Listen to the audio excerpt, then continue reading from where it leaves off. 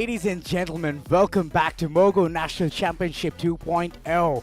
What a time it has been. 5 consecutive days, vigorous training for all these teams, and finally we can see the grand finalists. That's right, it's gonna be CU Cheetahs up against VIT Bhopal, and I'm at the desk of Costos, which is English desk, and also alongside Darshita. What's going on?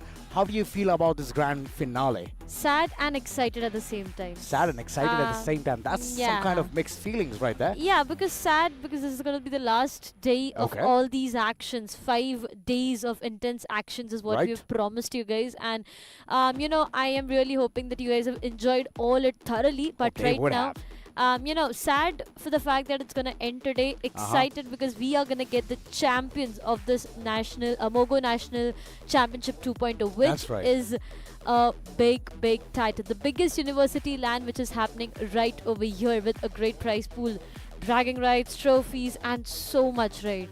That's right. I mean, these are the things which such universities are just picking at this point. Yeah. And I'm loving the intensity. It's going to be a BO5 for today. But before that, we are having a showmanship, which is coming in. All of those content creators just going up against each other. It has always been there. Come on.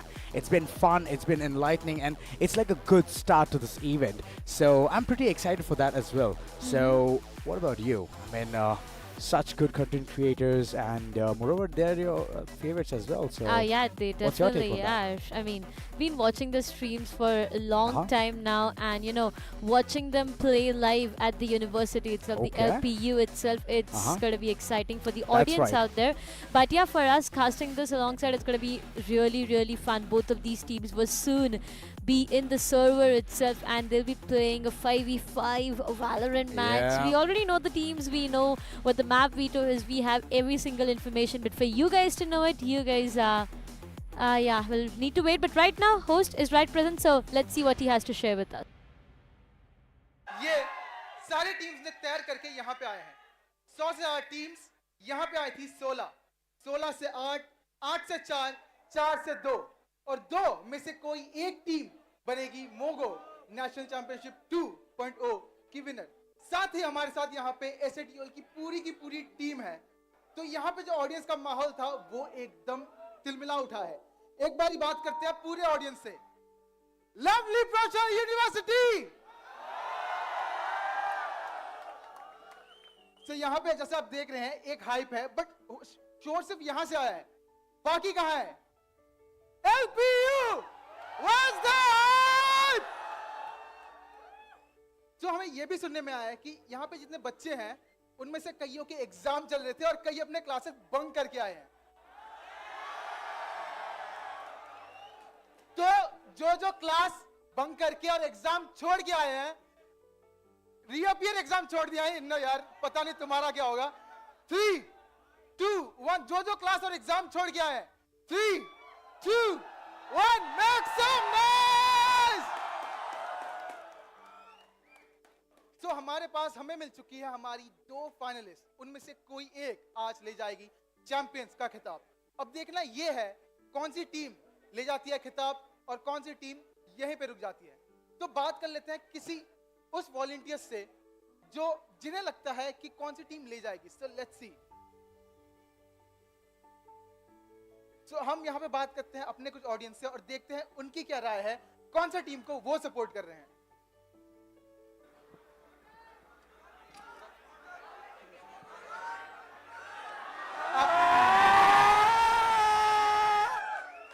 आपका नाम क्या है? और नमन है।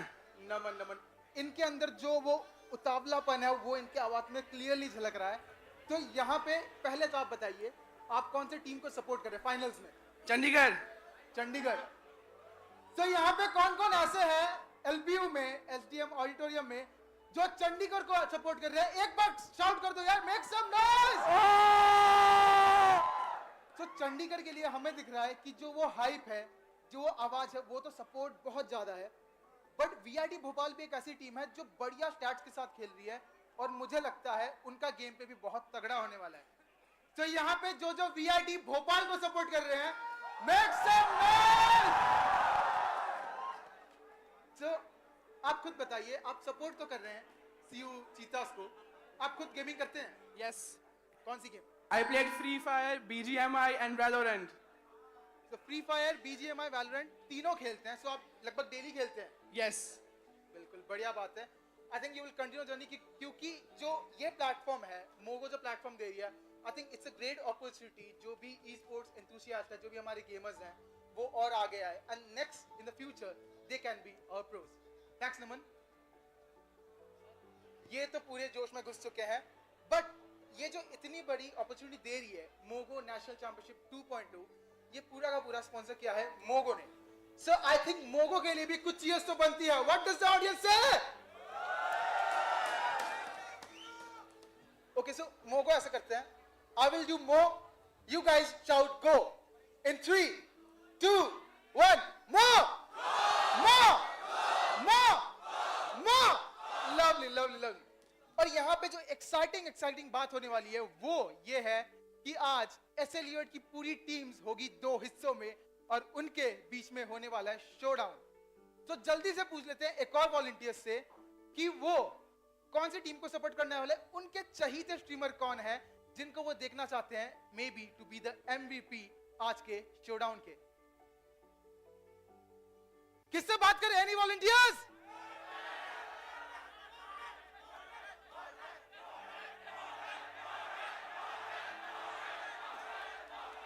तो जल्दी से बात कर लेते हैं एक और वॉलंटियर से और देखते हैं कि वो किसको सपोर्ट कर रहे हैं to be the volunteer. Audience बात करते हैं इनसे, इनके I am ever supporting Mortal. Mortal भैया लव यू। सो मोर्टल के सपोर्टर बहुत ज्यादा हैं, बट जो गोट है मोर्टल एंड थग। अब ये देखते हैं कौन चाहते हैं कि मोर्टल और थग दोनों एक ही टीम में हो। किनको चाहिए कि दोनों एक ही टीम में हो? बहुत ज्यादा है। और अब देखते हैं कौन कौन चाहते हैं कि मोर्टल और ठग के बीच में उन्हें शोडाउन देखने को मिले, कि वो अलग अलग टीम में हो। सो यहां पे तो रखा है before we move on, LPU एक आखिरी बार, सबका जोश बहुत हाई है। Are you guys ready? तो ये सब तो उतावले होने, जल्दी से चले आते हैं और तानिया के पास, देखते हैं उनके दिल में क्या चल रहा है। Welcome back, ladies and gentlemen. It was an exciting round. Like, look at that. Every single one of them so pumped at the stadium, at the auditorium, and everyone is just waiting for the first match to even begin, right? I mean, it's going to be their favorite content creators, and already one guy has told that it's Mortal. Love you, it's Mortal. Not just one guy. The entire auditorium chants Mortal right away. That's right. Every single person present at the auditorium wants Mortal to win. I mean, the host said if Mortal and Thug can be in the same team, if in the opposite, it's going to be a lot of fun overall. We know what it is, but we'll be soon heading there and telling you guys on what exactly the Streamer Showdown would be like. But you know what? Whenever it goes down to Streamer Showdown, we're witnessing a lot recently. It's all about the fun, the celebrations, right? So, come on. Do you expect any knives coming? Yes, I'm expecting more knives than an actual match today. Like the way we have seen it previously as well. Joker, his team has always been one of the teams where they can easily spring up, surprise their opponent, and I want to see that. I want to see that live. And it's been such a good journey for all these content creators till now. I mean, they have been creating a lot of impact towards the games. Any game they play, it's going to be instantly famous. So I like that. I like that part. And they're trying to grow the gaming community as well. So that's a good job coming in from their corner. So I want to see a really good game up against each other. I want to even know what the picks are going to be alongside who are going to go in a team. If it's going to be Joker and Mortal, then it's going to be done for. Because I've seen them play. They're amazing.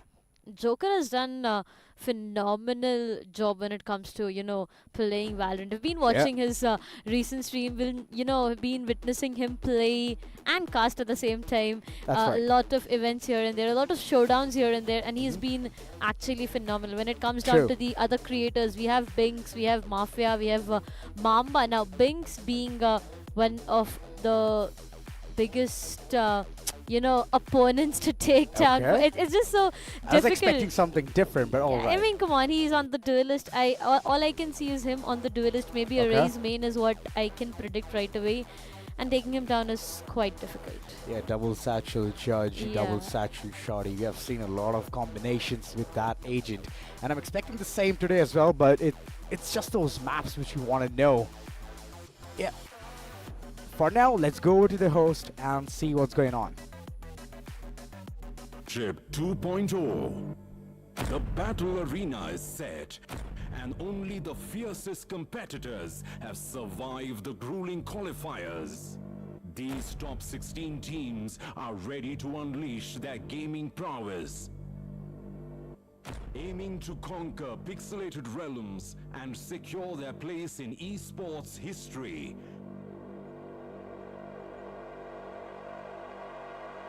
Game on.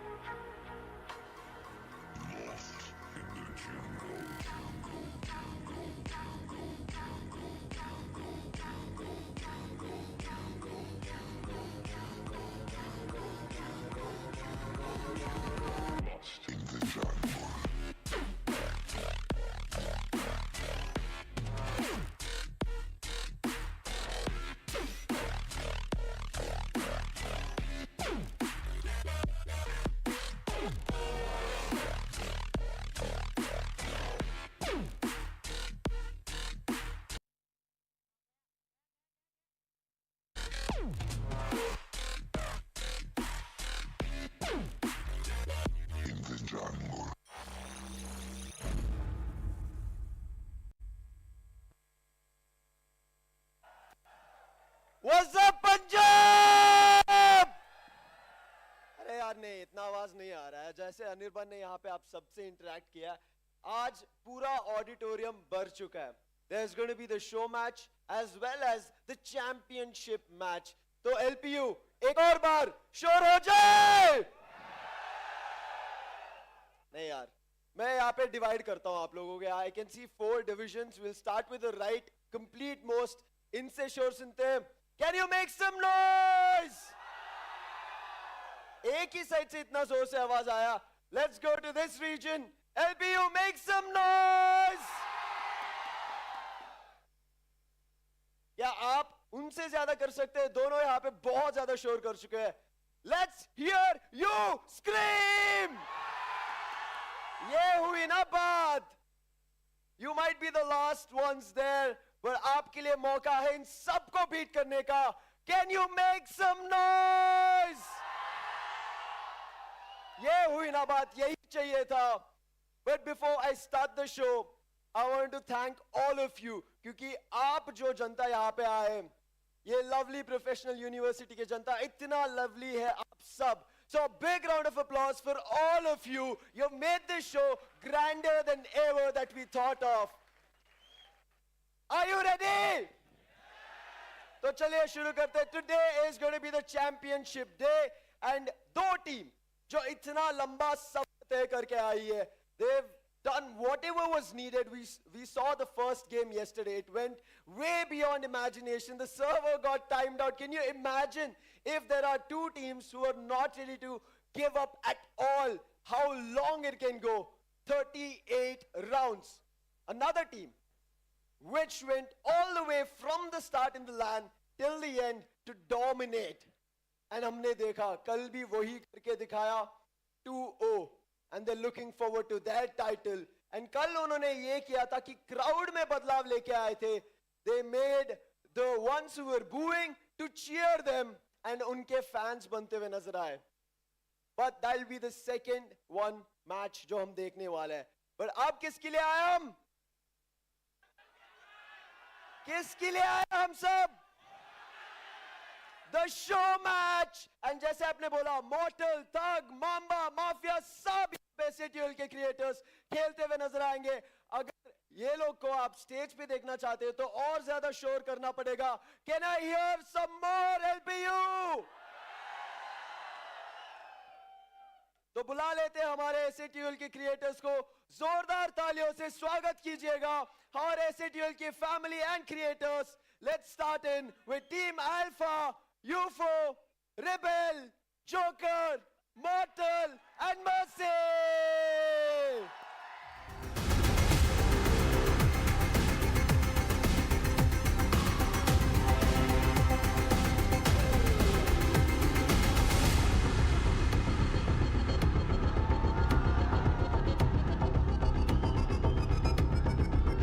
फाड़ देंगे ये लोग की, फाड़ देंगे. बहुत ज्यादा मजा आने वाला है. And good luck to both the teams who have qualified for the finals. It's gonna be an interesting match. But अभी तो हम लोग पूरा फोकस्ड हैं कि नहीं?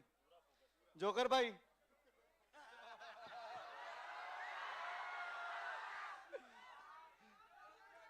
मर्सी, माफिया को तेरे को पूरा संभालने का, ठीक है? बस देखिए, अब आप थक के ऑपोजिट में खेलेंगे, right? And you are very close to him. But server के अंदर क्या होगा? मेरी थोड़ी ना कटेगी. नहीं, मतलब हम लोग we are obviously in game हमेशा हम लोग राइवल ही रहेंगे, चाहे वो कोई भी हो यार. एसएटीएल का गेम में घुस गए तो भाई राइवल्स. हाँ, राइवल्स एकदम. स्कोर लाइन क्या हो सकता है? 13-0 या नाइफ? यार नाइफ, नाइफ, नाइफ देखना है. देखो, हाँ मतलब हम लोग का मेन मोटिव वो भी है कि apart from the main score, knife का स्कोर क्या रहता है टीम्स का. ऑडियंस, इसका काउंट आपको रखना पड़ेगा. करे हुए? करोगे? सब लोग काउंट रखना. काउंट रखना है, ठीक है? डन. यूफो, आपसे बात करते हैं. आपके against Binks. This will be a nice matchup. आप भी रेस खेलते हैं, वो भी रेस खेलते हैं. हाँ, यस. तो किसका रेस बेटर रहने वाला है? सी द थिंग इज कि अभी रेस हो पाएगा कि नहीं पता नहीं, क्योंकि रेबेल भी है. बट अभी हम लोग को अच्छा गेम शो अप करना है. Of course Binks is a better race player, hands down. He is the best हमारे पूरे कंट्री में एज अ क्रिएटर. सो वो तो है ही, वो सच है. एंड बट मजा आएगा आज. अभी जैसे मॉडल ने बोला, we are aiming to knife. And अभी देखते हैं किसको काट पाएंगे. हक भाई को छोड़ के काट सकते हैं किसी को भी. बाकी चलेगा, देखते हैं. बहुत मजा आएगा. The power is amazing. And all the best to the teams who are playing. बहुत मजा आने वाला है. And let's put up a good show. Let's go. Joker, आपके लिए तो कल ही बहुत ज्यादा मरफा कराया उन्होंने. रुकने के लिए मौका नहीं दिया, बात करने के लिए मौका नहीं दिया. आज खेलने के लिए मौका देंगे ये लोग?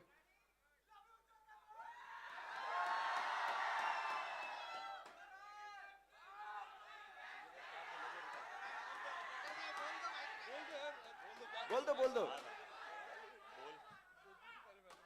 मुझे टीम में ले लिया मॉडल ने, वही मेरे लिए बहुत बड़ी बात है.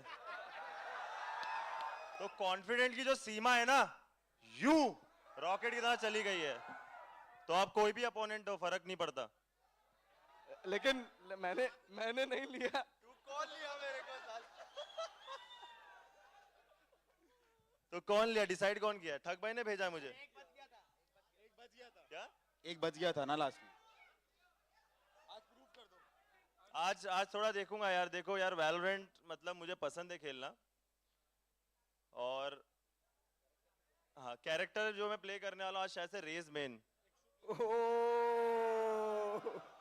दे know me for my one tap. Rebel, यूफो ने पहले ही बता दिया आप भी रेस खेलते हैं. But it will be a contest, right, to watch, specially Binks भी है. नहीं, मैं रेस नहीं खेलूंगा आज. मैं आज अपना ही कैरेक्टर जेट खेलूंगा. तो लेट्स गो. बट आप वन अप ड्राफ्ट के साथ फिर भी बिंक्स के सामने. बिंक्स के सामने बहुत बार आया है. मतलब वो हमारा चलता रहता है, उसके कोई डर नहीं है. तो क्योंकि हमारे पास देखो ये है ना, जब तक ये है तो बैक स्टैप की कोई प्रॉब्लम नहीं है हमको. तो सुनते हैं उनसे. मर्सी, कितना बैकस्टैप्स एक्सपेक्ट करते हैं, कितने लर्क्स हो सकते हैं? आज किसी को एंट्री नहीं मिलने वाली। मैं अपने किलजॉय और टरेट पूरा लगाऊंगा और आराम से चिल करके बैठूंगा। कोई घुसने नहीं वाले इनमें से, मतलब मौका ही नहीं मिलेगा इनको आज। डायनासॉर्म पे ही मरते हुए नजर हाँ, आएंगे। आज मौका नहीं मिलने वाला इनको। बहुत टफ कंपटीशन नजर आ रही है team Charlie. I'll take the mic.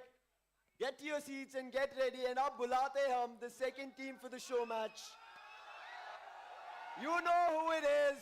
Let's bring up Team Charlie, BINKS, Aman, Mafia, Thug, and Mamba.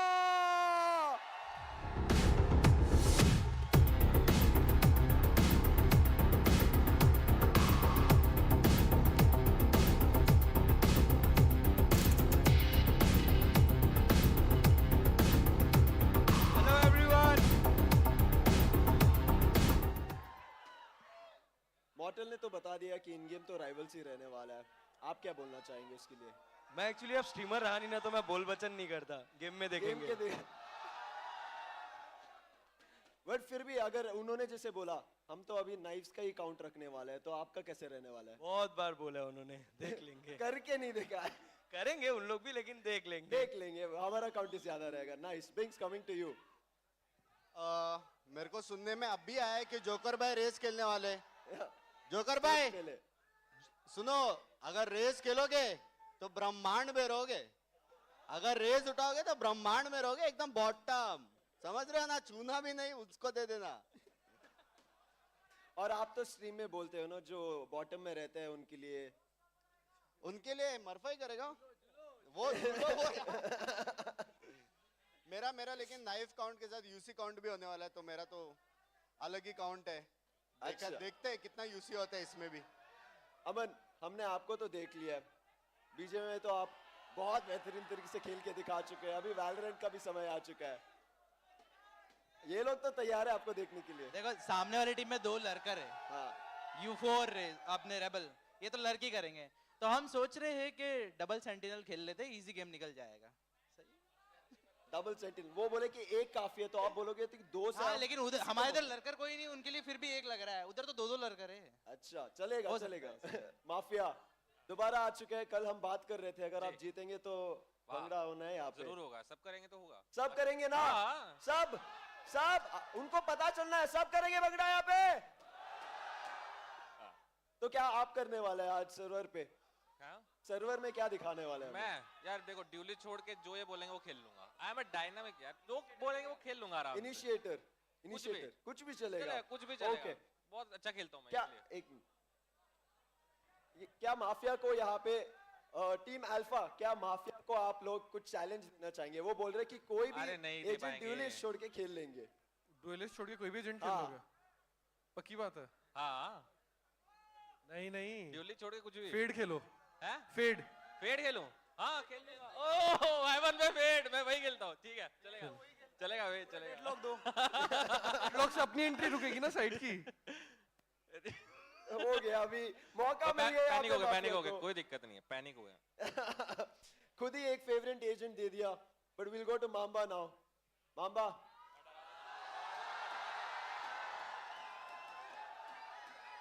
मैं कल रात को आपका व्लॉग्स देख रहा था, तभी भी मॉर्टल को सोने नहीं दे रहे थे। अभी भी यहाँ पे चैन से सोने नहीं देंगे गेम के बाद, पक्का है ना? 100%। मॉर्टल को तकलीफ होने वाला, but who else are you going to look forward to taking down? सबको तकलीफ होने वाला है। उन्होंने जोकर ने बोला था, they know me for my 1 tap, they know me for my 1 जज। Oh my god, let's go. इसी के साथ टीम चार्ली के लिए शोर मचाइए and we are going to kick off the show match. Please get your seats and we'll start this rolling. कर लेना, कुछ कर लेना। माम्बा को देखिए, कुछ कर लेना गेम में। कर लियो गेम में, कुछ उत्साह है इनको। कुछ गेम में कर लियो। बता रहे इनको, जता रहे कि कुछ करना पड़ेगा, वरना तो माम्बा आप लेके ही जाएंगे सबको। Now it's time. Are you ready to watch the show match here in Mogo National Championship 2.0? जोरदार आवाज कीजिए एसएक्यूएल के लिए। ये मैच को आगे बढ़ाने के लिए casters are ready. Tanya and ओरो, take it away. Well, the showman match is soon gonna start. Oh, sorry, pardon my language there. It was a lot of fumble there, but I guess these two teams, Alpha and Charlie, they're gonna nail it out there because I've seen them play. And look at their roster, it's amazing. One side it's Joker and Mortal, and on the other hand it's BINKS. And alongside many content creators. I mean, I've seen them play personally, and they've been phenomenal. They've been flawless, and today we're expecting a lot of cheeky plays. And two players, which is BINKS and Joker, they're going hand in hand. They're going arch nemesis at this point. Oh boy, Ray's mains. What are they going to be bringing onto the table? Because I want to see that. I'm excited. I'm way too excited right now. I mean, Joker just said that he is gonna go with the duelist and the race itself. And on the other side, we know BINKS, right? He is gonna stick back to playing race itself. So it's gonna be a lot of fun overall. Once again, Mafia just said that he'll be, love to fill in on whatever role his team wants rather than duelist. He does not want to play a duelist. So that's a different thing overall. But UFO gave him fade. Yeah, so he I did. guess That's a challenge, right? It's not even a challenge. I mean, it's a really good pick. Come on, dual initiator, just heading forward, getting all of the information. But it's a show, man. So I don't think it's gonna be that intense. All of them are just gonna be having the fun times, and pretty much SATUL content creators are just here. BINKS, Jarbe. Oh, nice. SATUL OP. Yeah, the crowd is just packed at this point. I've never seen so many filled up seats. Oh yeah, definitely. The previous 4 days have been, really up with all these intense matches. And today, before we get to the grand finals itself and make it more and more intense, we really want to, just cool down it a bit with the ACs all around. We also want it to be a bit chill. So, yep, it's high time that we get into the match itself. If you guys don't know what the map veto looks like, it's going to be the map of Haven, where we have Team Alpha starting on the defense side and Team Charlie on the attack side itself. I mean, come on. If I have to ask you, which team would you go with? Team Alpha or Team Charlie? Oh, Team I am Alpha. with Team Charlie. Oh, I'm with Team Alpha. Oh, so you already answered your question. Okay, all right. So here's the thing. Yeah. They have a really good roster. I like it. It's UFO, Joker, Mortal, Rebel, and Mercy. And Mercy has already told that he's going to be taking KJ and stopping anyone from even entering sight. So I've just heard him say, I'm going to place all of my turrets and my alarm bots, and मैं बस आराम करेगा. So I liked it. I like that part where he was very confident. He didn't expect someone double satchelating, which is going to be BINKS, which we'll soon see. But on the other hand, Charlie, what is your take on why did you want Charlie to win? Well, I do not. Fandom? Come on. So here's the thing: we have BINKS, we have Mamba, we have Tug, we have Mafia, and Aman. Such a good squad once again. To be very honest, BINKS, you've seen him do wonders in the match. Every single time that he is in the server itself, you'll see him do wonders out there. That's right. Talking about Mafia, he's just ready to fill in for his team. Tug and Aman, both of them are no surprise for all of us, right? They have proven themselves again and again. And Mamba, I mean, come on. All those who watch Mamba stream, they know what I mean to say. Alright, I get your point. So that's the reason you've chosen Charlie, right? Yeah.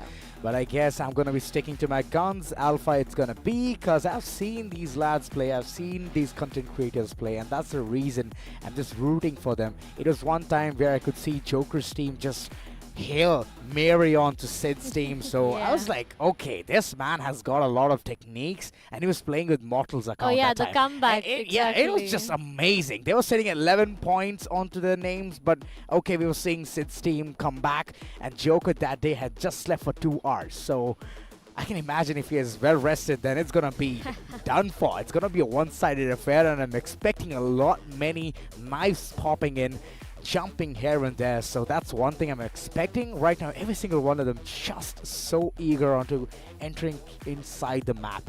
Look at them.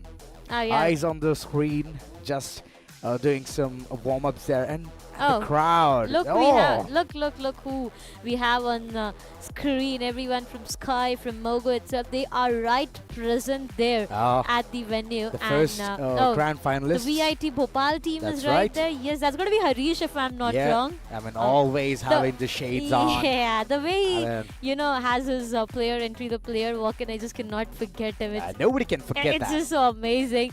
But hey, I know you guys have been waiting for the match to start. We soon will be in the server itself, and look, the preparations are on. Everyone is just locking in their favorite agents. But you know, other than Race, KJ, Fade, all of that we discussed, what agents do you expect more? I'm expecting some fun agents, KO, and then even Phoenix. Come on, I've never seen that run it back, be run over and over. His ultimate is too short to even The get. flashy agents, you mean? Yeah, I mean the flashy agents, like the players, like the star performers. And all they have to do is know how to hit those hard spots and then keep punching down the enemies. Keep punching down and hurt them where it hurts the most. Yeah, I mean, come on, I'm just excited to witness all of these knives.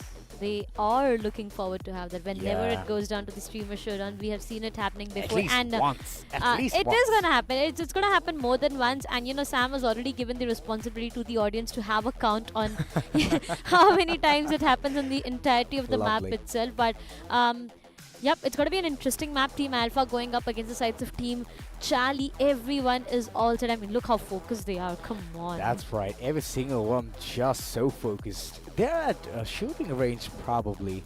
Warming up. I mean, come on. We're going to give them the 5 minutes leeway here.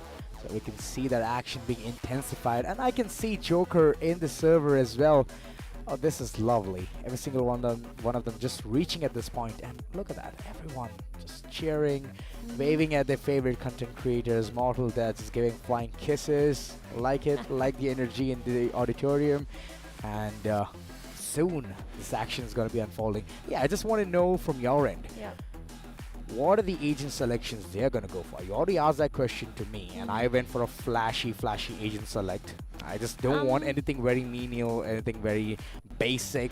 I want something much more like Joker said, right? The confidence going like this. Yeah, it goes. Graph is going up like and up. a rocket that goes up. Yeah, I just want to know from your end. To be very honest, coming down to the fact that it's a streamer showdown and all of these creators are here to chill around and enjoy their time at the Mogo National Championship 2.0. I feel investing onto duelists is going to be a lot of fun. I mean, as you said, Phoenix.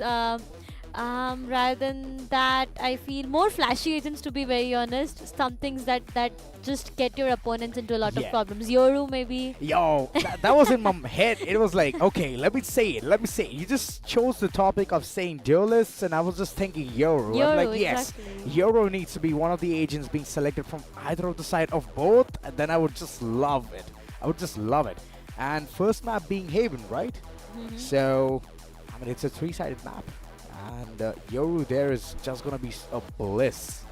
The attackers, I mean, if I be very precise, the sides of Team Charlie to start things off have a great advantage coming up. They are starting things off on the attack side. And if we see BINKS on Raze, it's going to be so much of fun. The double satchels coming in. And, you know, towards the A side itself, there's a lot of spot where you can actually play around with those double satchels. And you can make those plays work in your favor. So, if that's the case, then I am expecting you to lose it because you know what, you are supporting Team Alpha this time. Yeah, it's alright. I'm going to take the L gladly, but I'm at least supporting my content creators at this point. It's going to be fun. It's going to be an amazing show match because, come on, SATU content creators, everybody loves them. Everybody admires them and they keep tuning in onto their streams, just saying hi, hello.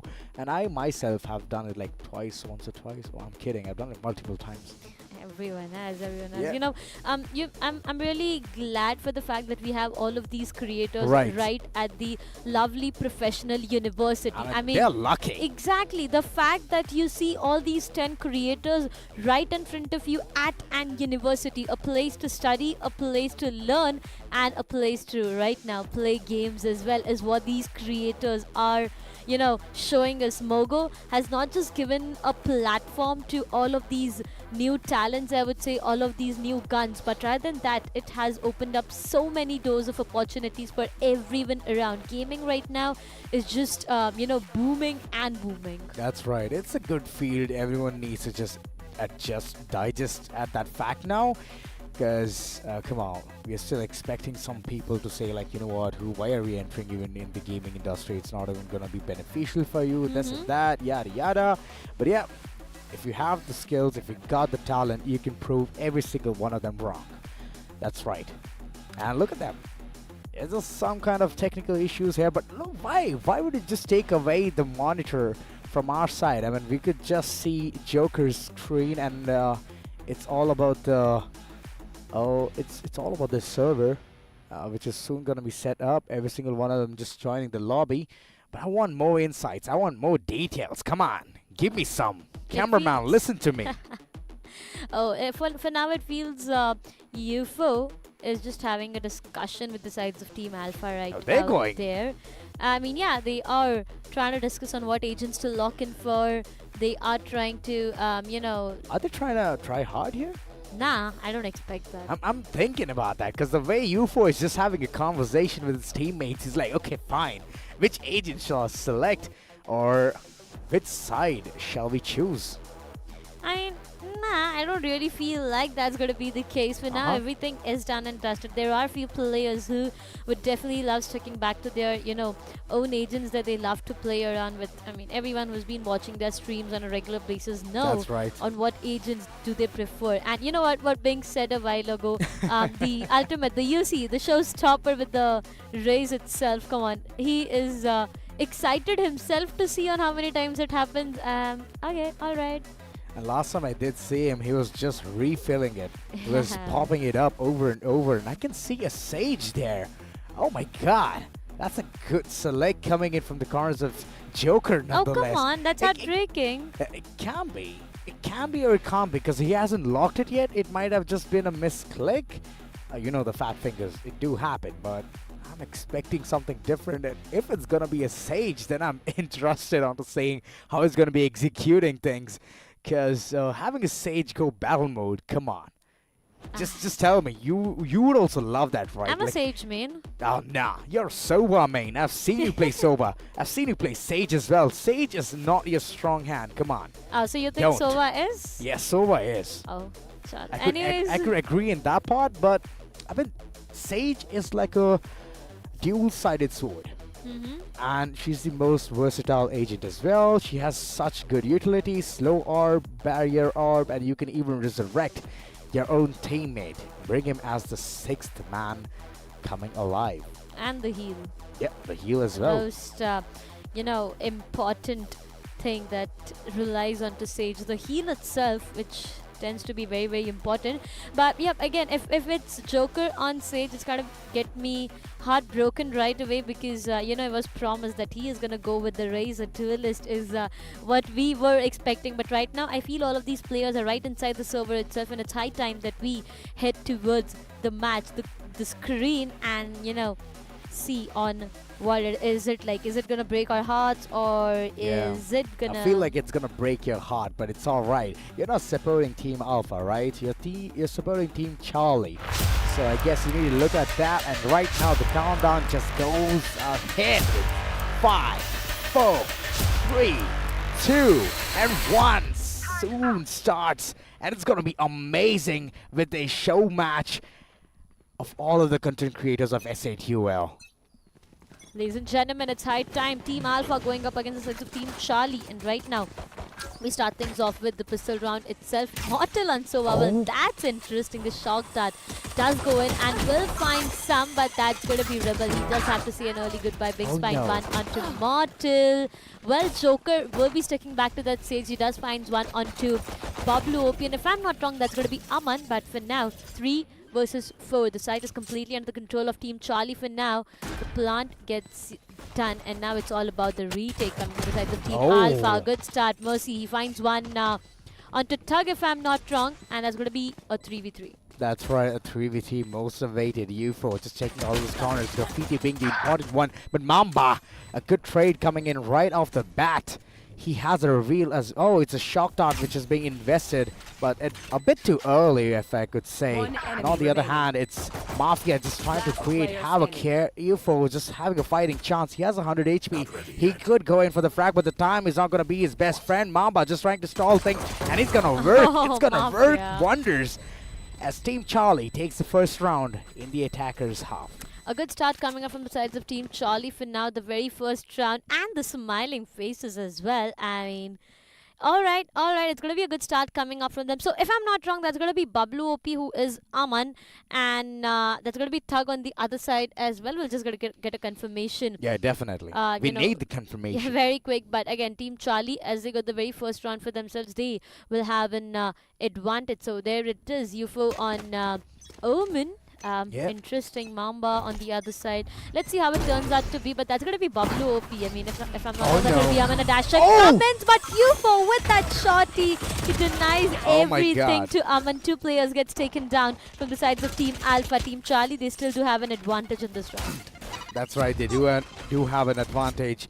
In Mortal currently, he's just pincered. Team Alpha don't have such a good weaponry, but they're working things around. It feels like they can get another kill, but looking at the way BINKS is just flanking, he's gonna get the ace! Oh my god! Second round and an ace BINKS after a really good start. This is all montage at this point. He definitely has had got some good clips for himself out there. Second round coming up with an ace itself. I mean, look, the way he started in the garage itself, he found 2. That's going to be UFO and Mercy. And after that, it was just him raining havoc on his enemies. But more or less, Team Charlie gets a second round for themselves. And now, Team Alpha do have a full buy to work around with. Right now, they need to be a bit careful. I mean, sides of Team Charlie for now, but BINKS again, entry is what he is looking forward to once again towards the garage itself. They are trying to take the garage and the C control for themselves. The turret does give out a lot of information. They did not break it yet. Yes, it did right away. Mercy trying to enter, finds one onto Bablu, but he gets traded by BINKS right there with a Spectre in his hand. And now the site is completely under the control, but the showstopper comes in. BINKS, will he be able to connect one kill? Seems like does he find one? Ooh. No, he does not. Heartbreaking, but nevertheless, Team Alpha, once again, they do not have those numbers. Yeah, Team Alpha struggling at this point. Rebel just trying to be an aggressive lad here. Did manage to get 1 kill, and that overheal is going to be helping him take more fights. Mortal on the other hand, he needs to go ahead for the retake, but look at Mamba with the judge right in front of his face. Joker on the other hand, he's going to be helping his teammate out, holding down the fort. Oh, but Mafia! He did win that duel, but at the end, it's going to be the defenders getting the round because the defusal was stuck. It was a good ninja coming in from the corners of Team Alpha and Team Charlie. They're just surprised. They're like, wait, what? Did this even happen? Exactly.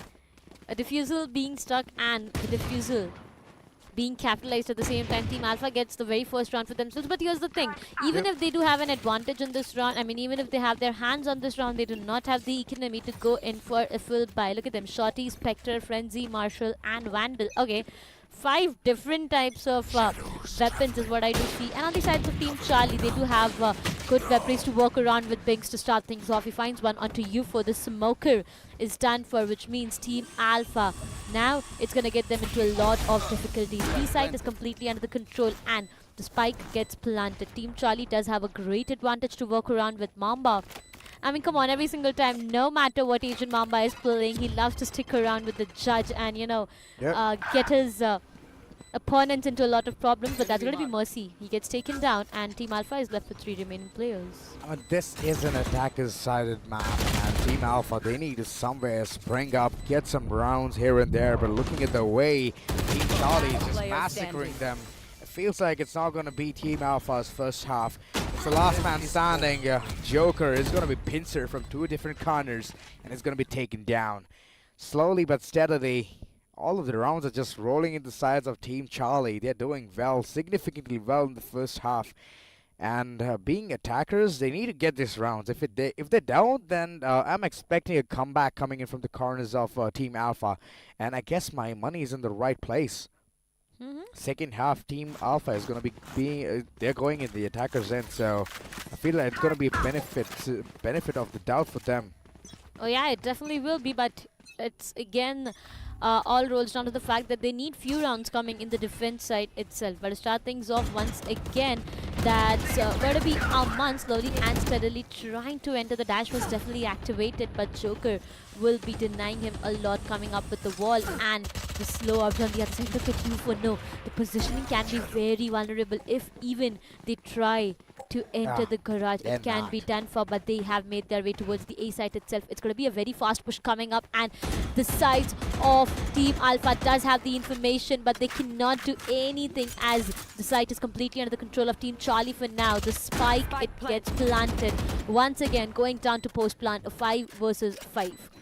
A 5v5, a retake coming in Team Alpha. They're slowly, steadily making those perfect picks, but it just needs to be real quick because the time is slowly, steadily slipping by. Mogo, on the other hand, did manage to get a kill there.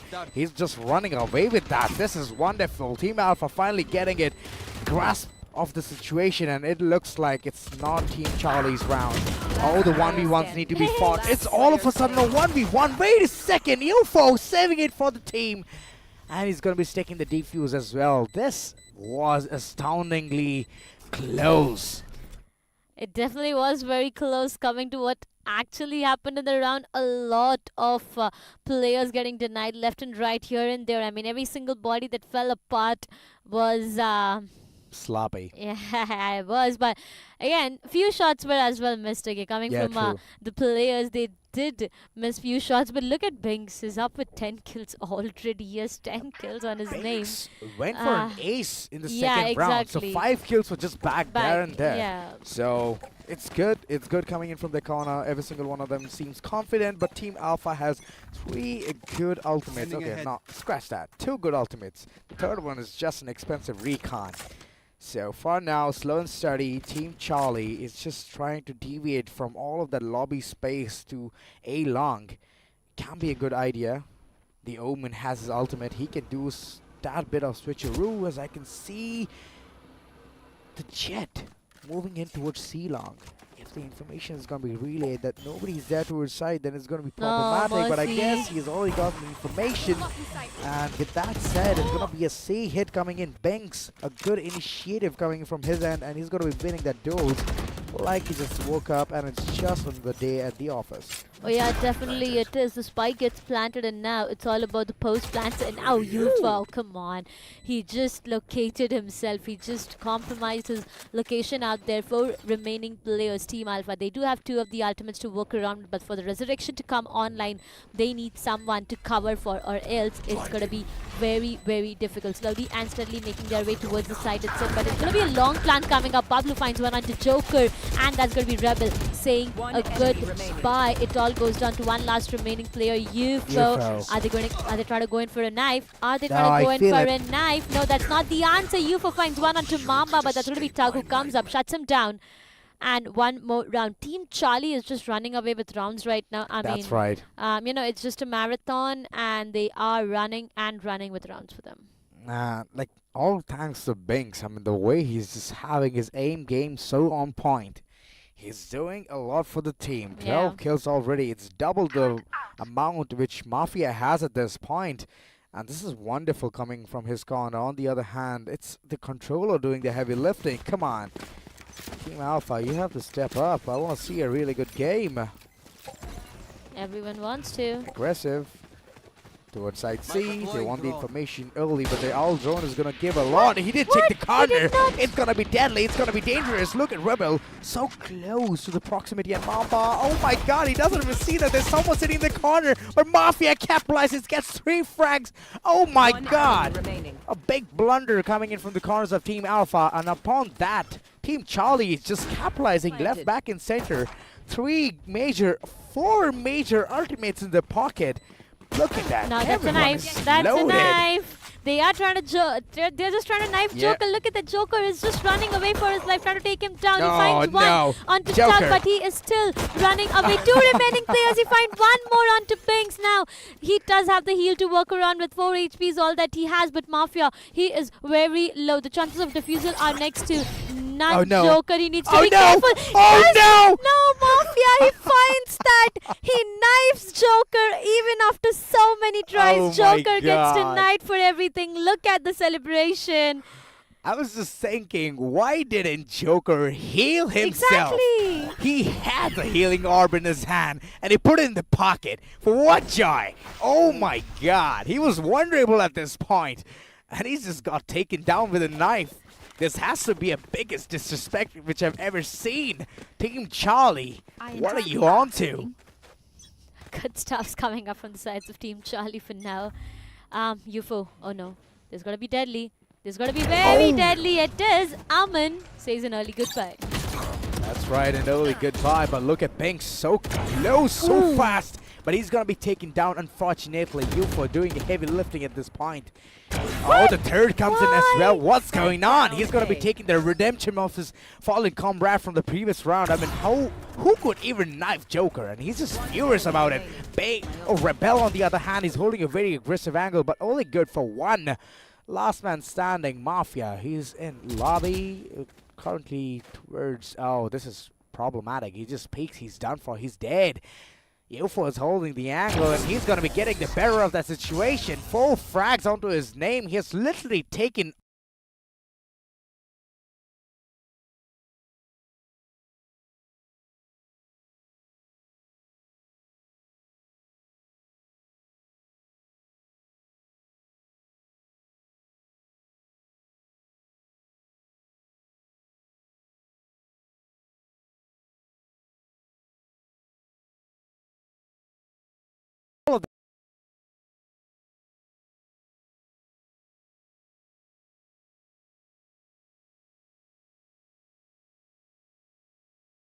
You look at UFO, he has the best of that angle, but okay, the owl drone will be just giving him a lot of information. I don't know, he knows! Blue, Aman, he just gets taken down out there. UFO, best of the connection once again. 11 kills is what he has, but the KJ ultimate gets invested, and that's going to be the Hunter's Fury coming into the play. Mercy finds one onto Thug. That's going to be Mafia. Mercy doing a great job taking players out, saying them a goodbye.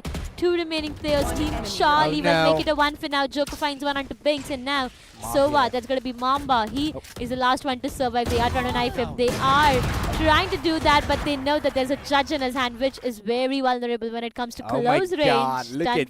Look at Joker just standing up. It's just saying, oh my god, you did that to me. Look at this. I'm going to do this.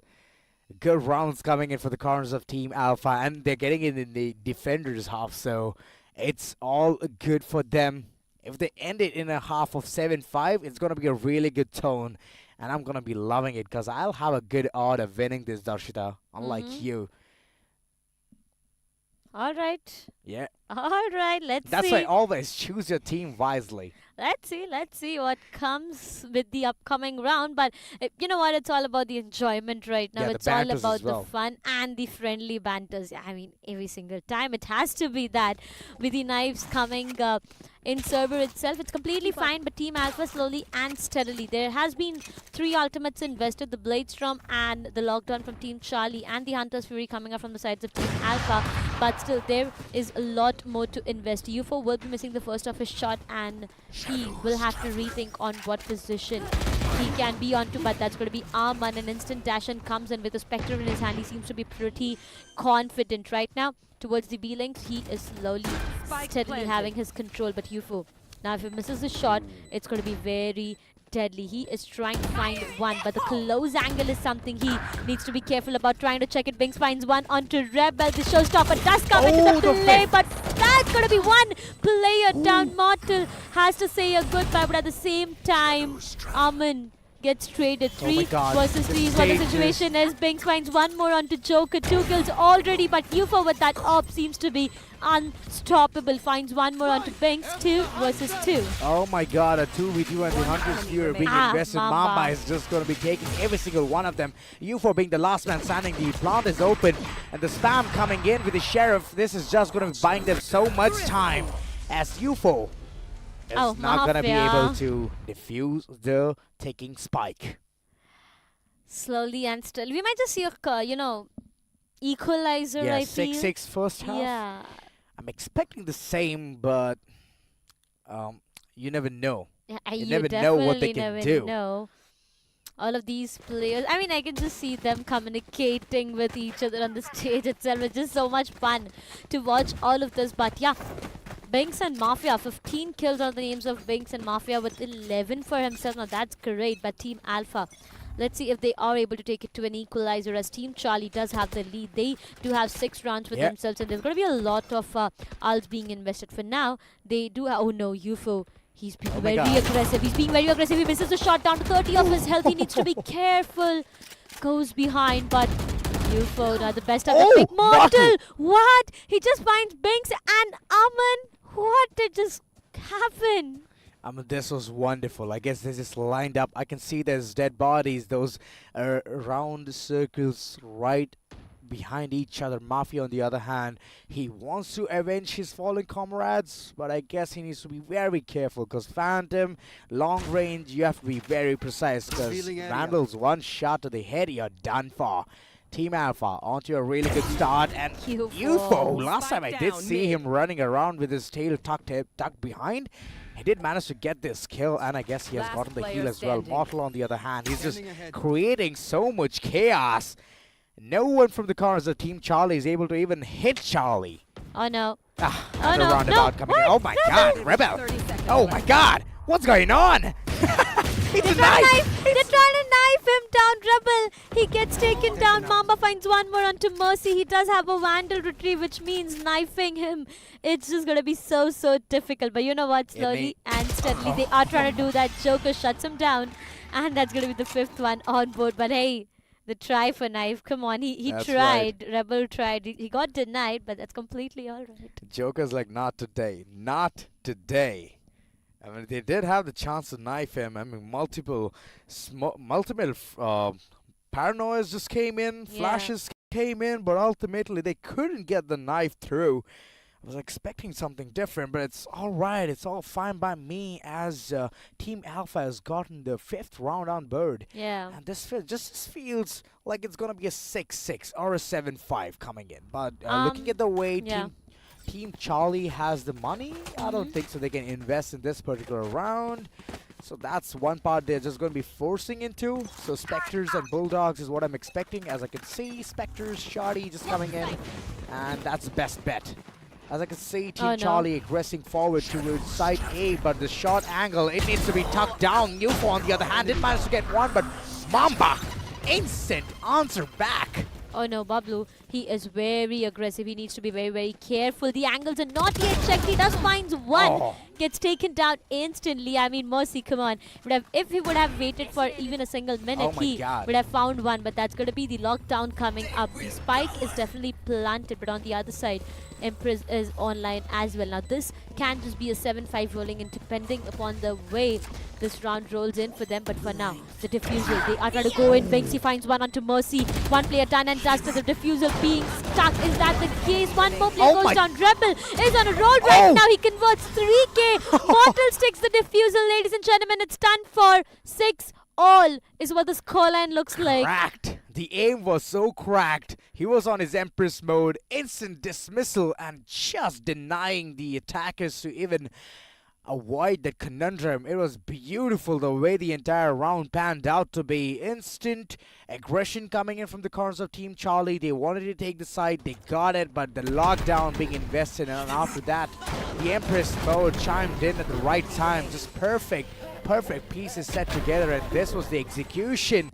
which Team Alpha just brought in. A 6-6.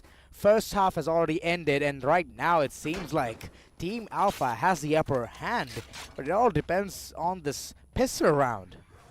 Yeah, it does. It definitely does on who takes the lead and who takes the advantage here. That's right. This pistol round is going to decide a lot of things. For now, Mamba is being the aggressive one out there. He's just waiting for that first contact. He does find one, but not able to tag anyone down. Rebel slowly and steadily, he is trying to make his way towards the side, but this time they've cut off all the noises. Look at them.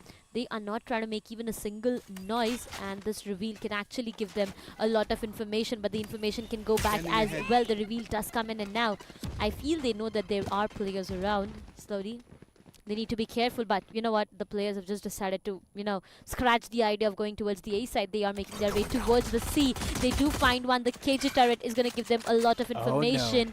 C-Long, they are trying to push UFO already inside the side. The 1v1 duel is going to decide UFO's fate. He finds one onto Mafia, gets traded by Aman, finds one more. A 3K for Aman. He is on a roll right now. 3 players done and dusted, but he needs to be careful. Gets taken down. Mamba finds one onto Mortal, and now it all goes down to Team Alpha, having one last remaining player, Rebel. Oh no, he does not check the player right behind him, Tug. Finds him, gets him down. Tough Done times. for. Yeah, it is Team Alpha.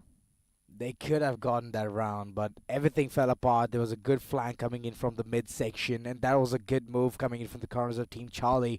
They were prepared for this. They already knew that it's going to be a C take because the A didn't work that well, because the information, the recon dart did go in place, but they didn't know how many players were there. Even though they just knew that it's going to be just one Omen, but that was the only information. I was expecting more, and so were they. But the mid-rotate just came in at the right time, and that's how the entire round just went in the corners of Team Charlie. They have the bonus for this round, and I feel that Team Alpha, they have gotten some kind of a weaponry here. I can see a frenzy in the hands of Rebel, but I don't think so it's going to be that beneficial against a Spectre. BINKS, way too close to proximity. He has those double satchels still available. He can make a really good play here, but I feel that it's all for the memes. He does manage to get one. There you go. But instant shutdown, and in the midst of healing, Reina is going to be caught off guard. Team Charlie, they're just on a prowl at this point.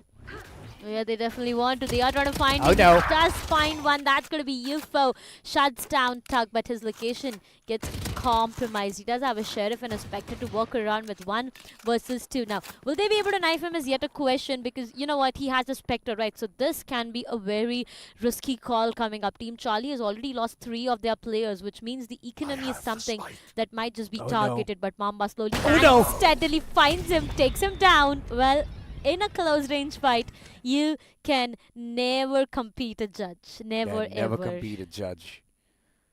Never do it. Because it's just so much damage right at once.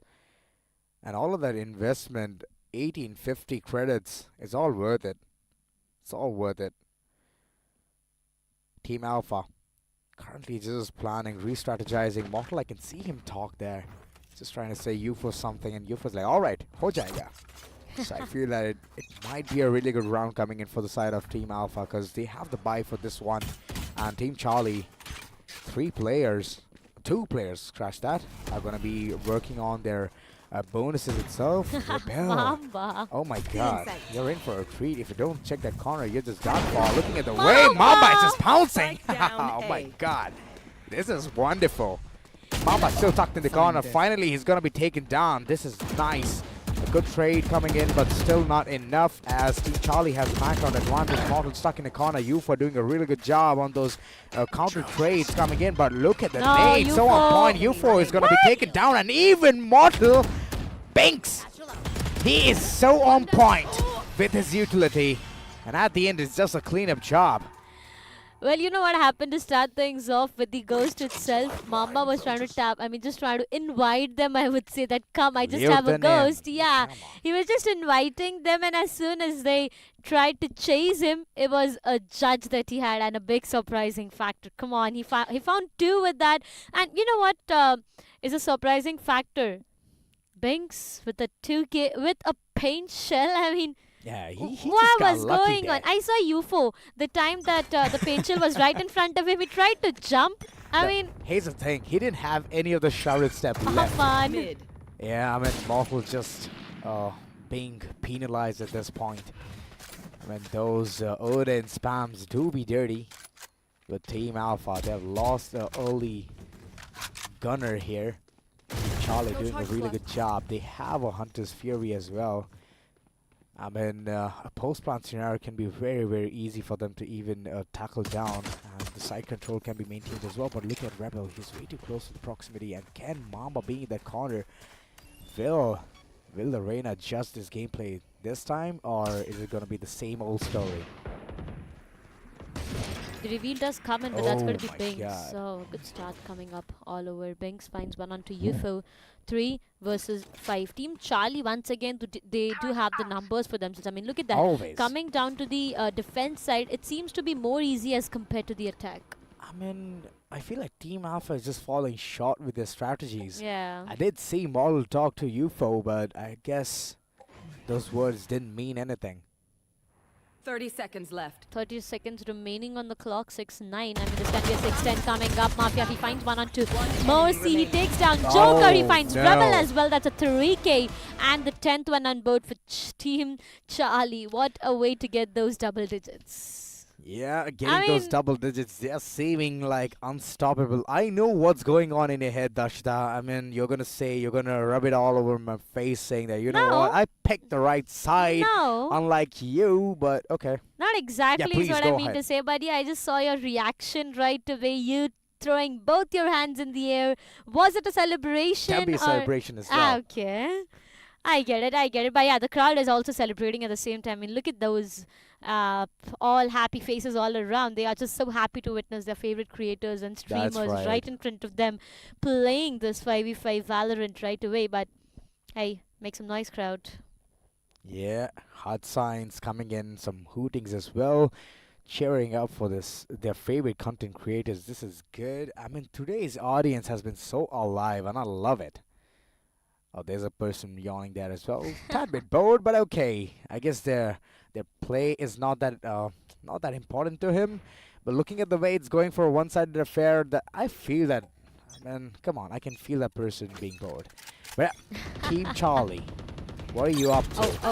What are you up to? Good defense coming in from your corner, but this time I feel that it's going to be a good push coming in from Team Alpha. They are going to be pushed behind because of the paint shell, and it's going to be a standstill for some time being. BINKS, on the other hand, is already aggressed towards logs. He can't get that angle right, but look at that. Omen's just doing constant damage there. Oh, it's against UFO. UFO has lost that battle, so the battle of the controllers has already been controlled from the corners of Team Charlie.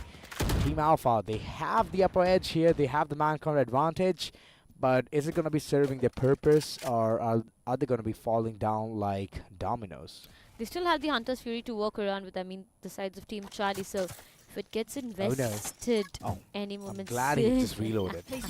Mafia, he'll be switching down to that Odin, and you know what, the Odin goes brrrr, so it's going to be so difficult to stop him. But right now, Mortal, with the reveal coming up, he is going to have a lot of information for himself, and yes, he does find one. Mafia is all set already, but not the best of the decision right out there. Mafia, he gets taken down. The Hunter's Fury does come into the play. It will find one onto Joker. 3v2 yet doable if they are able to find one. Rebel has already activated his Empress mode, and now Tug. Oh, his position seems to be pretty vulnerable. Rebel on a rampage. 3k is what he has, and he might just go in for a fourth one as well. It's going to be one last remaining player. 1 versus 4. Team Charlie. Will you be... Oh, well, come on. That's a judge. He is just waiting for those exit frags out there. He knows it's impossible to clutch. That's right, it is impossible, so he's just going to be saving that judge for another day. But looking at Mercy, he's going to be spotting him. Oh, it's going to be... Oh, I was expecting a knife, but look at Mamba. He's like, Piche to Deco. And he did see at the right time, but instantly got shut down. But a good round nonetheless coming in for the corners of Team Alpha. I'm liking it. I'm liking the odds. And it was 3 men being alive, so they don't have to reinvest on these weapons. And I feel that the Odin, I don't think so I'll see it again. But they've been winning consecutive rounds, right, Team Charlie. So they're going to be bringing another good buy coming in their corner. Look at that. Every single one of them so healthy with the money. Yeah, they definitely are I very can see rich. An operator. They definitely are very rich at this point of time. They do have a lot of money. Rebel, he's trying to communicate with UFO and the entirety of the team out there. I mean, there are few strategies that they are trying to plan out or maybe work around it, but let's see. It all depends upon will it work in the server or no. But the audience seems to be so interested in this match. That's I mean, come on, Team Charlie and Team Alpha. I'm not really sure on who is supporting whom, but everyone seems to be so excited and interested. They have their complete focus towards the screen, which is in the auditorium itself. That's right. And the waving hellos, highs. Yeah, hello from our side as well. We're way too far, but then you can see our hands waving as well. Oh no, they can't. I mean, come on, let me live the moment. Stop snatching it away from me. And the same thing is happening with Team Charlie. Team Alpha snatching rounds. And they're having a good fighting chance at this point. I can see a comeback coming in real soon. It's just 3 more rounds. And Team Alpha, all you have to do is make your attacks right. That's all. It'll be perfect for you to even execute. It's gonna be Aman, if I'm not wrong, with the operator in his hand, being the jet that he is. And I feel it's gonna be Mortal being taken down, but no! The shot misses! And it's gonna be a Hunter's Fury being invested as well. Look at the dealer just coming in. Every single one of them at bay because of the Nano Swarms, and the Blade Storm is online. Seems like nobody wants to push C anymore. And if this is the thought, then it's good. It's good for the corners of Team Alpha. But oh my god, the commitment from the corners of Team Alpha is so on point. UFO doing the heavy lifting, and he's going to be putting the plant down as well. It needs to be a C-long plant so they can easily go behind and hold it down. Yeah. It seems like it.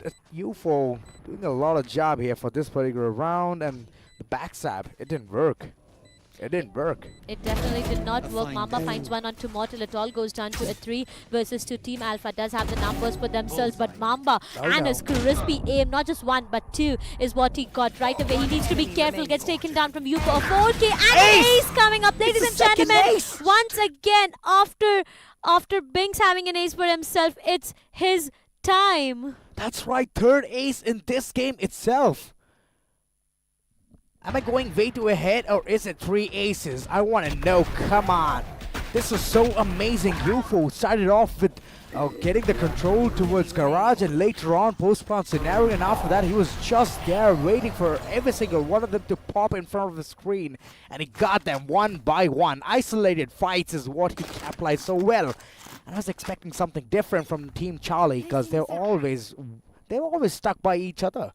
And this time they made the grave mistake of going one by one. Oh yeah, they definitely did make a mistake out there. But for now, what's done is done. And what is happening is what's going to matter. Team Charlie, 2 ultimates ready. That's going to be BINKS. He does have the Showstopper ready. And UFO on the other side. He does have his ultimate ready as well. Both the Omens, my bad, do have an, to the shadows to work around with. But again, on how will it pan out for them? Right now, Team Alpha is giving them a complete silence treatment. I mean, look at them.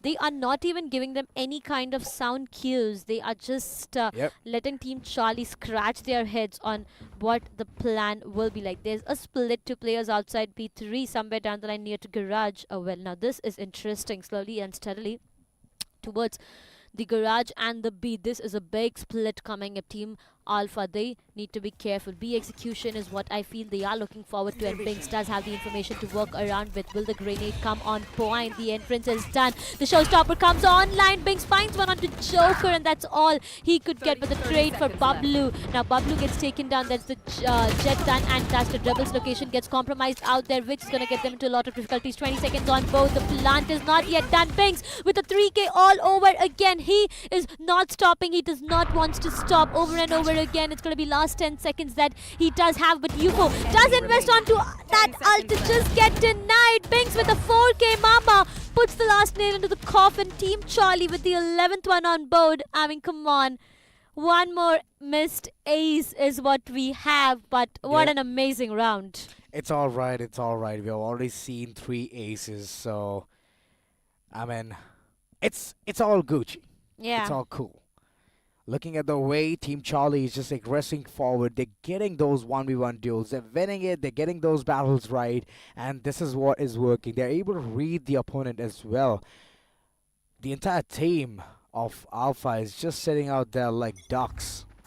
And if they are not going to be changing the strategy, it's going to be very tough for them to even win this particular game, this show match. Rebel, on the other hand, at the corner, he has gotten the first frag, and this first blood is of such an important player, BINKS being the man. The race is taken away, and seems like Team Alpha has a fighting chance. Rebel continuously just doing the damage. He's getting frags left, back, and center, and this is good. All of a sudden, the shifting tide just comes in. They're executing side C. Every single one of them just keeping a keen eye towards those corners. The third frag comes in, and UFO, he's also entering this battle with the first frag onto his name. The last man standing, the Omen. It's going to be problematic. Tug being the person. Feels like he needs to win the 1v1 duels against 5 people. And UFO, he's just going to be capitalizing, taking the revenge of the last second round? I mean, it was a duel between both the Omens, and this time he has just proved a point that he shouldn't be messed with. Oh yeah, he definitely shouldn't be messed with. But look at, I mean, come on. Every single time that we are on the audience itself, I just feel so sad. The fact that we cannot be present right there. I do feel sad, but that's completely all right. The opportunity to cast this is big enough. 11-9 Team Alpha. Now they are on the 9th one already, and Pablo. Okay, that's gonna be the exchange of weapons. He does have a Vandal. Slowly and steadily, Rebel is trying to make his way towards the A site itself. They have given the sound cue, and Team Charlie knows that there are enemies all around. That's right. He has a big responsibility onto his name. The smokes to come in, and so is the case with the Paranoia. It soon will be there. Team Charlie, they need to rotate. They need to have the side control for themselves. The lockdown gets invested, and now it's very difficult for them to do so. But will the rotation be called off? Are they still trying to commit towards the same site? Yes, they are. The A site is what they are looking forward to. The defenders lockdown also comes into the play. One player gets detained. Well, all right, the lockdown does come into the play, and now it's going to be really difficult. But Joker, he is detained. BINKS, what? He is detained. BINKS finally finds him with the paint shell. BINKS converts one more. BINKS is on a rampage. 3K is what he has. Might just be a 4K rolling in for his name. Will that be the case? Mamba is diffusing. BINKS is just waiting for that right opportunity to strike, and the diffusal is being stuck for.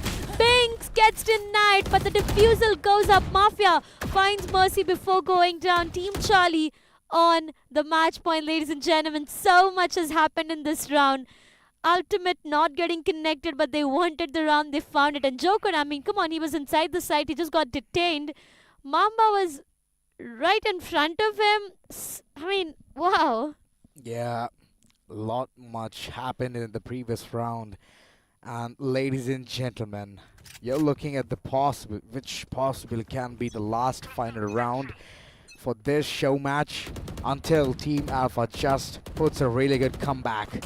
I'm expecting the comeback part more better, but Team Charlie, they're doing very good. I mean, the map control, the post-round scenarios being created, initiated so well. But right now, looking at the way Jet has been tagged so heavily, seems like the 11 HP is not going to be helping out that much. And BINKS is way too aggressive. He's already reached towards the spawn, but he's going to be taken down. Mercy just going ahead, beating him up, and Pulp. Team Charlie, all of a sudden, just 2 men remaining. They have an important ultimate, but I don't think so they're going to be investing in this particular round, as every single one of their comrades has just fallen apart. Mafia and the Sova being the last 2 men standing. What is the plan they're going to be implementing? At least break the opponent's back. What? But Mamba, my God. He just denied the spike planter out there with the shock that he had for himself, and now it goes down to the resurrection coming online, but Joker, he gets denied for every single thing. There's going to be a peek coming in. Rebel finds one onto Mamba. He converts a 3K. Mafia gets taken down. Rebel, I mean, come on, Crispy, aim over and over again. He is being able to do wonders right away. And now the hopes of Team Charlie to end this is yet to be hopes itself, because Team Alpha, slowly and steadily, they are on the 10th one for themselves. 2 more rounds and it might just be an overtime. I mean, streamer showdown and an overtime. This is so interesting. But will that be the case is yet a question. Team Alpha, now they need to decide on what can be done, because Team Charlie, they are almost there. Almost. The paint shell will definitely go in. Aman, he does know that there is a player around, and Daldron is going to find same, but the Hunter's Fury gets invested. Mamba trying to tag, but gets denied for every single thing out there. And now look at Mercy. He can actually punish a player who tries to be a bit more aggressive this time, but will he be allowed to? Team Charlie right now towards the C side is where I just see them having, and so is the case with Team Alpha. That's why Team Alpha going slow and steady. But if they're going to be entering the trap of Side C, it's going to be problematic to even execute. This round is going to be done and dusted. But yeah, I can see the switcheroo coming in. Already the Reina has been aggressive. She's checking all of those corners towards lobby. And I feel it's going to be an execute, because A is completely open. Mortal gets the opening frag here. And Thug sadly has to depart. Shadows traveling. A execution should have been really good, but ultimately it feels like Team Alpha is just so adamant on to going towards side C. There's an alarm bot towards the mid doors, towards garage doors, and the information will be relayed real soon as I can see it crawling. But UFO, he's so careful with all of his steps. He can easily short step his way through, but on the other hand, side C is just taken under control. As one by one, the teammates of Charlie is just falling apart. Mamba, he has the judge in his hand, still safe, but okay, he's upgraded. And the shock dart is just making things worse. Yeah, they definitely are making things worse. Mortal 3k is what he has before he gets taken down. Oh, yes, Mercy with a knife! Tit for tat! Out of nowhere, Mercy comes into the play, knifes him, and that's going to be the revenge taken, ladies and gentlemen. Look at what is happening in this map. I mean, out of nowhere, Mercy just popped right onto his face and he just knifed him out. Still, one more round. One more round is needed for them to hit the double digits. This is the back's broken. They don't have the money. They've already invested in the previous round. They've already done their part. And look at the way they're just going to be going ahead with those half shields, judges. So only close proximities is what they're looking for. But on the other hand, Team Alpha. Oh my, what? Where did that recon dot go? Maybe in the map of Ascent? Yeah, probably. I mean, can be the I case. mean, that's completely all right. Does keep happening here and there, but Team Alpha versus Team Charlie, ladies and gentlemen. Will this be an OT is yet a question, because this round is going to decide the fate of both of these teams. The Owl Drone does come in. Mamba, he is trying to find the information right away. Rebel with an operator. Okay, now this is pretty interesting. The attacking operator does come into the play, and all of these players are just holding back Team Charlie. They know how important this is. They know if they mess it up in this round, it's going to be an overtime coming up. Mafia, well, Mortal, if he does not, oh well, Chalo, he does go in for that Owl Drone. Marshall is what is right present. They're trying to take few shots here and there. Oh my God, will good Mafia tag. be able to connect? Yes, Mortal is pretty low. I mean, look at him. He is pretty low. One more shots and it's done for BINKS. Oh no, the paint shell. This is going to be deadly now. This is going to be way too deadly. Not just a paint shell, but there's going to be one more tap coming up. BINKS gets taken down. So is the case with Bablu. Team Charlie winning this here is next to impossible with 3 remaining players. The Ominal does come into the play. UFO slowly and steadily trying to make his way. Rebel converts one onto Mafia. Oh, what? What tug? He just did him so dirty right out there. Last 10 remaining seconds. One last player. Mamba once again. I mean, I don't know how every single time Mamba is the one left all alone in a clutchable situation, but right now they know what his location is. The shock darts will come in the play, and that's going to be the Hunter's Fury invested as well. But you know what? Mamba is, oh yeah, he does definitely tag him. UFO takes Mamba down. Ladies and gentlemen, this is a streamer showdown between Team Alpha and Team Charlie, and we are going to go towards the very first overtime. That's right, the very first overtime. What a way to start things. And after this, it's going to be a grand finale as well. Come on, a BO5. And right now, it already feels like it's on to a really good start. I mean, streamer showdown and an overtime itself. This is just so amazing. Both of these teams, you do have something to share. They're out here to play. They're out here to win. It's not the grand finalists. It's them who wants to win at this point. Team Alpha versus Team Charlie. Look at BINKS sitting at 33 kills. And UFO, the highest fragger in the server. I'm loving it. 2 KD. Almost a 2 KD to be maintained out there. Now that's going to be interesting. But, well, BINKS to start things off once again. He finds one onto UFO. He shuts him down there and there. And now it all goes down to the 4 remaining players. Team Alpha, once again, they are into a lot of problems as they have lost their smoker. I mean, that struggle to shoot the dart. Yeah. Oh my God. It was good. It was good. And Team Alpha, they're just confused. They're confused. They just want to have a very slow start. They want Team Charlie to aggress, make a mistake, and just plunder some nails onto their heads. But the way Team Charlie is just playing, even they're waiting. They're waiting for Team Alpha for the move. For now, it's all a stalemate. Mercy just having all of his utilities being called back in his pocket. And Mamba? the execution towards site A can be a hindrance.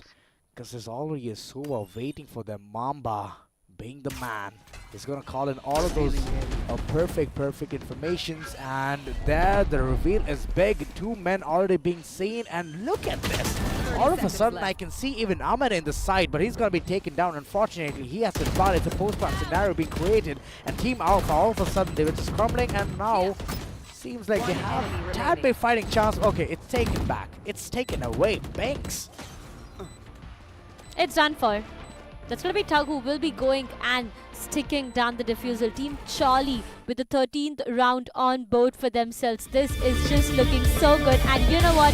We have Team Charlie as our winners as well. What an amazing match. What an amazing... What? So anticlimactic. Yeah, it is anticlimactic, but you know what? I'm so happy for the fact that okay, nevertheless, I just won't put any more salt on your wounds, but ladies and gentlemen, Team Charlie, your winners for this Streamer Showdown. Yeah, Team Charlie, way to go, BINKS. My God, he was playing so good, and at the end, like, he just snatched away the victory from the hands of Team Alpha. A good Streamer Showdown, and I loved it. I loved it. Did you? I mean, of course, your team has won, so that's one good part. Yeah. And let's go over to the host. Team Charlie जो यहाँ पे जीतते हुए नजर आए and मैं तक से पहले बात करना चाहूंगा उन्होंने बोला था कि अब स्ट्रीमर नहीं था एग्जैक्टली बोल बच्चन नहीं करेंगे तो आप ओपोनेंट को क्या बोलना चाहेंगे अभी अजय वही वेल प्लेड और क्या यूजुअल स्टफ है सब तो माफिया वो पहले बोल रहे थे कि हम किलजॉय खेलेंगे हम नाइफ करेंगे आपने मैंने पहले नाइफ किया अरे वही देखो जीत हार चलती रहेगी एक एस मारना और एक नाइफ करना एग्जैक्टली ठीक है उसी से तुम्हारी जीत हो जाती है हो गया एंड एस जैसे आपने बात किया विंग्स एस सबको डिप दिया हाँ कौन क्या बोल रहा था ये डिफ होएगा वो डिफ होएगा परफॉर्मेंस में तो 5 को डिफ दिया है डुएलिस्ट लेके 6 फर्स्ट ब्लड लिए मैंने 7 लिए 7 फर्स्ट ब्लड लिए इतना जल्दी यूफो ने ऑपिंग चालू किया था क्योंकि उसको भी पता है कि ऑपरेटर का एडवांटेज कितना है लास्ट में जब फाफा ने ऑप लिया हाँ समझ रहे हो पहला शॉट मैंने कनेक्ट किया था 95 दिया ठीक है ये हमेशा होता है जो भी टीम हारती है रोना बात चालू होता है कोई सीन नहीं लेकिन एक चीज तुम लोग रियलाइज कर लिया था ना कि मतलब आ रहे हैं हम लोग का कमबैक इसीलिए अमन ने ओडन निकाल लिया फटाक से फटी में अमन देख तुम्हारा कमबैक आ रहा होता ना तो मैं निकालता ओडिन वो नहीं निकालता समझा अरे हमारी टीम में एक था बिल्ली जो सुन नहीं रहा था माफिया तो तेको क्या लगता है हमारी टीम में जोकर भाई नहीं थे क्या बिल्ली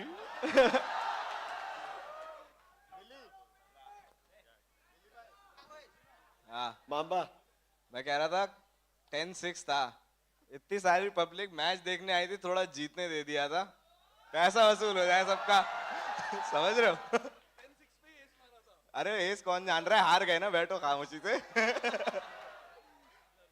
जोकर आप क्या बोलना अच्छा मर्सी हाँ पहली बार हाँ वेलोरेंट में पहली बार ऐसा था कि हमने सेज का वॉल पूरे गेम में नहीं देखा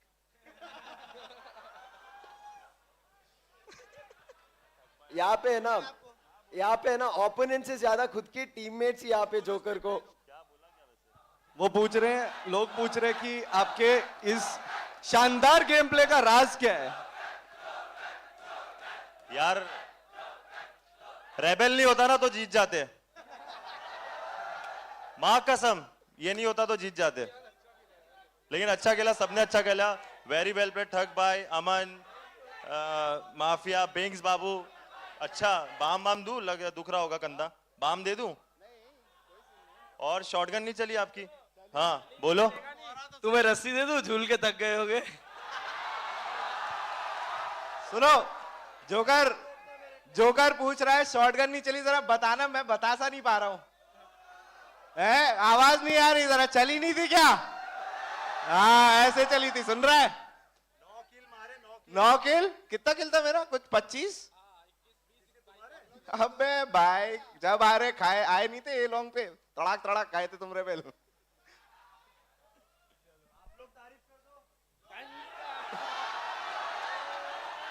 रेबेल रेबल से बात करेंगे।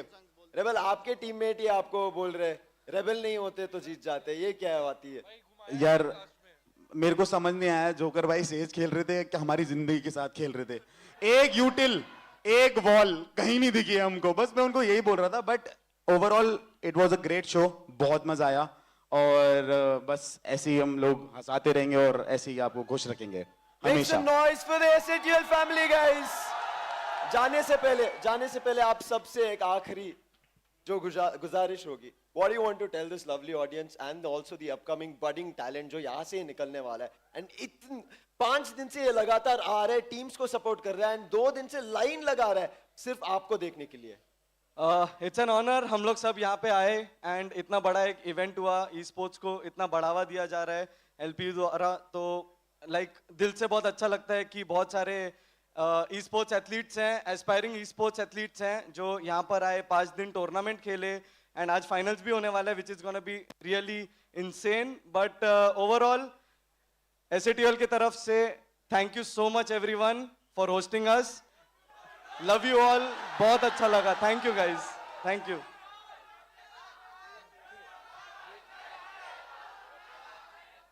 जोरदार तालियां दीजिए इनको। Such a phenomenal crowd. देखिए ये आपके वजह से आए तो दोबारा आना पड़ेगा ना इनको, और लोगों के साथ आना पड़ेगा ना। Make some noise LPU! Thank you so much. Thug, Mortal, सब यहाँ पे आने के लिए, you brought the whole family and brought the whole vibe for this Mogo National Championship 2.0 Grand Finale के लिए, and धन्यवाद बोलेंगे इन सब के लिए। मैं धन्यवाद बोलने वाला हूँ आप सब के लिए। Thank you so much, thank you. Big round of applause for all our SATL family. And आप भेजेंगे हमारे कास्टर्स की तरफ जो तैयार है इस गेम के बारे में, अगर कुछ बोलना चाहेंगे तो। Right, we want to say a few things. Team Charlie, congratulations. What a great game. It was amazing, flawless, and I couldn't see anything going wrong in the corner except for a few things, which was like knives coming all around, like those banters, and it was just amazing on to how they even capitalized. But Team Alpha, oh, you did well, you did really well, but unfortunately you have to bite the dust. But overall, what a show match. Yeah, definitely. So amazing, so nerve-wracking at the same time. It went till a 12-12. That's I right. mean, come on, we have been witnessing a lot of competitive matches and it just feels like one of them right away. But yeah, Joker, I did expect him to be on Duelist right away, but I feel sad to see him on Save. Yeah. I feel Joker, if he would have been on Duelist, we would have seen him doing wonders. I mean, we would have seen him even use a lot of utilities. Yeah. Come on, we haven't seen As the anything team from said, his yeah. corner. Like the entire team was roasting him at that point. I was like, okay, fine. He doesn't deserve it, but he did his fair share of deal, right? Like, come on. He tried his level Being best. Everyone Sage does. is not that easy. You have to be on point. Even though people say Sage's utilities are so easy to put on, it's all about the timing. And even though I could see a bit here and there, but it's all right. It's all right, right? Yeah, Sage and Ozora has a different love story complete overall, because I've seen him play Sage and trust me, you I'm know. a battle Sage. No, he is not. I'm a battle Sage. You should see me. You're going to rank up so soon that you'll think like, okay, fine, I have to queue with him over and over. Okay, anyway, scratch that. But you know what? The fact that this showdown was so amazing, and it was at the LPU. I mean, That's Mogo, right. I don't know how to thank you. I don't have enough words to do that right away. But we are really so grateful to witness all of these creators at the lovely professional university. That's right. I mean, the games were just amazing. It was just the start for the major event, right? Yeah. The grand finale, the BO fight, the two teams representing different divisions. Yeah. And we are going to be witnessing that real soon.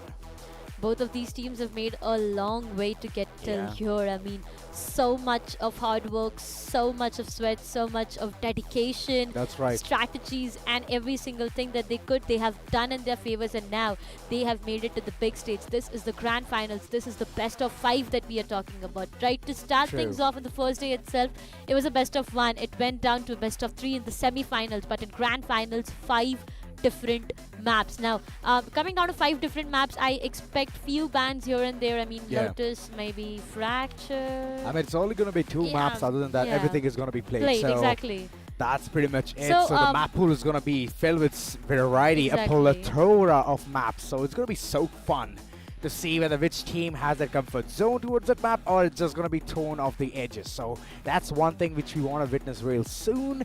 So just waiting for the grand finale, right? We all are. We all are. Yeah. I mean, both of these teams are pumped up. Both of these teams have done all their homework. I mean, I Yeah, hope they you need guys to. have. Yeah, because you know what? This is a big stage itself. You just do not have the prize pool or the trophy, but alongside that, you have the title. You have a lot of people that have your eyes on you at this point of time. And coming up to the grand finals itself, leaving almost 14 teams behind and making your name here, it's going to be a big task already done. So right now what the main focus of the player is going to be is to focus, and I don't think they are going to let it go off so easily. Yeah, I don't think so it's going to happen. But the way CU have played yesterday, it was amazing. Those Yeah. cheetahs just went pouncing right in front of the enemies. Yeah. But it was just like, okay, fine. You double saturate, reach inside the side. You just do anything. They're going to be on your face Yeah. with those weapons and win those duels. So one thing which I'm going to say, VIT Bhopal, be aware, be prepared, because I guess you were there in the stands watching the game and you know the way they play. So if you have a counter, that is only going to be one thing. Your aim duels, your solo fights needs to be Yeah. on point. Definitely, but to add on to it more, VIT Bhopal, I mean, the journey has been such a dramatic one, right? The Yeah. only reason I say dramatic is because of the best of 3 2018 overtime that we Oh my witnessed. God. That was one hell of a match. I mean, come on. As Sam said a while ago, the servers were like, everyone was in shock on what is exactly happening out there. And, 2018 is where VIT Bhopal qualified for this grand finals. They've had an amazing journey going up against the size of Chutkara. I mean, I remember 13-11, the very first map, but the second one did not, Chutkara Knights played well at that point. 3-13, come on. Yeah, right. It was a pretty one-sided affair, but But then the third. taking them to a 2018 overtime, 38 rounds, VIT Bhopal, they have proved themselves, and especially Harish. I mean, in the start itself, he was not able to perform that Yeah, great, it was wobbly. but then he just started to feel himself, and he knew that where he is. That's right. I mean, the start was wobbly, but at the end, they made it. They made it to the grand finale, and they're representing the Central Division. Yeah. So, I mean, kudos to you guys, because you're having a huge weight onto your shoulders. On the other hand, it's those cheetahs representing the Northern Division. I mean, in the semi-finals, it was such a domination. 3 teams from Northern corner and 1 from Central. I thought that VIT is going to be breaking this sweat. They're going to be breaking at that point, but they didn't. They did very well to the last map, and in the map of Bind, we could see everything. Every single one of them were tested to the patience, and they played. They played so well. Yeah, they definitely did. Every single play made. I mean, everything going all around in the map itself. And you know what? Whenever it goes down to the best of 5, your knowledge is tested. Your knowledge, Right. not just about one single map, but every map that is present in the Valorant map pool right away. It's tested at every point of time, because you True know what? that. You need to prove yourself. It's maybe the case where you have like Haven or Ascent as your strong map, but you Yeah. never know if your opponents are stronger in that map. So you need to be very, very careful. Every single step that you take needs to be careful. And the very first that. team to get 2 maps for themselves, or even one single map, I would say, will definitely have an advantage. They would have that confidence. They would have that True. momentum boosted up. That's right, the momentum. That's one thing which both the teams need at this point, because it's going to be a long day. 5 maps. Oh, It's a big pool, right? Yeah, it is. It is. So I have a question for you. Whenever Yeah, we please talk go about ahead. all of these 5 matches, what is the scoreline that you expect? I mean, 3-0, 3-1, 3-2. What do you expect? That's a tough question, because VIT Bhopal, they're not known for giving up that easy, right? So I'm expecting something somewhere like 3-2. You want all 5 maps to be precise. Yeah, all 5 maps to be very precise. Okay. And I want you to go through Bind again. I mean, you and Universe have got this thing in your head already that... No, it's not about getting the thing in the head. It's just that it's a favorite map, isn't it? It is. It definitely is one of my favorite map. I mean, the map of dust is what Universe calls it. And yeah. it's... In some parallel universe, he calls it, yeah. It is, more or less. It does not even matter right away. But right now, I feel the host has something to share, He's which ready. is... So, host, over to you.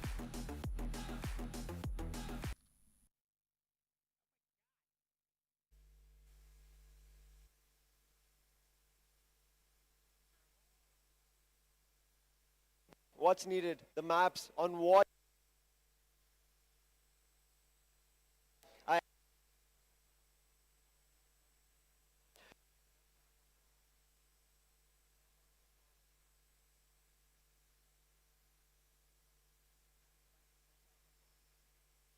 Okay, heads. And see you Cheetahs here, win the toss. Again, it is a toss, but from here on they get also a chance for banning. But we'll ask whether you want to take team A and go for the first ban or go for the second ban. Yeah, we'll go for the first ban. Okay, awesome. So go for your ban. We ban Lotus.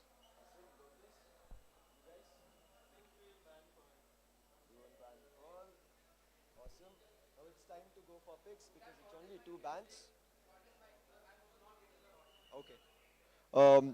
For all the audience wondering, we had started the veto and it was CU Cheetahs who had already won the toss. They've banned out first, starting off is going to be Lotus, and then we've head over to none other than VIT Bhopal. They banned Pearl. Now it's time to pick the maps because it's a best of 5. Only 2 bans we see. So CU Cheetahs, it's your first pick. Split. Yeah. Split. We go for the split. Split, right? Awesome. What do you want as the side, defense or attack? We go attack first. They'll go attack. So the first map in the best of 5 is going to be split, and VIT Bhopal choose none other than attack. So let's see how it goes, but it's time for the second pick coming through. VIT Bhopal, it's your pick. We'll be choosing fracture for the second map.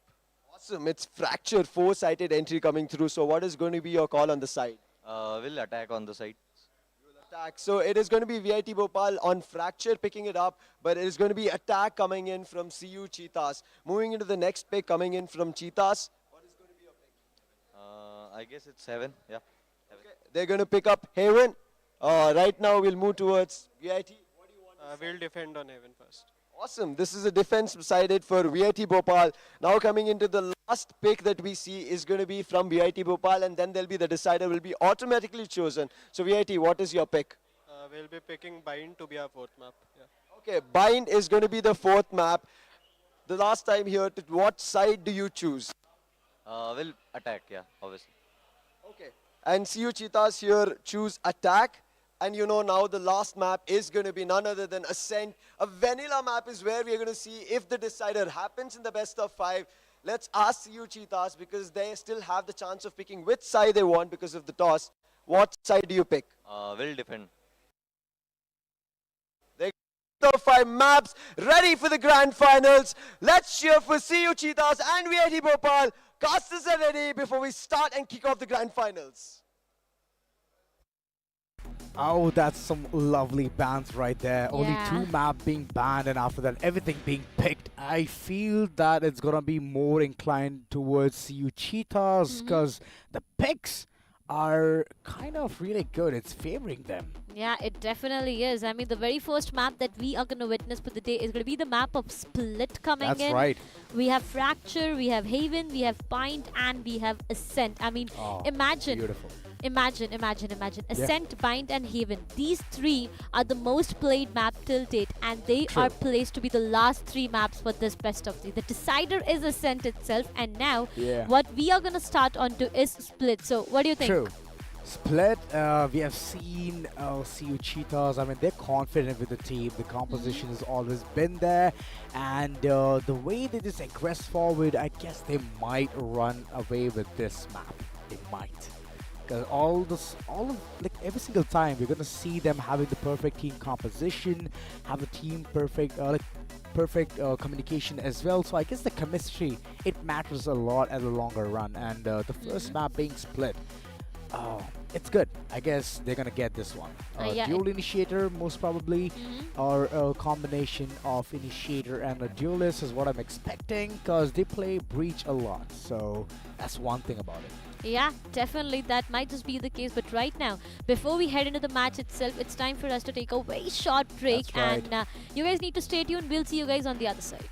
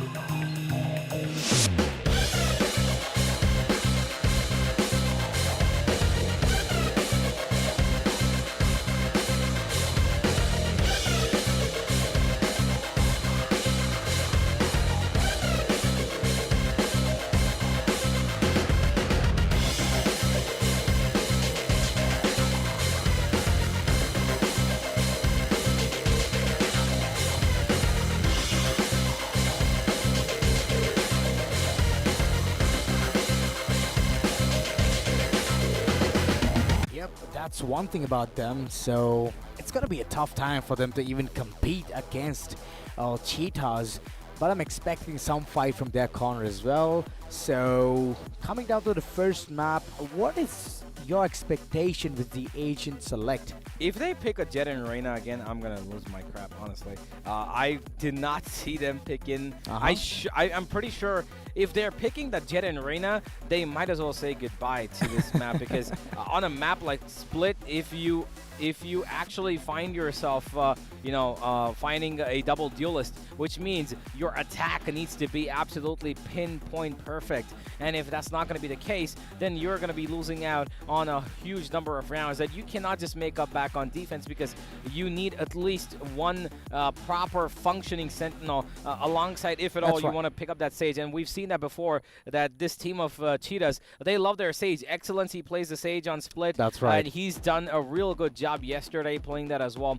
And of course, the entire team is surrounded by so much utility. They love their Raze, they love their they love their Sage. They know how to utilize those agents well. And I think this, if not being reciprocated by VIT, is going to blow up in their faces. Oh yeah. In the midst of it, I just want to see a Breach Raze combination as well. I mean, that combination has always been so deadly in the map of Split, and those narrow corners, the paint shell literally does so much. Even though there's been recent changes in the map that made it a bit more wide towards the garage, towards the axis of site B, but it's just that it's still narrow. It's still narrow for people to even trespass through if they want to go towards defensive sites. So I'm expecting some kind of an explosive play there. So that's one thing which I'm expecting. On the other hand, if VIT Bhopal just goes ahead with those basic compositions which they were going ahead for, like that Jet and Raze combination, so problem times, I would say, but overall they did rock it the other day. If they do go for that composition, I would say that they should probably, if they pick the KO on this map, I'm gonna be absolutely KO has never been picked in this map.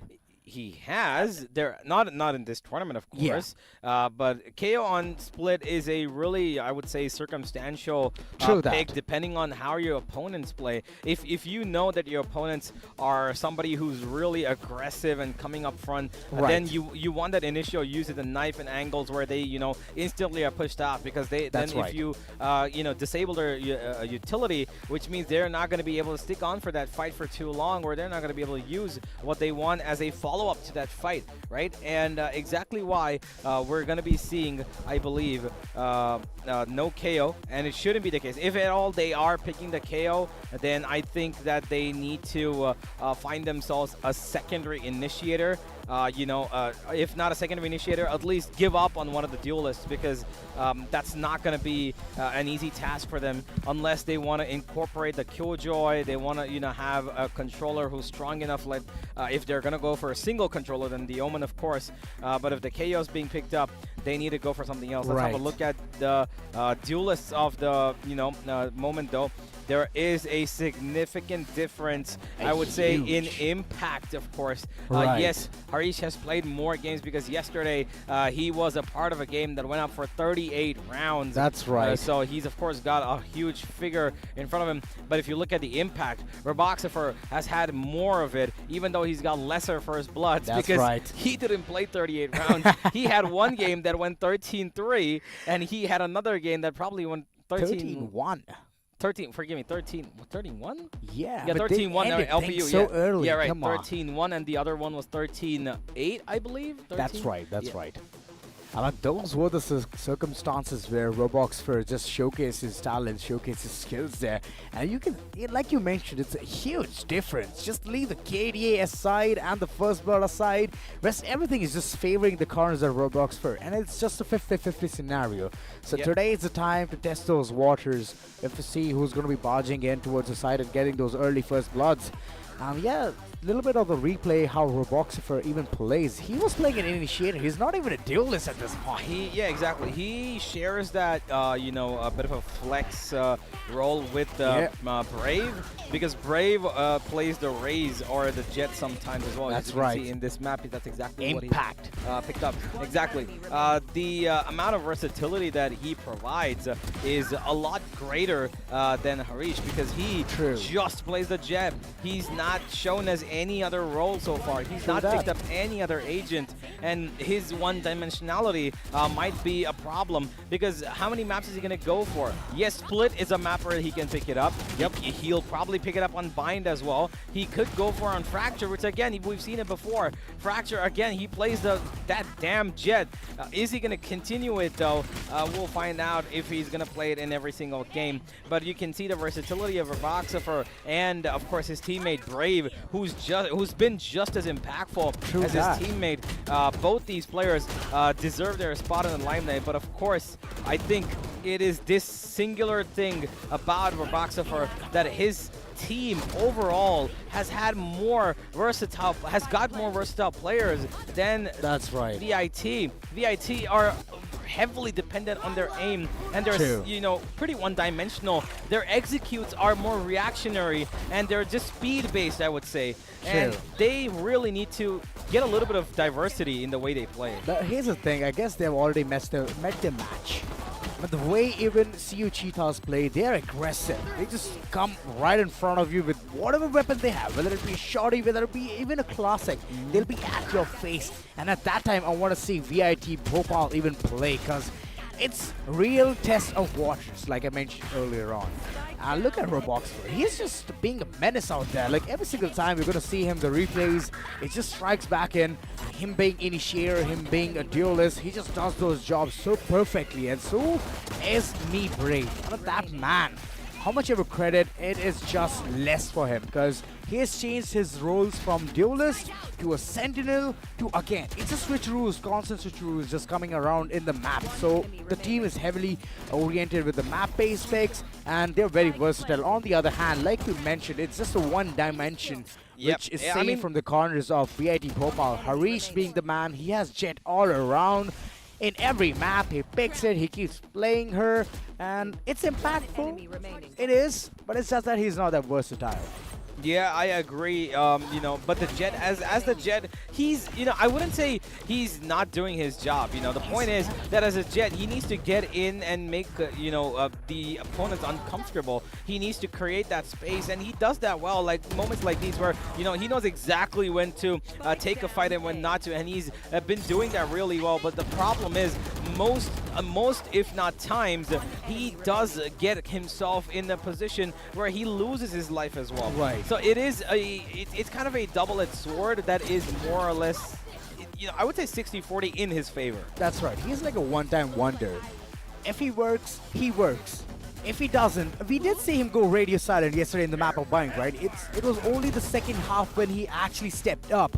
So that's the reason I'm saying what I'm saying. So that's one thing about him. If he's gonna go radio silent, then the entire team is gonna be like, okay, if the duelist is not working, then we have to step up. And in that midst, in that chaos, I feel that CU Cheetahs might take the map. That might be true. And here we've got, of course, the number of their entire, to be honest, plays here. I think there is a bit of a mishap. There, I believe both are supposed to be Ascent. But we're seeing Fracture, the name, but the map is actually Haven there. Yeah. All right, it doesn't matter. I'm pretty sure this is Ascent because VIT has played Ascent multiple times, or this might be their overall maps, the number of maps that they've actually played. Yeah, there's 6 over there. There's 5 here. But I believe that they do have a much better trajectory of you know, impact over here. CU Cheetahs, look at that. The win percentage has 80%. They've only they've not lost anything so far, I believe. Haven't lost anything. I mean, astounding victories back and forth. And the second semi-final, the one they have won, it was 2-0. So that's one really good, apart from that, that's the reason you can see the match played being 5 only. And the stats are pretty good for the corners of CU Cheetahs. On the other hand, VIT Bhopal, very one-directional, and it's all about those rounds which they were bagging in towards the attacking round because the attack is that solid. But coming down to such a good match, CU Cheetahs, I feel like VIT Bhopal, they need to prepare for this. Yeah, I'm pretty sure that they need, I'm pretty sure that they would have studied about this team, studied for this team. Yeah. Because this is going to be quite the, test for them. Because VIT, they need to make sure that they've got a game plan coming into this matchup, because it's not going to be easy at all, no matter what. Every single round is going to count for, the best of their abilities. And I hope that VIT are going to throw a little bit of, a spanner in the works today, because if they don't switch up a little bit of their compositional play, if they're going to continue being that, single-dimensional team, having the Reina Jet as the duo, and then just constantly keep, abusing that as long as they can, this team of Cheetahs is one which have done a lot of their homework. We've seen that, they've complemented their IGL yesterday as well, that he's really good, brave, knows exactly how to, read and counterattack a opponent. And if he's going to be able to continuously do that even today, then VIT might just be in trouble. Yeah, never even compared their IGL to Boaster. That was one thing I was so shocked after listening, but okay, it might be the case for this team. CU Cheetahs, the way they have been playing, the journey has been so good, tremendously good. It has no losses onto the name, nothing whatsoever, no spots. It's just spotless. Every time they've aggressed, they've won it, and these kind of deadly maneuvers is just one thing I love about this team. What do you like about both the sides? Like any of them? I think the one thing that I really like about CU Cheetahs is that they're unafraid of, no matter what it is in the front of them, they do have always a backup for the fights that they go for, right?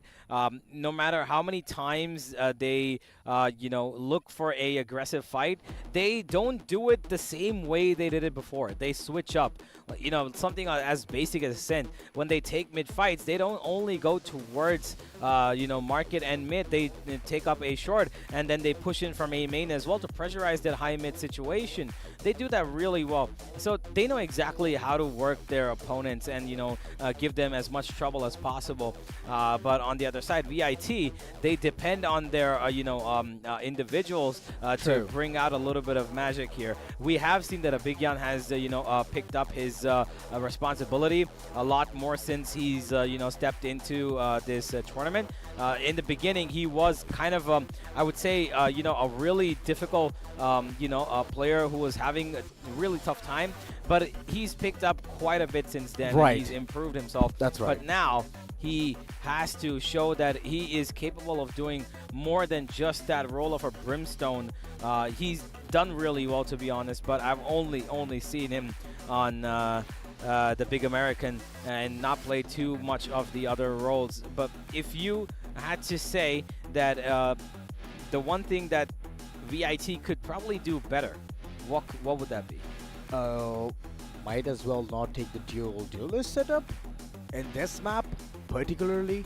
I mean, even if they're going, at least throw in two initiators and then go in for a sentinel alongside and yeah, I mean a control, of course, on the duelist. That would be the perfect composition for the corner, and I'm expecting that Abhigyan doesn't go for brimstone, because in this map, even though the lineups can be made, it's just that the versatility of that agent, that big bad American, is not that much. All right, I'm not entirely sure about this, but I do like, of course, CU Cheetahs. On the other side, VIT on the attack, they're starting off. There's practically no entry-based util except for the Sky and the Reina. If the Omen, of course, wants to help them, but he might need to do a little bit of, duties probably towards mid if he's going to be the one who's going to lurk around, because he has done that before a little bit. VIT, 90% of the time, we've seen them stack as a 5 and push in. And if they're going to continue to do that, maybe the Cheetahs can't handle it, but we've seen the Cheetahs adapt immediately to their opponents. On the other side, of course, the Cheetahs, they've got I would say a much more well-rounded utility-based composition. The Raze, the Sky, they've got of course the Omen, they've got the Killjoy, and of course they're starting on defense, so they're hoping to probably finish off as many rounds in their favor as possible. They should be looking at a minimum of an 8-4.5. So ladies and gentlemen, all of these speculations will soon be unfolding in the real direction that they will be going in 2-1 as we head into the finals, the grand finals of the National Championship 2.0 presented by Mogo. This is what we've been looking at, what we've been waiting for the last 5 days. For the last 100 universities that have been participating, these two teams have outed them all to come all this way. Can one of these teams make it through and make their entire region proud, or is this going to be the end of a huge Valorant team? That's right. There's a lot of speculations there, but starting off, it's going to be a pistol round with VIT Bhopal. They're planning on for a switcheroo. They first made presence towards B main, and all of a sudden it's going to be the mid being under siege. But here's the thing. See, Cheetahs have already vaulted up. They don't want to take any risk. Yeah, that's good. They're going to just, of course, it's a pistol, so breaking that wall is going to be quite the task. Taichi going to be making sure that nobody's doing any sneaky business on top of the walls, and they've actually covered up and they're going back. This is a decent amount of information that they're getting, but they actually don't know who's there on this B side. They can hear players running around, rummaging, but I'm not quite sure they realize that they... Oh, wait. Excellency. He's actually being a little curious, and he finds the first kill. Does he get it? I guess it's going to be a tough time for him. No, AZ got him. Excellency's been lost, and now the Skies exchange a bit of their dogs here. Harish, he's not dashed in, but he will be taking a little bit of a fight. I'm not quite sure what happened. Taichi and Harish actually win that fight, and now it's just Brave left, and he will also be going down. The last man now walking all the way from spawn is also going to be pressured in as Harish is going straight into him, and he will lose his life, but Eminem, he's got a huge task ahead of him, a 1v4, and he's being pushed up on, and he's been spotted as well. But he's not too worried about this. He wants to take a fight up to heaven. No, he's coming back. Oh, Taichi's overhealed at this point. He's going to peek him, and is going to be taking him down as well. There goes the pistol round in the corners of VIT Bhopal. This is a good start. They have the bonus to work around things around with as well. I mean, they have gone for the plant, so 300 credits in the bank alongside another round, because look at that. The weapon difference is going to be really good, but this is the place where everything just unfolded. Excellency just got a bit too curious there and lost the life, and after that I guess the wall just broke because of the timing. And it was just a constant push coming from every single player from the corners of VIT Bhopal, and they just created a huge gap inside B. Well, here we go. Another push towards the A side this time, and Eminem, he does manage to find himself just a one, but that's about it. Excellency, though, gets one straight back. It is still working for the side of the Cheetahs. They're making it happen. They've taken out 3 players, and that's big. Now, the final 2 left, they're going to try and take out Excellency. He's getting a little bit of pressure, and he will be taken out. Harish will almost be taken out there, but he survives by the skin of his teeth, and even though he's got his full HP left, I'm pretty sure Excellency was actually real close. I could see that. Brave now, all by his lonesome, does have a sheriff to work with, and I'm pretty sure they've heard him here, and they're looking towards the right direction. They expect him to come in from elbow, but he's actually not, and the turret's not looking at him.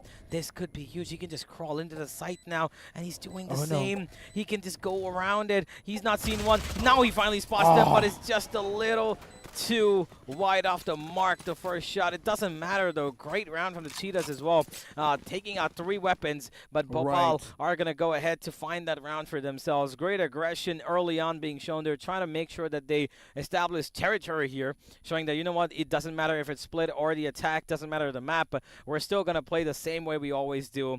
And it's kind of been their notion, right? They get a Killjoy, they let Death Wish lurk onto one side, and they wait for the push, whereas 4 people, they push on the other side and get information, get some first frags. And Cheetahs need to be careful now. Now it's going to be a full 5-man push towards A, it seems. Can they stop this attack? I have a huge doubt here, but Taichi Just wants to get this first blood being drawn. A huge task on the head, but Harish, he's just waiting for the Nanostorm to just go away. Way too close to comfort here. See Cheetahs, they have 3 people playing towards side A. But how are they going to be fortifying this down? AZ, he's very close. All the map control they need is going to be provided. CEO Cheetahs, I want to see a low game coming in from Iconic. Please take over the Seers and then move in. A victim, he's going to be getting a first blood here. It's instant trades coming in. And the information from the guiding light is big. It's huge. But Harish, what are you up to? Oh, they're rotating away, it seems, but they're not buying this. The rotation from the defense is coming in. I'm not quite sure why. And actually, the follow-up, the attack is rotating as well. Harish, he's gotten a little bit of room to play with here, but he's going with a knife. He doesn't realize that there's a play right in front of him, and he loses his life. I'm not quite sure why. He's got a knife in his hand when he knows there's 4 players of the opponent alive, and now they're spread across the Killjoy. Deathwish still towards A, by the way. He has been, I'm pretty sure he has been spotted, and I'm not quite sure. He's going to come on the long lurk, but there's going to be a plan successful towards the B side. Roboxifer, though, will take down the planner instantly, and now they got to deal with the Omen, who's sitting on top of rafters. A big Yam, he's got only a sheriff to work with, and a flash is available. The smoke's going to come down soon, but he's been taken out, and that is going to be Deathwish in a 1v3 now. He's lurking up from heaven, but he's got a tail, and he will be able to take him out, I'm pretty sure, but Roboxifer comes in and trades him off. The Cheetahs find their first round on the back of a little bit of expense of their 3 players losing their lives. That's right, VIT Bhopal, they were having a very strong start. They did initiate the perfect rotate there, but unfortunate Harish, he was just caught off guard with his pants down. Come on, who even does that? Knives out, just moving in towards heaven. And Excellency was alive, so they should at this point understand that Excellency will always play towards Haven. But all in all, it was a good round for the sides of Cheetahs. They've finally broken the silence, and it's going to be a scoreline of 1-2. Both corners, it's not looking that healthy of a buy, but they're just going to be working things around with a Spectre, Vandal, and Phantoms here and there. Well, they are going to be spreading out a little bit the attack, but look at the amount of control that aggression is being coming from A main from the side of the Cheetahs. The Sky and the Rays have pushed up to get this A main control and force this attack to go towards B, and I don't think they even need to do it by themselves because of course they made the right read, but never mind, they've actually got pushed back. They took information and they've gone back themselves thinking this is going to be B, but the VIT boys are coming back towards A, and I'm pretty sure they've been heard and spotted. There is a bit of exchange of utility. I'm not quite sure. Victim finds the first one. Tai Chi's gone. Roboxifer finds Harish with the blades as well. It doesn't matter what he's got, and one after the other, Roboxifer just keeps spraying them down, and Victim is going to be making sure that the final kill goes his way as well. The Cheetahs just needed 2 members in this round to shut down the 5 of VIT. A beautiful crossfire from them heading on from heaven and sight. I'm not quite sure why they swung out 1 by 1 onto Roboxifer. Harish had the advantage, but he didn't have a follow-up. Nobody, of course, could come in as fast as a Jet, so he just got single-handedly taken down there, and then the follow-up came through. And as a result, now it is going to be an eco. And look, okay. No, it's not an eco. Complete eco. I mean, there is a Hero Vandal, yes, because Harish had the knives in the previous round. Yeah. So he's going to be able to afford even in the next round. I'm pretty sure he's looking for the Operator, if I'm not sure. He does have money for it in the next round.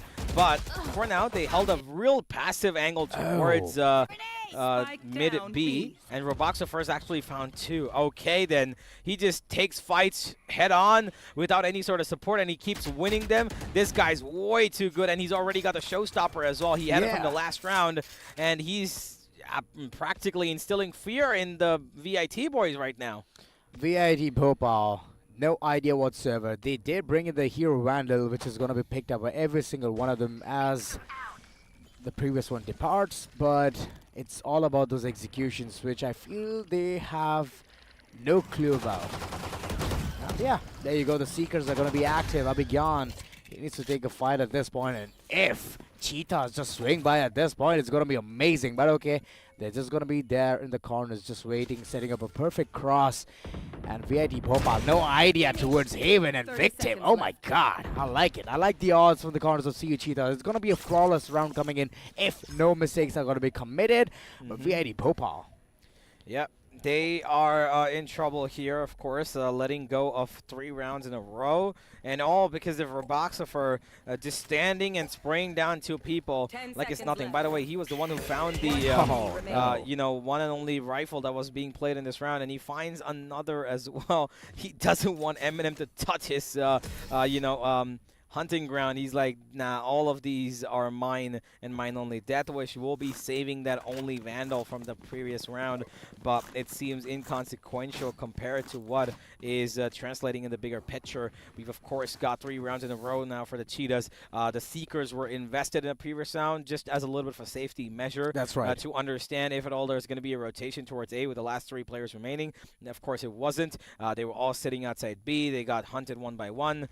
And there it is. Like I mentioned, the operators come into play. Arish has probably understood this is the only way to stop Roboxofer from doing or causing his menace. He was, I'm pretty sure, spotted, and that's exactly why you can see now there is a bit of a safety measure. Roboxofer playing safe, good stuff from him. He realizes that there could be an operator, and that's exactly why he's playing this a little bit more smartly. I like this. That's right, a bit smart indeed, and he has a showstopper as well. If VIT Bhopal plans on to aggressing forward towards side B, it's going to be problematic for them. Do you remember that? Brave, A-Ramp, Judge, how many kills he found there the last game? 3 more? Yeah, 3. 3? Yeah, more than, so many. Many. He just sits and holds the Judge, and he keeps winning in that angle, man. True That's such that. a powerful but simple strategy to have. And look at Roboxofer. He's playing up close in front. He's come close to the smoke, but he's actually forced him away. Tai Chi also tried to maybe find a little something towards B Heaven, but nothing yet. 40 seconds, by the way. The plan's still not complete. They're probably going for a B split, and it is going to be the mid people who are going to be trying to maybe find their first pick. But look at Roboxofer. He's still sitting on top of that corner on the left side of B side. He's going to prove so much trouble. Eminem finding the first kill there. He's actually found the second as well. Excellence. He gets Heaven control in his hands, and they it's a flawless. Okay, by the way, this is the 3rd flawless in a row for them. I mean, they haven't lost a player in the last 3 rounds. Nobody's died. So, ladies and gentlemen, they've built a bank for sure here, because all they're investing in is probably a little bit of armor and utility. That's nothing else. Nothing else. I know the previous round, everything went wrong. I mean, they wanted to go for a last-moment execution, which is VIT Bhopal's, but they couldn't do it. Because the way Eminem just held his ground towards the upper corner, I mean, that is one place where people just exaggerate. They're like, just ignore and move ahead. But, yeah, it was a very decent round coming from the corners of CU Cheetahs. And it's just building. They're just making a bank at this point. Look at Saint. She's running. She's having 5,750 credits in her pocket. So this is amazing. And on the other hand, VIT Bhopal just left clueless, have 2 ultimates to work around things with, and if they commit for this round, it can be beneficial. Oh, they've taken Wentz, actually, and Roboxofer is ready, and he's aware about this. The Boombot does give them a chunk of damage. Look at that. AZBot's gone down to 67. As a matter of fact, he's chipped down half his health. A little bit of a fight with the only weapon available in this round, only ranged weapon, I would say, Deathwish. He tries to maybe take a little bit of a peek towards Eminem, but he's not keen on giving him, forgive me, not Eminem, it was actually Roboxofer, and he's not keen on giving him anything. Now they come towards A Heaven, they've kind of sandwiched them. Tai Chi, though, with the only 1 kill he found, he's instantly been traded off. He doesn't have any time to play off of that. Roboxofer, he wants to take this fight, but he's been taken down. Never mind, Roboxofer actually wins it. Sorry, I'm also seeing the same things you are, ladies and gentlemen. The screen is kind of, you know, twitchy for me as well. And Brave's got the operator this time. He's picked it up from the previous round, I believe, and he's ready to feel the heat by himself, as he, of course, is by heart a duelist. So he's going to love using that weapon, of course, and now it leaves Deathwish alone. 5 HP. He drops down from here. He's probably going to die, but he's going to get the plan anyway. Not a problem. At least he's got a little extra money for the next round, and he will be taken out by Roboxofer, who, by the way, still has his showstopper, not using it because he realizes there is no need for it. Exactly. There's no need for it. They have the money. They have everything on earth at this point. And Cheetahs, they're building everything up. It's like brick by brick, but they've already done it. And on the other hand, VIT Bhopal, they have the ultimates, the hard-hitting ultimates. They can easily get the site access, and now they have the money to buy as well. So this can be good for their corner. but it's just that they're meeting such an unstoppable force, right? Yeah. See you, Cheetahs. They're on a prowl. I mean, first 2 rounds they just lost it, and after that they have regained it so good. And it was important for them. It was very mandatory as well, because it's the defenders-sided map where they have entered, being in the first half being the defense players. So they have to bag in all of these rounds. But if VIT Bhopal has a different plan in defense, if they manage to secure it, then I feel it's gonna be for an OT. Yeah, yeah. Oh boy, this is going to be quite the understanding of VIT. What are they going to do here? I believe that they really have, you know, the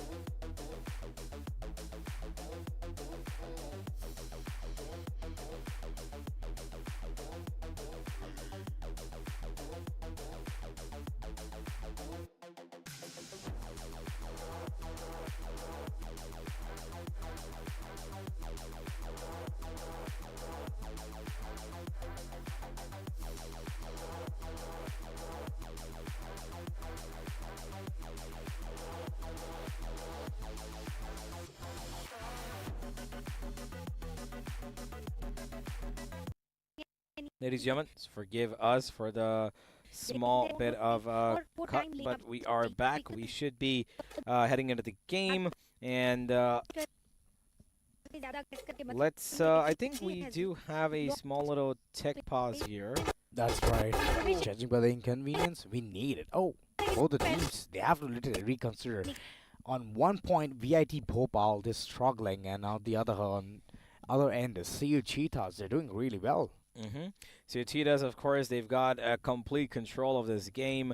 Everybody is doing well. Roboxifer is leading from the front. He is the spearhead of this team, and he's done so well so far. And honestly, he could have used his ultimate in round 3, and he could have just come back with another ultimate by now with the number of kills that he's finding. He's so, you know, aware of his surroundings. He's not going for any aggressive fights without any reason. He's waiting for his opponents to come to him. That's exactly how you should be playing against VIT, because VIT, they depend on the fact that you give them the aim fights that they want. Like, for example, Harish holding down that operator towards B main, that's exactly what he wants, and that's exactly what he's going to try to win. And when you don't give him that, he starts getting annoyed. Yeah. And the minute he gets annoyed, he's going to try and extend a little more. And when it just trickles down, the time keeps coming down to the last 40 seconds, that's exactly when they make their movement. Because until then, they want to save their utility. They cannot use it, because if they use their utility early on, they've got nothing left for the attack. The Sky needs to hold on to the Trailblazer, because that's the only point of entry in terms of getting information. Because the Flash, yes, it pushes the opponent off the mark, but they can dodge it and sit in the corners. They can't sit in. They can just sit in the corners, because Split is that kind of a map. And of course, there's going to be judges across every corner if you do, if you're not careful. But that's the reason why VIT are finding it so difficult. That one Reyna Flash as a point of entry is not going to work for you. It's never going to work, so they have to do it as a combo. They have a Sky in their corners as well, so Guiding Light and Reyna's Flash, even though Guiding Light can just flash your own teammate, that's one bad scenario, but you have to thrive to it. Come on. You have to just push through it and get some frags, open up, and then right after you're like, okay, fine, you have those trade games on point, or if you have a man count advantage, that's when you can capitalize on it.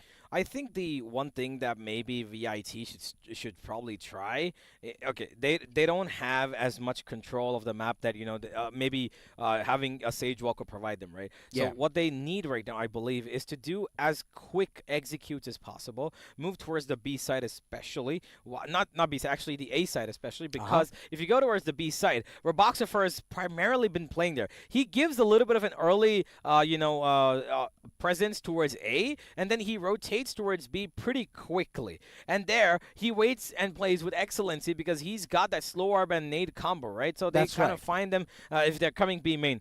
But how you can avoid it, I would say maybe wait until you kind of play out that quick execution towards B as a fake. Throw in a Reyna flash from, way inside B main, because of course you can afford to do that. And then maybe cause a rotation from the side of the defense. And the remaining, try to funnel into the side with the Jet. Because Harish needs to be the movement agent that he is. Right. He doesn't need to hold on to that operator, because the minute the operator comes into play, the game goes so slow. And the minute it's slowed down, there's always going to be the defense taking advantage, and that's what's been happening so far. That's right. I mean, operated in such close-quartered map. And you being in the attack side, you're just slowing down yourself. Come on, just bring in those Vandals, just bring in those Phantoms, just rush dash in. Honestly, get a Judge. Judge, yeah, that's a much better option. You can just go ahead and make a gaping hole. Just shooting it down, but getting an operator is all is going to be slowing you down. You know the reason why you with the composition that they have, they practically cannot do anything, is majorly the reason is that they've got no breach per se to initiate. Even if they don't have it, that's okay. But the point is, let's say you want to catch the Sage on Heaven, right?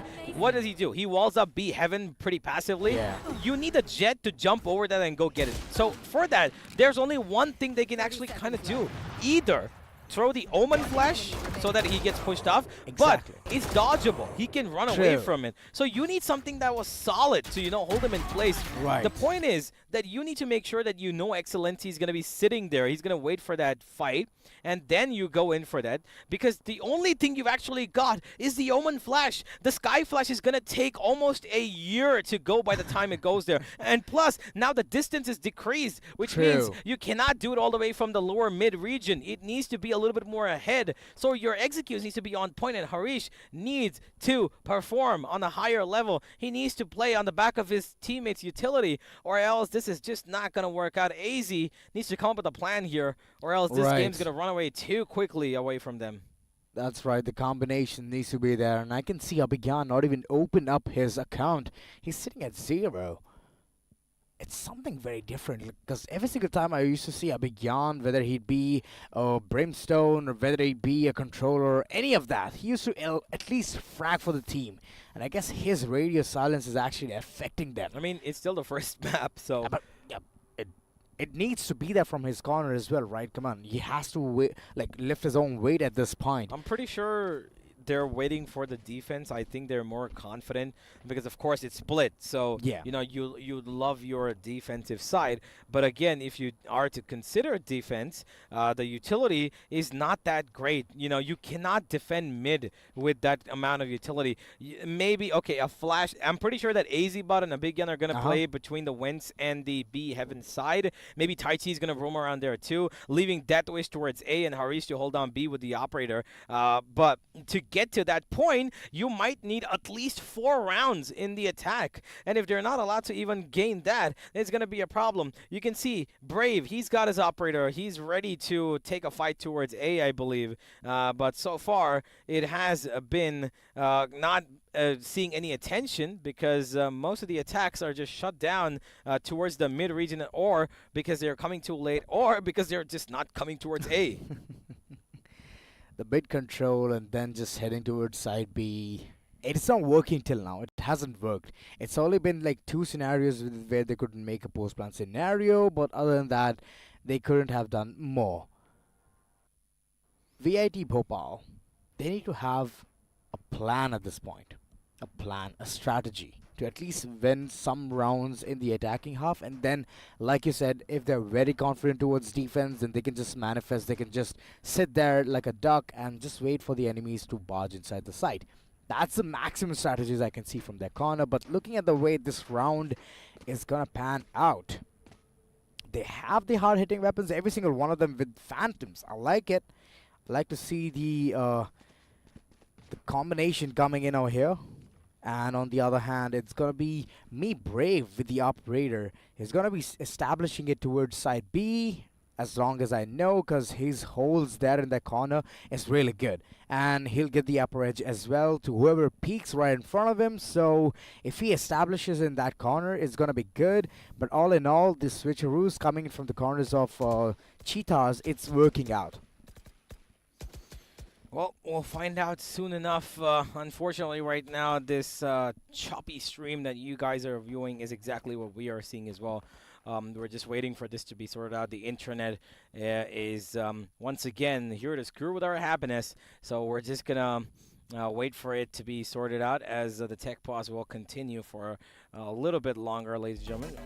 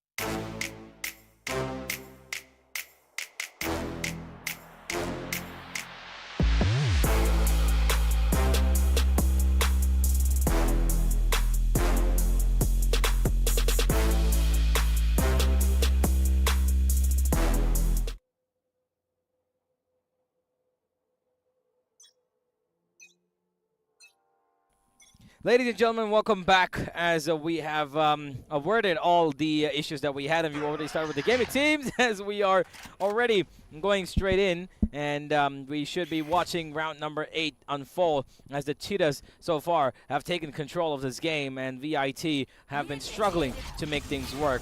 There is going to be a bit of a desperation moment here. One ultimate being committed, but this is all going to be a fake, as we can see. The spike right now traveling with the Omen is actually towards B main, and AZ is going to run away from there as well. There comes a grenade from Roboxifer, who's aware of this fact. And even though the site has been given away, it's going to be okay because they can't take the retake. That's right. No retake can be taken. Information, a lot of that is already given for the corners of VIT Bhopal. It's going to be a good post-round scenario. And there's a winner from the shadows available, so can be a good play coming in the midst of it. But for now, the showstopper is going to be on the prowl, and Roboxifer, he's missing all of his shots.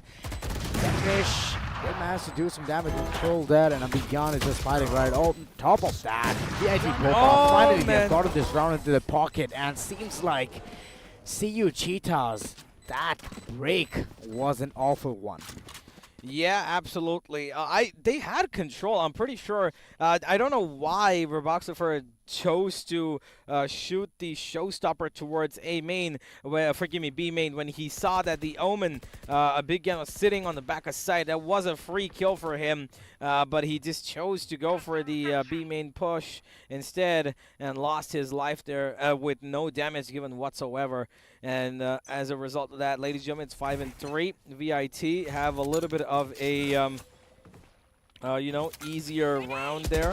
But it is going to continue to be difficult. Oh, that's a great shot. Oh, my God. The jiggle and tap from Roboxifer deletes Tai Chi like it's nothing. And Harish now left to wonder what the hell just happened to my duelist duo. Oh, my God. What am I looking at? He's literally having a train full of thoughts to take the operator to the other corner. But okay. For now, he's going to be resting towards the receivers, just waiting for the attack, for the defense people to just make a mistake. That's pretty much it, as every single one of them from the corners of VIT is just reuniting towards side A. This can get bad. Me Brave is already getting the hint of all of these actions being unfolded. It's the smoke which will help VIT Bhopal at this point, and the guiding light is so on point. But look at that. Me Brave is not going to be missing any of his shot. I was expecting that smoke to come in a bit forward, but it's done for. It's done for. VIT, oh, wow, VIT, that angles. It's going to be checked so well. See you, Cheetahs. I mean, the previous round was wrong. It went wrong for the corner, but they're getting a really good control over it. Yeah, of course, Brave is given duels that he will obviously win. He's been pretty much the you know, backbone of this team, and now he's forced this attack to save what they've got left in their cavalry. Of course, on the back of 2 amazing kills. The first one, of course, was, I would say, a little bit of a hit and a miss because the Sky peeked out first, and even though there was a flash available, they should have expected the operator, which, by the way, was not taken out of their hands. The Cheetahs had money for it. They should have expected it, and they knew that Brave has done that before as well. They still went and dry peeked that angle, and this was the first kill, though. Amazing. So look at that jiggle peek. My God. Beautiful. So clean. And this, the second one, and the minute the spike dropped there, it was done for. Yeah, absolutely. Harish jumping that angle a little too, you know, of course, he had to take the risk to take that fight, but he absolutely had no support there once again. Nobody to come and straight him out. Me Brave, way too aggressive. He might get a frag or 2 over here, but all right. It's going to be a real Razor doing the work there to get the control towards the side, to get the information as well. Tai Chi, on the other hand, is going to be at the back. This one smoke being so timed is perfect, but the execution coming towards the side can be deadly. But Me Brave, what's going on with this second kill? Man. Oh my God, this is amazing. And the third as well, the last man standing. He's not going to stand anymore, as Excellency is going to be ending him right there. This was a perfect execution coming in from VIT Bhopal, but everything got blindsided as Me Brave was not taken down. Okay, a number of problems in that round. First of all, he missed the first shot. Look at this. Harish does not check the back of sight for some reason until that end there. Secondly, Tai Chi, okay, he missed it. Clearly, the problem is when you are on the Reyna ultimate, and your opponent starts moving a little bit also, you start missing that spray, it's over, unless you connect that head. And of course, Tai Chi gets punished for it, but Meatbray surviving there was amazingly good. Victim will get taken down, but Roboxafer instantly trading up for his teammate. Flash, but nobody following up on that flash.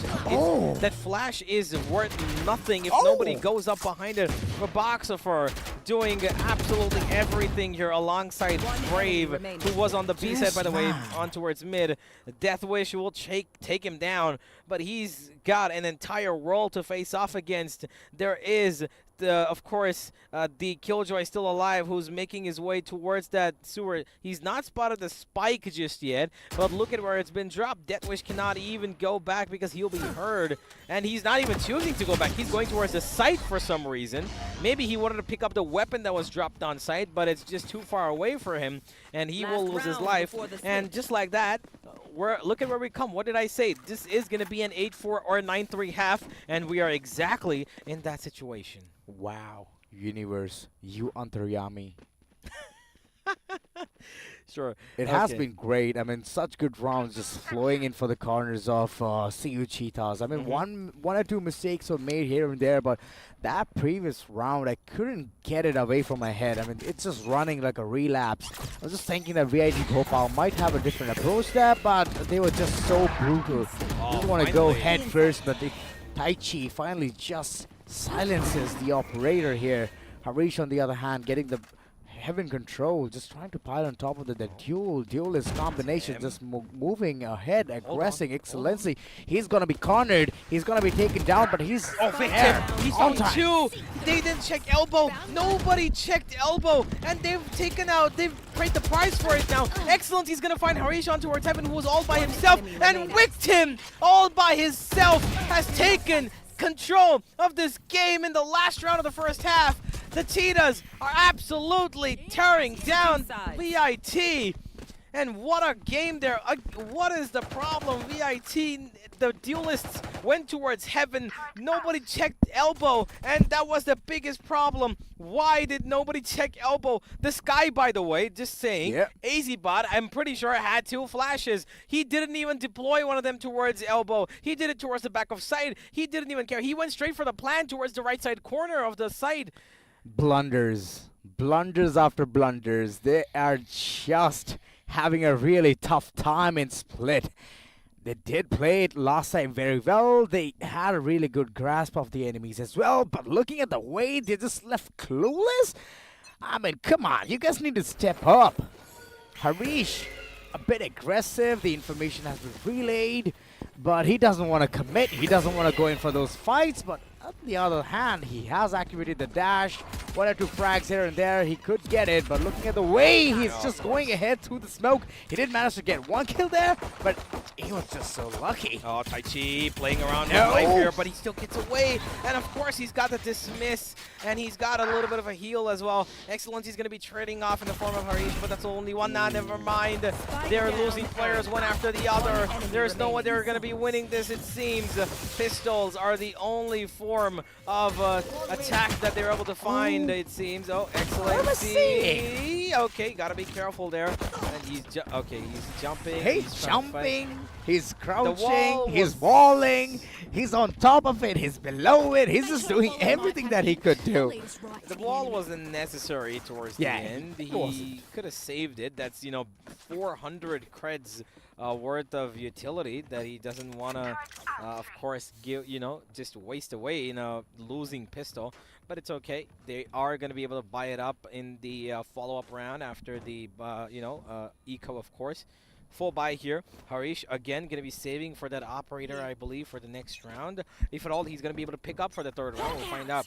On the defense, yes, it is going to make a lot more of a difference. They've dodged the flash. Check out Harish. He's going to be itching to move forward, and now he's going to go straight to the fight of probably 3 more members. He's going for the orb pickup. He wants the fight now. He tries to go for it, gets away on towards ramp. He's stuck on the right side because I'm pretty sure they've noted that he's here. If not, he should be able to get away thanks to Tai Chi coming here to support him. But will all the 4 players of Cheetahs move into ramp is the question. Oh, I hardly doubt that. The good cross is being maintained and the 1v1 duels. Come on, you should have won that, but okay. All right, I see you, Cheetahs. It's all right. They're saving for the next round. But Abhigyan just trying to plunder down, get more frags onto his name. Exit frags coming in as Me Brave is just caught in the corner with just 55 HP and slowly, steadily just taking down. He did manage to get one, but that's pretty much it. Tai Chi has been an absolute menace. Like, it's a good combination. They're doing it. They're playing it well. That smoke and the flash coming in at the right time is just helping Harish at this point to run away, get away with an all being collected. So yeah, it was a good round for them. Him finding kills there has allowed him to buy up. As you can see, the operator is active, and he will be able to get the armor, full armor as well. That's right. No, never mind. He's actually going for the half armor. He wants to still conserve money. That's not a bad idea at all. Yeah. But it is going to be difficult for him to establish where exactly the attack is coming, because he's at B, by the way.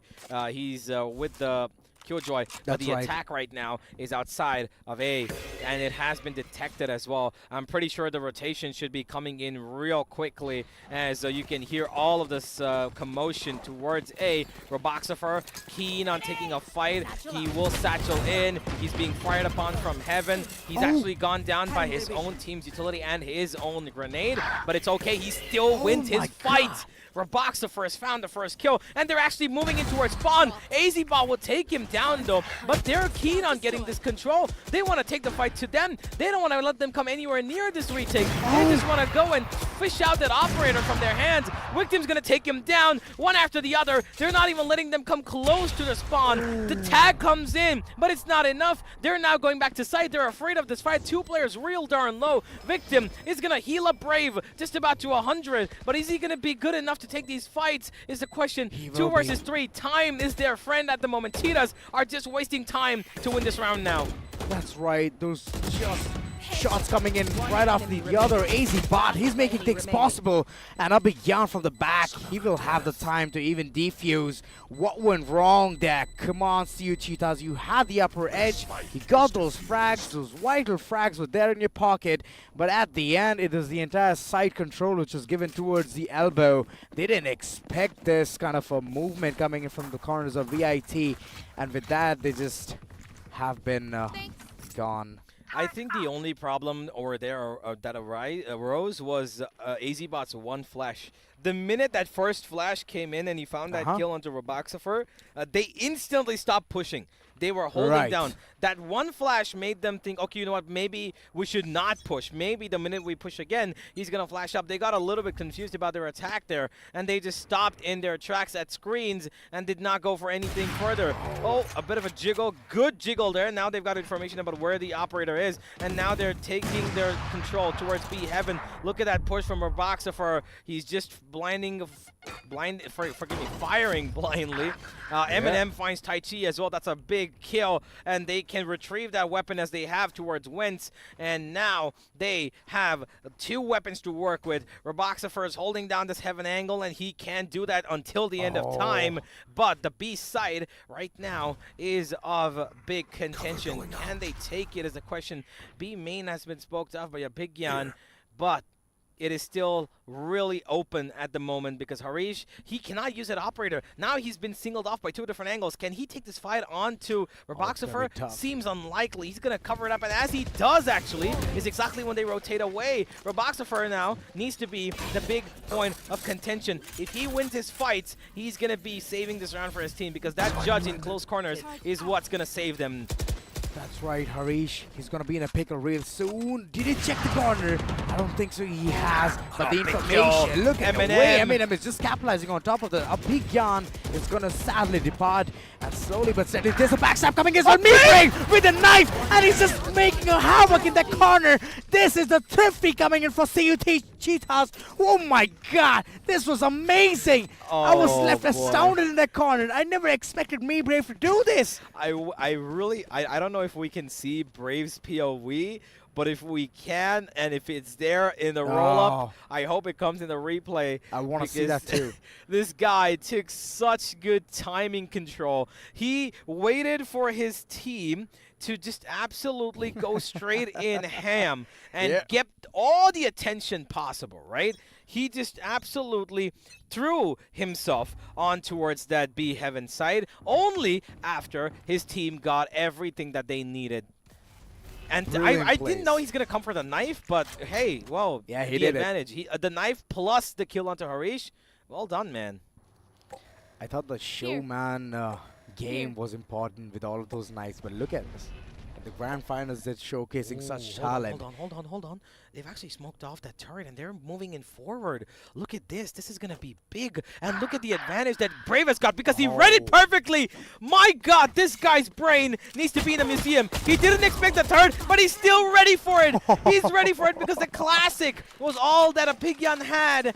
My word, he heard the smoke. He heard the smoke. He knew that they're pushing up. All that he didn't know was, is it going to be towards sewers or is it going to be towards spawn? If it's towards sewers, he actually called it to his teammate. That's exactly where the Rays were. Boxer turned around and came in towards sewers, and he was cautious about peeking it. But they came towards spawn, and Brave was ready for it all.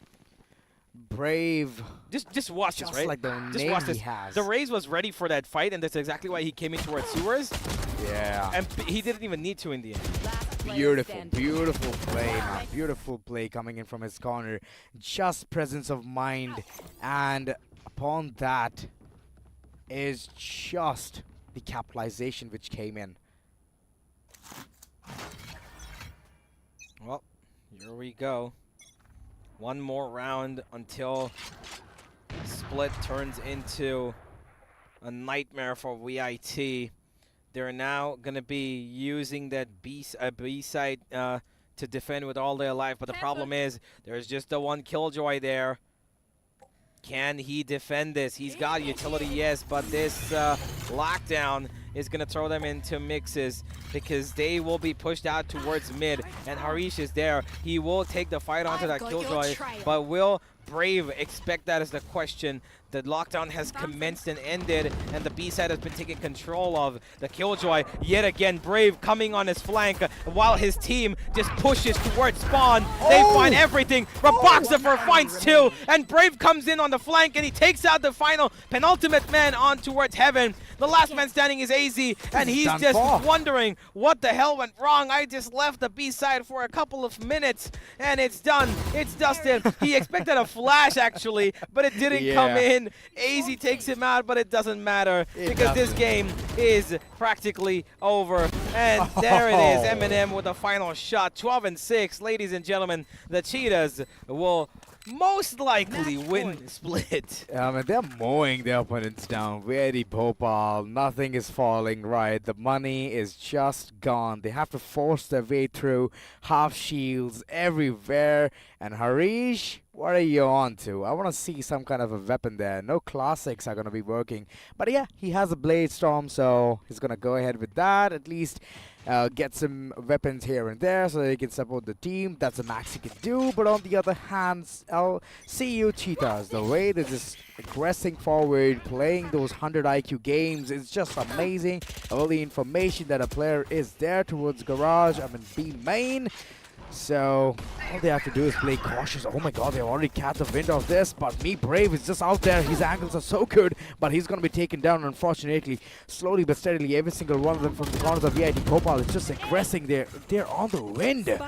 Three players just aggressing forward. Four seers. Oh, the timing! They missed each other. Victim's now been heard, and he will be taken down. Abhigyan's got a little bit of, and honestly, an inch of life here. If he wasn't checked, he would have absolutely turned him around, Victim. But he was, and Harish will take down Raboxifer. And just like that, it is one singular round that they've won. But they've got so much more to work on. 12-7. The Cheetahs are still absolutely in control. They do not have any problems whatsoever. They will be taking this attack on another chance. They will be extracting probably mid this time because they've not actually explored that region at all. It's always been that A and B side direct hit with one player lurking up in mid, and that's usually been Brave. And now I believe if they want to change up the game, maybe taking mid now is what their option is going to be. They're going to try to throw these people off, and we'll find out. A little bit of course, the bank is fully available to them. They can even buy in the next, perhaps even the round after that. That's right. If at all they lose these next 2 rounds. But of course, they would want to settle this game as soon as possible. Aggression coming from the defense on mid. They're actually taking down towards B market, and they know that their players outside B, they've been heard, by the way. Roboxifer is making sure that nobody's pushing in B main to sandwich them, whereas the rest of the team is going to fight these duelists towards mid. Victim needs to be a little careful. Harish is taking up a little bit of an inchy corner here, but if he gets spammed down, it's going to be a problem. A flash to come in and commence a little bit of fear. Does he get checked here? Oh, no. Harish. Close. Yes, Oh, he does. He gets checked. He turns towards the right, and his gun barrel was seen, and that should be it. They clear out that corner as well. Real good utility usage here to make sure that every single corner on towards this mid has been taken care of. Now, they're trying to establish a crossfire, Tai Chi and the Sky, but it's not going to work because look at the way they're heading in towards B. They've taken so much attention off. They know that the B side is empty. Excellent. He takes care of one. Roboxifer finishes off the other as well. And with that, ladies and gentlemen, we are commencing the climax of map number 1. Abhigyan, the man who's standing in towards spawn, has spotted his Omen counter ego come in towards his own spawn, but he will take him out. It's still a 3 versus 2. It is still in the control of the Cheetahs. A little bit of an overheat moment there for the Omen, but he still will be giving them information as to where this defense could be coming from. A great wall, by the way. They cannot cross in here, and look at the amount of information they can gain. They know that there's one close by. They know that AZ-Bot's here, and they're closeting this this entire team towards one particular avenue, and Brave is ready for that avenue. He takes that one. Abhigyan's the last man standing. Can he clutch this out? No. Yes, almost. He actually makes it work. Excellency's gonna play with him. He's gonna play for Ty, and he will win it in the end. Excellency shuts it down as they win this map 13-7. A very good start there, and this is just getting better and better. The first map going in the corners, I'll see you Cheetahs. We have seen them do so good. Yeah. And today is a perfect example. I mean, in the grand finale, they're performing so well. And the execution so on point. Me, Brave, credit by credit is due to that guy.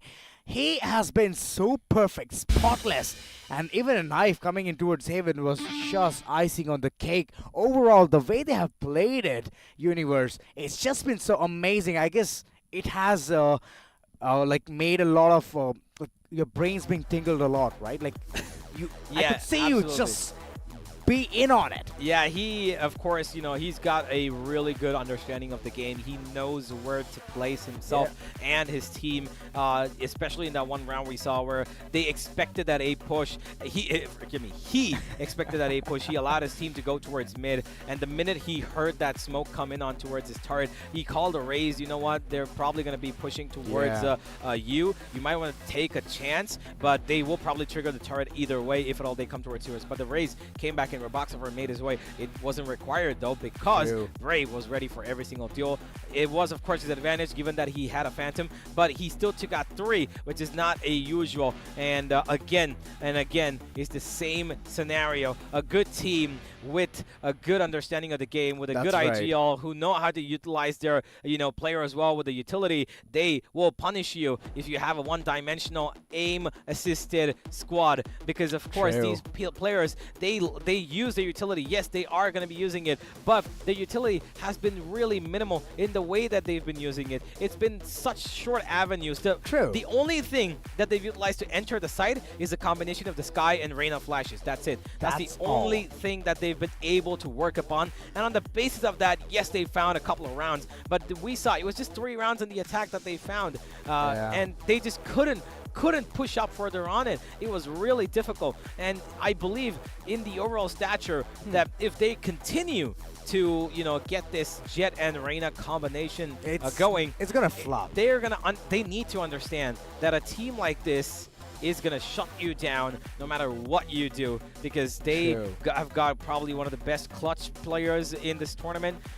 They work as a team, and they work only to win, not for kills. Ladies and gentlemen, map number 2 is going to be soon here.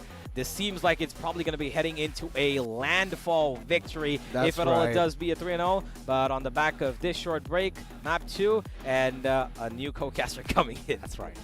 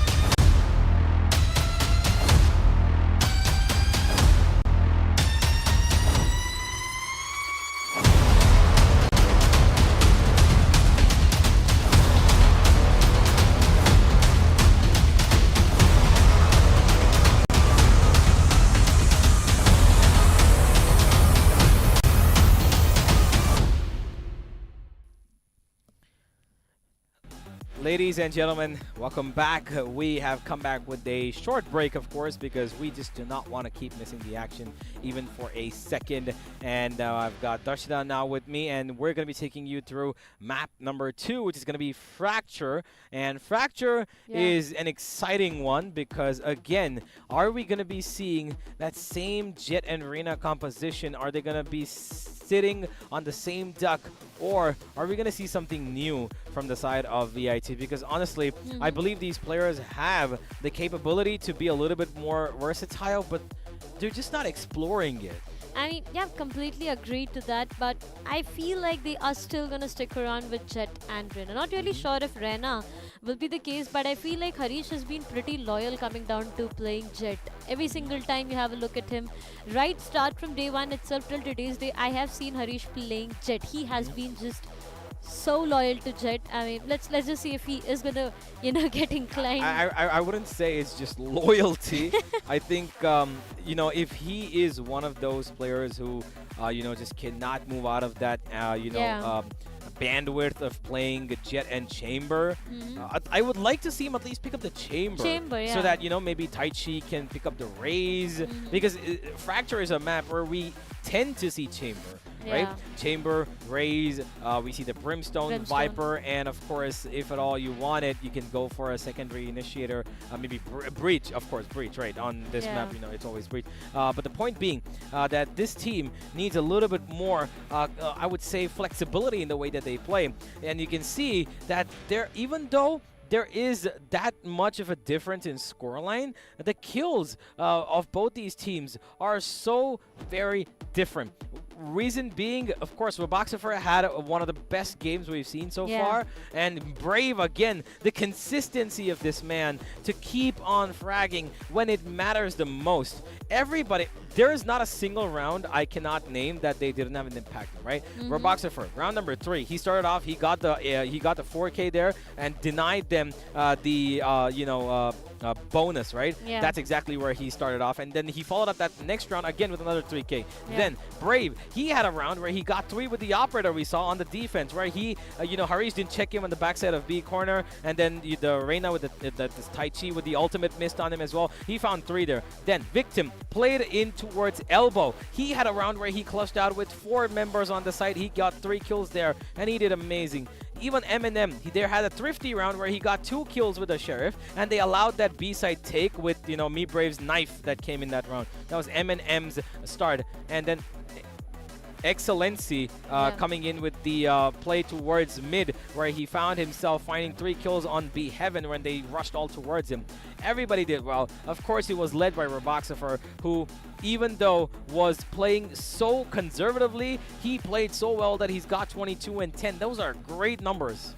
It definitely is a great number. Every single player coming from the, coming from that end has done something or the other impactful. Every single player. You name the player, and you were describing every single thing. Just name the player, and it will take you back to what they have done in the map itself. But it all comes down to the player of the match right away. 299 of ACS to be maintained with 3 first bloods. Now, Roboxifer has been pretty consistent with his performance, and we do have the replays as well. I mean, every single time when it comes down to aim duels, when it comes down to ultimates, when it comes down to him taking the entry, he has done a great job. Absolutely. He's found spaces right on point. And this was another round where you look at this. He gets 1, gets 2, makes that a 3rd as well. He's down to 1 HP and he survives. And this again, another round where he finds 2 like it's nothing. They're dry peeking him. And this is a problem. Look at this again. He's holding the angle. He misses a shot. That's okay. Missing a shot is okay. But giving him an opportunity to win his fights when he's been probably one of the best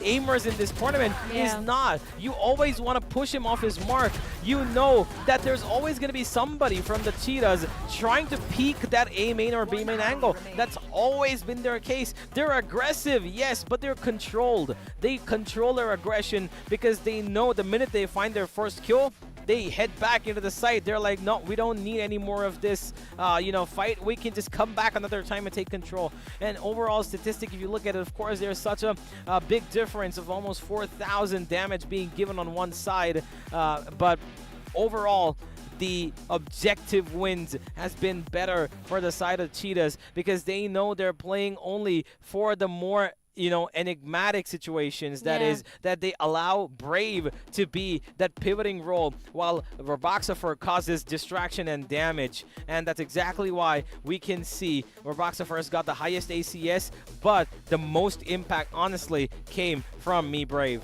I definitely did. On the other side, the maximum amount of first blood, that's going to be Tai Chi. I remember him playing Rena, and he was actually doing a great job. 125 of total kills with a scoreline of 13-7 as it went further with 11 total plants and 44 total assists. To be very honest, this match has kind of been very dramatic for, some of these players, and some of the players such as Roboxafer has outshined. I mean, they've just done such a great job when it comes down to taking the aim duels and doing everything that they can. But, to be very honest, Roboxafer on that race. Now, the double satchels and making the entry is a job, But he is able to find that space. He is able to not just find it, but he just creates that space for his teammates, and that's where everything is just looking so good for him. Yeah, absolutely. I think that he's got a real good sense and understanding of how to use that agent to the right capacity. His grenade usage has been brilliant. He knows exactly when to follow up on his teammate's utility, especially when him and Victim were doubling up together towards mid most of the time and towards B main as well. They allow him to be the showcase of their utility. They want him to be out and out, the parcel, the present that comes on the back of that Trailblazer, the flash, and of course the smokes that pop in. They want him to keep firing on towards every single angle because that allows the rest of the team to put Brave in the position where he can keep coming in. How many times did he come in towards mid and he found a knife first? Yeah, then he found two more rounds where he came on the back end. One was on the back of that Killjoy ultimate that they got, and the reason they won that was because Eminem was constantly firing onto that smoke on towards B Heaven, and Roboxafer was keeping Spawn busy. So they were making sure that Brave finds enough space to move in, and it was kind of the I would say the awareness was not present for the defense for VIT to make sure that, maybe someone should be checking mid. One person, get a jiggle peek. There were so many times where they had the opportunity, but they were all so focused on the fight in front of them that they didn't realize, oh wait, the Killjoy is missing. Yeah, definitely. It all went down to a scoreline of 13-7, and it was a great stuff coming up from both of these teams. But right now, it takes us back to the discussion of the upcoming matches as well. The first map is done and dusted, and 1-0. I mean, Cheetahs, they have proved themselves to be really good in the very first map, and it was their pick as well. But coming down to the map of Fracture, now this is a pick coming from the sides of VIT, if I'm not wrong. And VIT, if they have went in and, discussed to have Fracture for themselves, they definitely do have some plans to work around with. But agent selection is what is going to matter the most right away. Yep. I believe if they pick the Jet and Reina, it's going to be difficult. I'm really sorry, but this game is going to run away from you. I really hope that they have at least come in with a secondary, thought for this map, because I remember the last time they did pick up the Omen on I believe Tai Chi, and they had the Brimstone still available on Abigyan, so a double controller could be on the cards here. They did do that yesterday as well, but I really need to consider the fact that if these guys stick with that Jet once again, Harish, again, Jet is an agent that you can have your days on and it will pop off. Your team will do great, yes, but it's also an agent if it doesn't pop off, which means there's practically no utility that can actually provide you value. Now, if the Raze, if a Raze on your team, right, doesn't pop off in terms of aim, his Boombot, his grenade, and his Showstopper are so powerful, right? Because it will guarantee you not just information, but chips of damage, if not full kills in total, right? So the Raze toolkit, of course, is so much more well-rounded. Of course, in my opinion, Raze is the best agent in the game. And on Fracture, it's so much more useful with the Fade, which, by the way, is a composition fact of...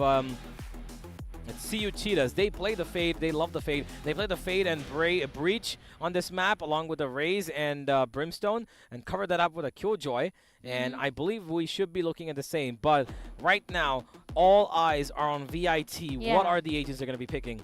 I mean, I do expect a Chamber. coming down to Fracture itself, a Chamber is going to be an important pick coming up once again. But will that be the case? All of these players, they are right there in front of their PCs. They are into the agent selection. I cannot see on what is going on in the screen itself. But yeah, more or less double duelist, double controller. What do you think? I believe that VIT right now in front of our screens, they're playing on defense. So I think considering that another matter, I think they might go for a double control. Nah, you know what? I'm going to say they should be going for a double controller, forgive me, because I don't think they've got players who play double initiator on their team. I think that they have players who can play the controller role. AZ is the only one who's been playing the initiator since the first day for them. He's the KO, he's the Sky. There's nobody else who's picked up that role for them, right? So it is going to be quite the task for somebody else to pick up, and I think that their a team itself is formed in such a way where they don't rely on more than one initiator. But of course, that comes on the back of you using that initiator's utility to the maximum effort. Because if you've got a single initiator, which is, by the way, a style that even sometimes Paper X do, you need to be real quick. Okay, we've got a bit of a change here. There is, forgive me, change for CU Cheetahs. They've got a Jet involved this time. They're going for the double duelist themselves. On the other end, it's still going to continue the same 4 core of having the Brim, the Reyna, and the Jet. And combine that now, AZ, of course, being the only change-up of having gone from a Sky this time to a Breach. Now, they are playing against pretty much the same composition. The only difference is, of course, the secondary duelist. If I had to ask you, what do you think about this? Because Raze versus Reyna, what would you prefer on Fracture? Raze. I mean, as said, right, Raze is going to be pretty impactful when it comes down to making those space, having those entries, and alongside that, now the investment of Jet is something that does give me quite a double thought. I mean, not just from one end, but both of these ends, right? Chamber, we've discussed so about Chamber right away, but there's no investment of Chamber whatsoever. On the sides of VIT Bhopal, we did expect Harish to stick on Jet and, Taichi to go ahead with Reyna, and more or less that is going to be the case. So here's the thing, loyalty towards one player or your your love towards one player and the way you play is a different thing, but stubbornness to stick to that one player and not explore can actually hinder a lot. But right now, if they are so confident, I feel they do have some strategies to work around with, and if they do have, they need this map because CU Cheetahs, they have a lead. Of course they do. They've gone up 1-0 and they are looking for the second one as well. They want to shut this down 3-0. I'm pretty sure they've got the capacity for it. But VIT, don't count them out just yet, ladies and gentlemen. Of course, they've got a little bit of a bad map that just went by them, but that doesn't mean they cannot pick themselves back up. We're hoping for a comeback. We're hoping for a 5th mapper here as we will witness the start of Fracture here. Will this attack lead to anything? They, for now, have taken a bit of a sandwich approach towards B. They've taken the north and southern side, and they're splitting it up. One duelist with the Breach, of course, going in towards Heaven. He's taken control already. Braves already found that control, and Deathwish is going to try and hold them off with the Nano Swarm. For the moment, they will not be stopped because the Nano Swarm's not covered them completely, but Victim in the smoke. He's got too much risk here right in front of him because he's got 2 players on the other side. A Big Yan needs to be careful. Oh, they've missed each other, and he goes straight through. A Big Yan will lose him, but Victim finds Deathwish towards spawn. The Excellency finds one in trade, and now still a 3v3 retake on control. Will they win this one? It's going to be way too difficult. Look at 2 remaining players. One being way too low. B-Brave, 31 HP. And a Dream is what he has right now. Does find one onto Abhikyan, but Taichi, he just comes up, shuts him down. And that's going to be the very first rolling in for the sides of VIT Bhopal. I mean, every single time I feel CU Cheetahs, they have a less probability of winning the pistol round as compared to the sides of, VIT. Yeah, clearly. They've not won any pistols so far. It's 3 out of 3 that they've lost, and 3 out of 3 that's been won. But again, we've seen, and I've told us before as well, pistol rounds don't really fall for a consequence for me. Because if you win the game 13-7, what point is that winning pistol round, right? Because 4 out of those 7 has been just pistol and the follow-up. That's practically been it. And the remaining 3 rounds were spread across what, 20 rounds, you've won just three practically? Yeah. That seems, you know, kind of unrealistic on your part if you've come this far. But they, of course, are going to now try to continue their momentum from the pistol. Let's see if this attack is going to move towards B, because there is a presence on towards Dish, which is a sort of a fake. But of course, it's not being bought in by the defense just yet. There is a turret and alarm bot holding on to that B main. And of course, a Big Yan who did check it out, but he's now tucked into the corner because he was smoking it off. Oh no. There's a bit of spam, and there it is. The first kill comes through. Yeah. This should be a pretty clean and easy round.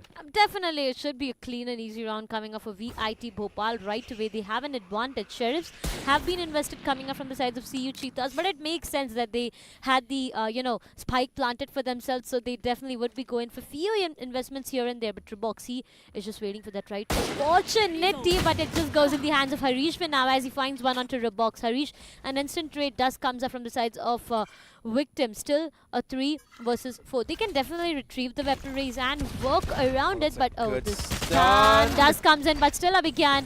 He finds one onto Rave, and now it all goes down to 2 last remaining player. We'll make it a 1 fin now. One last remaining player. The spike is yet into his hands, and that's going to be Victim, but 1v3, it's difficult. They are chasing him. No, that's Taichi. Yeah, he tried to chase him. He could lose his life here, and that's again a mistake. He does not have any support. Nobody came to cover up. He's got 2 different angles. No. And Victim will be going down towards the end for sure. But this is, again, a pretty damaging round for VIT. Taichi went ahead to chase him alone. Okay, he's Arena. It's fine. But that's still a weapon drop that you have to reinvest in. Now, look at the economy. It's practically in shambles. They could have had better weapons for this round, by the way, if Taichi would have just stayed alive. They should have let Victim stay alive. Why? He wouldn't have gotten any extra money, right? Because if he stayed alive, all he would have gotten probably the loss bonus. He wouldn't have gotten the loss bonus, and he would have been struggling with probably a Spectre at this point. But he was awarded a free kill, and on the back of it, they're running in towards A, full speed. Roboxifer. Once again, that's going to be a good grenade. Now he's just clearing off close corner. There's a flash. He just winds off his own teammate, but that's okay. AZBot's going to hold on. There's a Judge. Big Judge is going to get some big kills, but Roboxifer turns it down. Excellency will make sure that no more damage is being given here. One after the other, he just keeps killing them, and Roboxifer is going to find the final one. The Cheetahs instantly hitting back. Like I said, they don't care about the pistols. It is all about the full buy round that they are aiming towards, and they get it. I mean, the very first full buy round that comes up in their corner, they get it well and stable. And now I feel they are going to have Phantom Vandals and full shields coming up with a lot of utilities all around. On the other side, VIT Bhopal, right now, they do have the Orbital Strike to work around with, but on how will they invest? Abhigyan has been doing a lot straight away, but it's just 3 rounds that we are talking about. Right after this round, again, it's going to decide a lot of things. Towards the Dish is where the presence is like stun 2 comes in, but the information is something they need to be careful about. KJ, I mean, that's going to be Death Wish on the other side. Oh, Harish has invested onto an a big flash. My God, so good. They understood that there might be more than one player, and now Harish is going to get pummeled because he's going to get spammed. No, he gets away. He's a lucky lad here to get away from there, and he will still be pressured, by the way. Victim still pushing in. Abhigyan will take in. What? Victim finds Harish. How did he lose his life there? I'm not quite sure. And one after the other, they just keep losing their players. Harish, I'm not quite sure what happened there. It's just bodies piling up left and right. Sides of CU Cheetahs, it does not even matter right away. Harish had an operator. He just tried to go back completely and save himself, but the aftershock just caught him there and there. Yeah, that was not even the best play there, right? Yeah. Because the aftershock killing him was not. I don't know how it happened because he could have moved back. I'm not quite sure what transpired there. But the real thing was that the first 2 flashes that came in the breach, they expected there's going to be more than one player. So they hit the first flash, and Harish was ready for the second shot. But before he could even get ready, came another flash. The grenade followed it up. He got pushed away. Beautiful stuff. And now Brave finds the first kill. He gets away. He gets away. He's getting pushed on, but guess what? There's 4 players here. Harish still finds one. He still finds one, and he's still sticking there for the fight. And now the breach is being followed up. Roboxifer finds it with a grenade, thankfully. And they trade it off completely. it doesn't matter. It is an eco, so not going to be too much of a problem. Harish finding one there was insane, by the way. Oh, yeah, it definitely was. 2 versus 4 is what it looks like for now. VIT Bhopal, I said, it's an eco round. It does not even matter straight away. They are just trying to take him down. Death Wish does convert one more onto Me Brave out there, but Robox, he will be saying a goodbye to Death Wish, and it all goes down to one last remaining player, Abhigyan, slowly and steadily. Does have a Phantom to walk around with, but Eminem, he will be sticking the plant, and the plant goes down. Now, it all goes down to one last remaining player, Abhigyan. His location might be compromised, yet it does, as he finds one onto Robox. 1 versus 2. It is yet doable. Look at how low Eminem is. So, it can be pretty doable, but it all depends upon Abhigyan and his 1v1 duels, if he would be allowed to do so. Trying to jump down, the Stim Beacon does come into the play, but the Molly is completely on point. 2 players right in front of him is what he needs to face right away. He is trying to force out one player. He finds one onto Eminem. Excellency goes down. Abhigyan does it straight away, right on the face. He does have the time for defusal, ladies and gentlemen. VIT Bhopal with a round for them. It was an eco round. Yeah, it was an eco, a thrifty that comes in, of course, thanks to the 2 kills that Deathwish and Harish found. They made it easier for this man to actually win it. That was the first kill there, and then this was the second one here. And after that, it was just Roboxifer kind of giving up his life. The Molotov really well placed, and he expected him to maybe swing out from the left. He was ready for any fight. Abhigyan, really well done, as he will be getting that clutch for his team. Big clutch there from the Brimstone. And they need more of this, though. We need to remember that this is not going to be easy for them. A flash comes in, an orbital strike towards Heaven. A great first kill from Harish, as he's going to be stunned up, but he will still get away thanks to the updraft. On the other side of the map, there's no attention whatsoever, so this is going to be a full-fledged B execute. They've still got 2-3 big ultimates on their hands, but there is a counter available on the other side. VIT have a Killjoy and Brimstone ult of their own, but I think they might... Okay, Roboxifer just finds Harish out of nothing there to seize him within half a second of that smoke fading away and punishes him instantly. Now he's got a bit of a cover. There is an aftershock to cover off towards that respawn region, and that's a big ultimate. There it goes. He doesn't kill anybody. Neither does the damage, but Roboxifer is still trying to fight. Abhigyan will take him down, but he's down to 46 HP. Now they expect the flank, but it's not going to be coming. Eminem sitting on site. There is a defender, Killjoy, putting the ultimate down. Excellency needs to fight this one. He gets the burst, and now he's got an ultimate to work with. Victim comes onto the side. Victim's taken out 2, and he needs to fight this, but he's got no more life left in him because Tai Chi will steal it all away. Slowly and steadily, VIT Bhopal once again, they get one more round. Victim did find 2, and you know, he just got it back slowly and steadily, but it all went into vain as it was just one last remaining player. And also, to highlight it more, he was quite low. That's where everything just fell apart. VIT Bhopal, they have an advantage right here. 2 consecutive rounds is what CU Cheetahs got for themselves, but after that, it has been a pure silence. And now the economy is something which isn't looking good at all. I mean, look at that, look at that. Look at all the investments being made. Full shield, Vandals, yes, class 6 on the other side. Both of the Jets do have the ults to walk around with, and yep, it's going to be the Blade Storm activated. Robox do, you know, feel there's going to be one right behind the back, but for now, on the other side completely, Me Brave slowly and steadily is trying to make his way. This flash can turn actually things around. AZ bot, the timing needs to be perfect. Oh, Roboxifer is actually found Tai Chi. Harish takes out Roboxifer, but instantly there's a trade.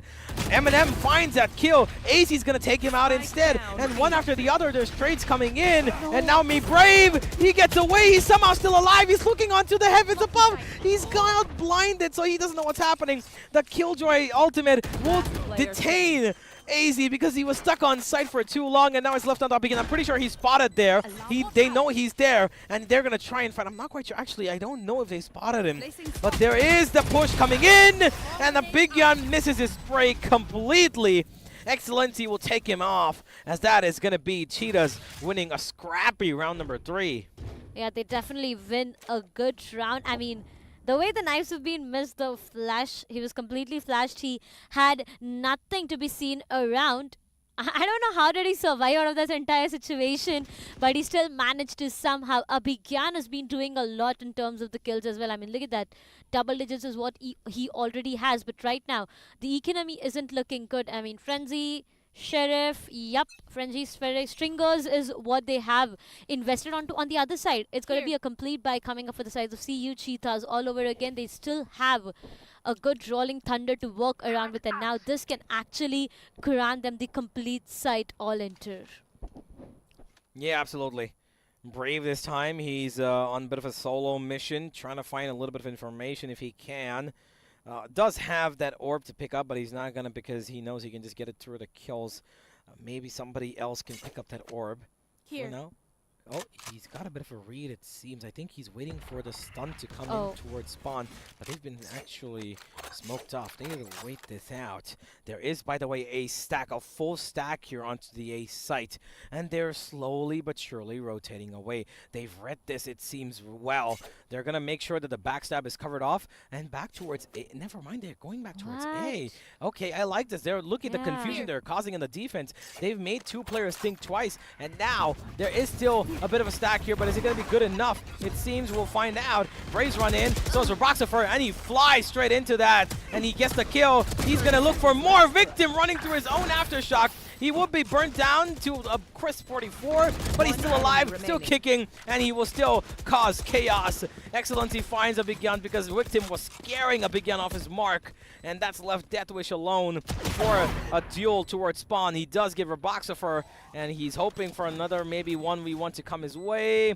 No, they're going to just take the weapon and get away because they know that they've got a little bit of economic crisis, and they need to save these weapons. Deathwish right now is just trying to take the exit frags for himself. I mean, look at that. Trying his level best to get at least one. Anyone who falls down in his trap might just get taken down out here, but he needs to be careful. Oh, Eminem and Victim! Why would you do that? Right away, straight up. You tried to save the weaponry, but... Wait, what? Okay, okay, fair enough. Yeah, fair enough. Even though he could have just saved that weapon, he knows he wants the money more. Yeah. So he's just gonna give himself up to the spike. Yeah. But I believe, yeah, he's gonna have a little bit of a problem. I'm still confused about why, even though he had a weapon, he tried to die. But okay, fair enough, I guess. Maybe he had some thought in mind.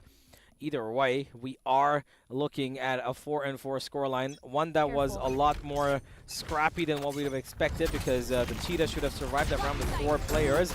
Never mind, Roboxifer. He's going in pretty strong and healthy here. AZ's actually stuck in that corner. There goes the Rolling Thunder, and he's been pretty much spotted. But Harish dashes in from main. He's trying to put pressure. He's trying to create chaos, but they've been taken down. Tai Chi loses, and so does Harish. Excellency is absolutely on his mark today. He's finding kills left, right, and center. And now a Big Jan who's trying to defend his A side by himself. He's got his teammates supporting him from spawn, but he, of course, was a clutch master in the previous round that they required one. This time, they may need it again. It is a 2v3. It is the exact same situation as before. This time, he's used up his Molotov to clear off that left side corner, but Deathwish has found Excellency onto Heaven. He spams him down, and they're going in from main to cover this up. No utility, mind you, nothing available, but Eminem's actually got a decent off angle to work with. Nobody really checks this, and he's going to be able to find it, I believe. There comes the fight, and there comes the spray down. Now it's all on to the one man standing. Roboxifer goes down to 14, and now he needs to run in. He needs to run in fast. He needs to run in quickly. He's going to try and play with the minds of this player. The time available, of course. Roboxifer reads it wrong.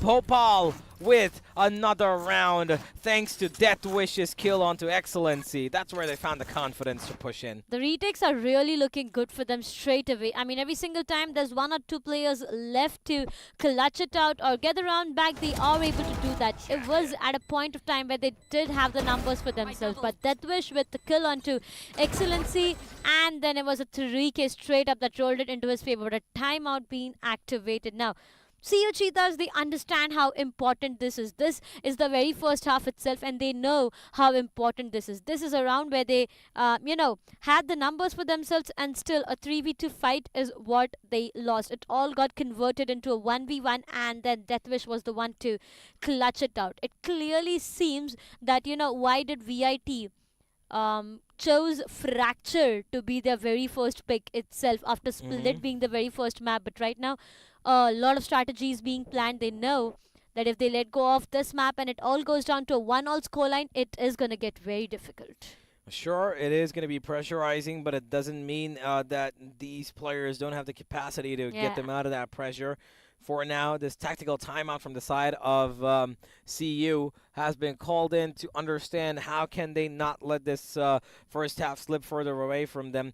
That round there should have been theirs for the taking, but 2 kills that came out of practically nothing. The breach dying there, which of course was victim, lost his life by a blinded death wish was a problem. And follow up on that heaven spam. Playing in positions like that is what's going to probably get you down. Excellency being the killjoy, I expected him to play towards main and play off his utility, but not going to be the case. And now they suffer the consequences of the same. They've got one big ultimate to work with, the orbital strike for the post plan, and maybe with the Molotov they can bite off as much time as possible. But Brave, look at how much space he's garnered here. This is big, but he's got a huge flank coming his way. They don't realize it, that there's such a big flank of 3 members coming their way, and a big guns made things easier for the side of the defense. One after the other, they're winning their fights, but slowly the duelists along with the breach are making their way towards that heaven position. Deathwish has found 2 himself through the smoke, it seems, and Victim, he's trying his best, but he's only good for 1, and Tai Chi will finish up the rest of the squad, as it is going to be number 6 for VIT. They're finding their momentum like how we've seen it before.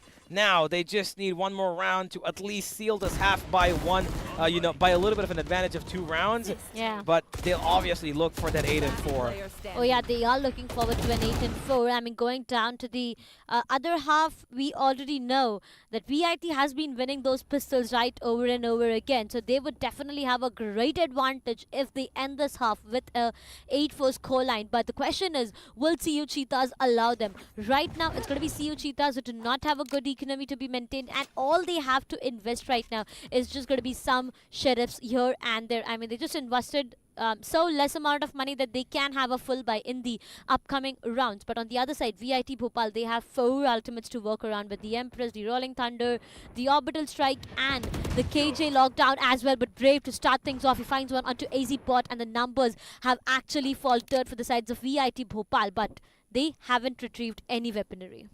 Yeah, of course, it's pretty deep for them to go and get that, so of course they're going to avoid it.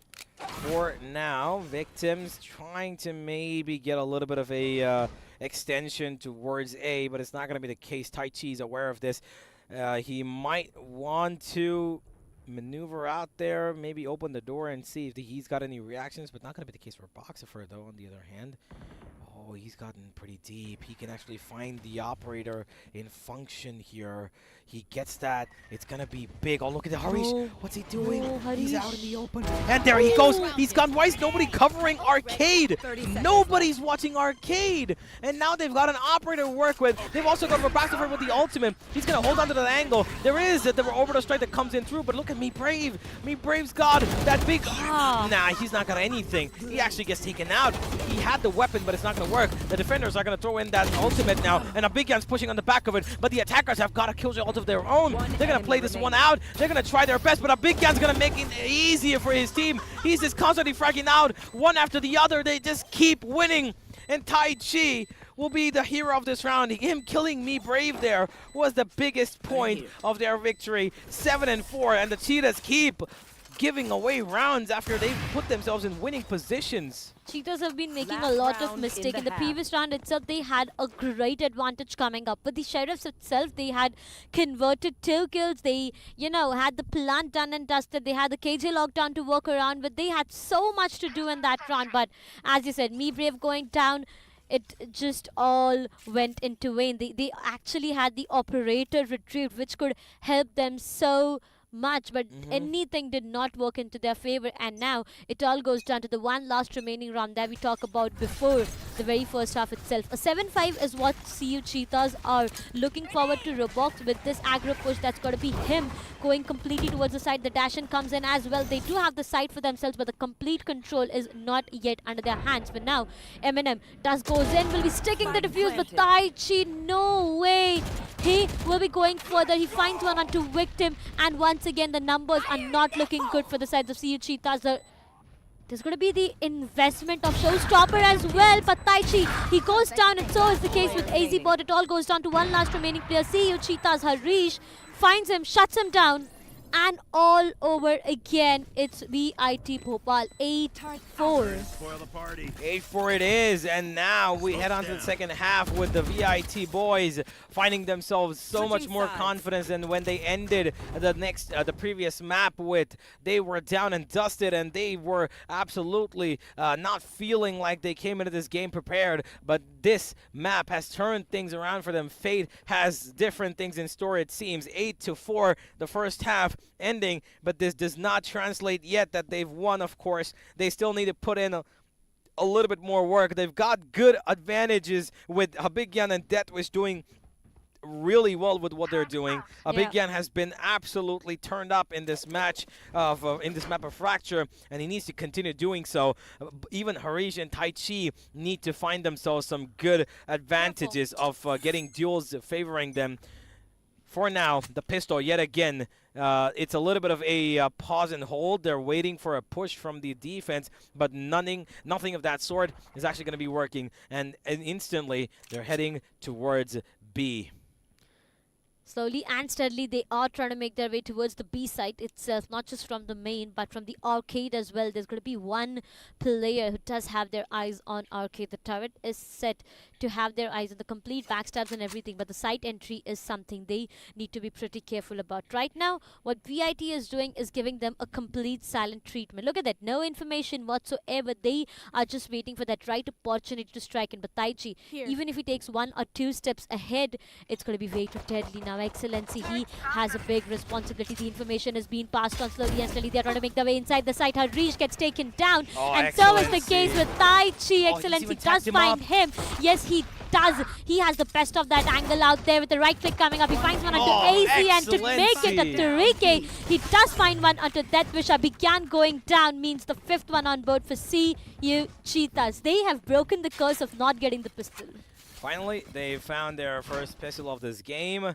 And finding it at the right time as well, knowing that they're on the disadvantage, they need to play a little bit more smarter. Brave's position there, was really good. The turret made the distraction happen for him, and they completely did not expect that he's going to be, pursed up onto that corner towards spawn. And him sitting there allowed him to find 1 kill and a headshot. And Excellency, he capped upon that and made it 3 because he covered up for his teammate. Taichi had lurked onto the side. It doesn't matter though. Here comes a big grenade. That's a big grenade. It damages so many, and it actually takes out Harish as well. And Roboxifer is actually going up further and taking a little bit of an aggressive control here. Victims found Taichi through the smoke as well, so they're completely happy about this. Roboxifer, he does not need to move. He's just going to wait for Victim to do most of the work here as he baits him out and plays for his opponents to push in towards him.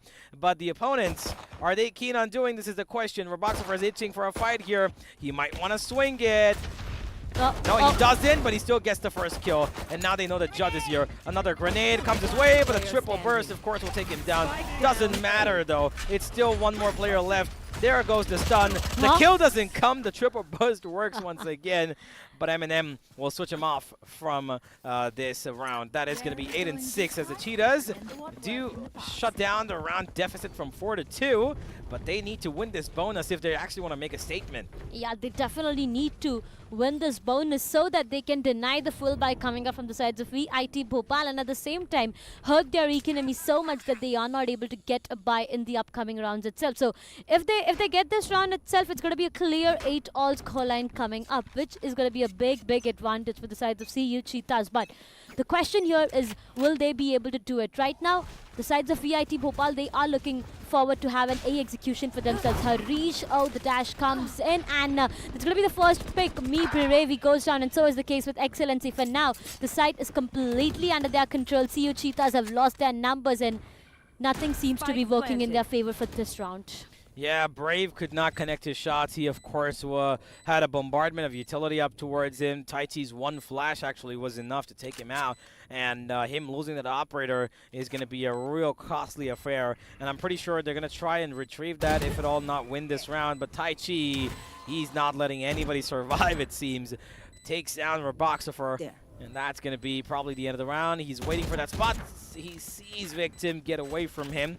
But I'm pretty sure right now the point of goal, the point of this round is going to be to save those weapons. Eminem's going to just hold on for a close quarter in case somebody pushes him. He just takes up towards Arcade. He's going to run the other way as, never mind, Eminem actually loses his life. Okay, that's kind of unfortunate. He should have been alive there with his weapon. But now, I mean, it was a bonus, so it's okay, I guess. He probably searched up. He had a Bulldog, so he thought, okay, you know what, maybe I should just upgrade. Either way. Now, 9 and 6. There is a little bit of deficit only on probably me Brave.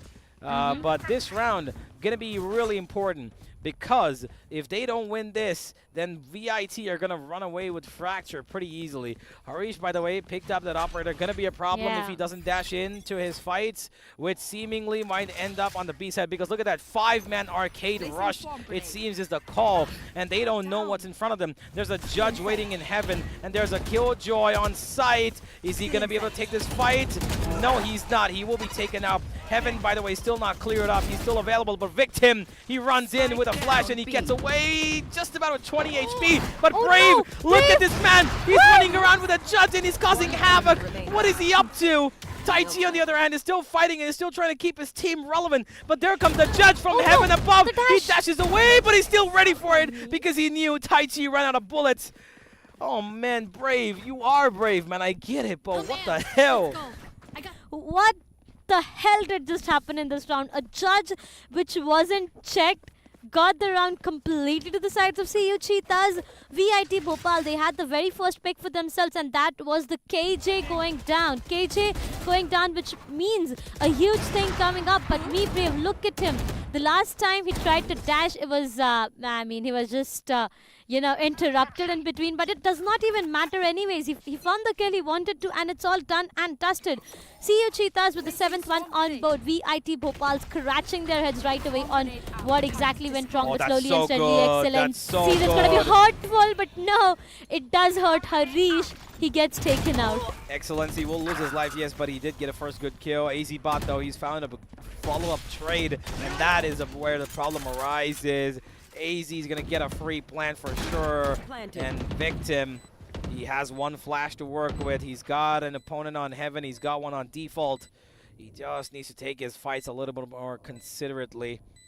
One flash is what can help him win this, and he's hoping for that first fight to come in. Does not win it. Oh. He knows that there is a swarm grenade there. He's heard it. Oh, they go for the fight. Right, so he wins it, and that should be the round, ladies and gentlemen. Nice Victim. Victim brings it to a 2v2. He knows Deathwish is there towards main, but he cannot fight him because he just dodges that fault line, comes a little further. Deathwish gonna cool himself off with his knife as he gets away, of course, because he just had to win that fight no matter what. And Brave gonna be able to secure that operator for the next round. Yep. But this is still not enough, ladies and gentlemen. Cheetahs, if they want to make a comeback here, they need to win their next round. If they don't win this, it's good night, and we will be heading to map number 3 with the competition level rising further.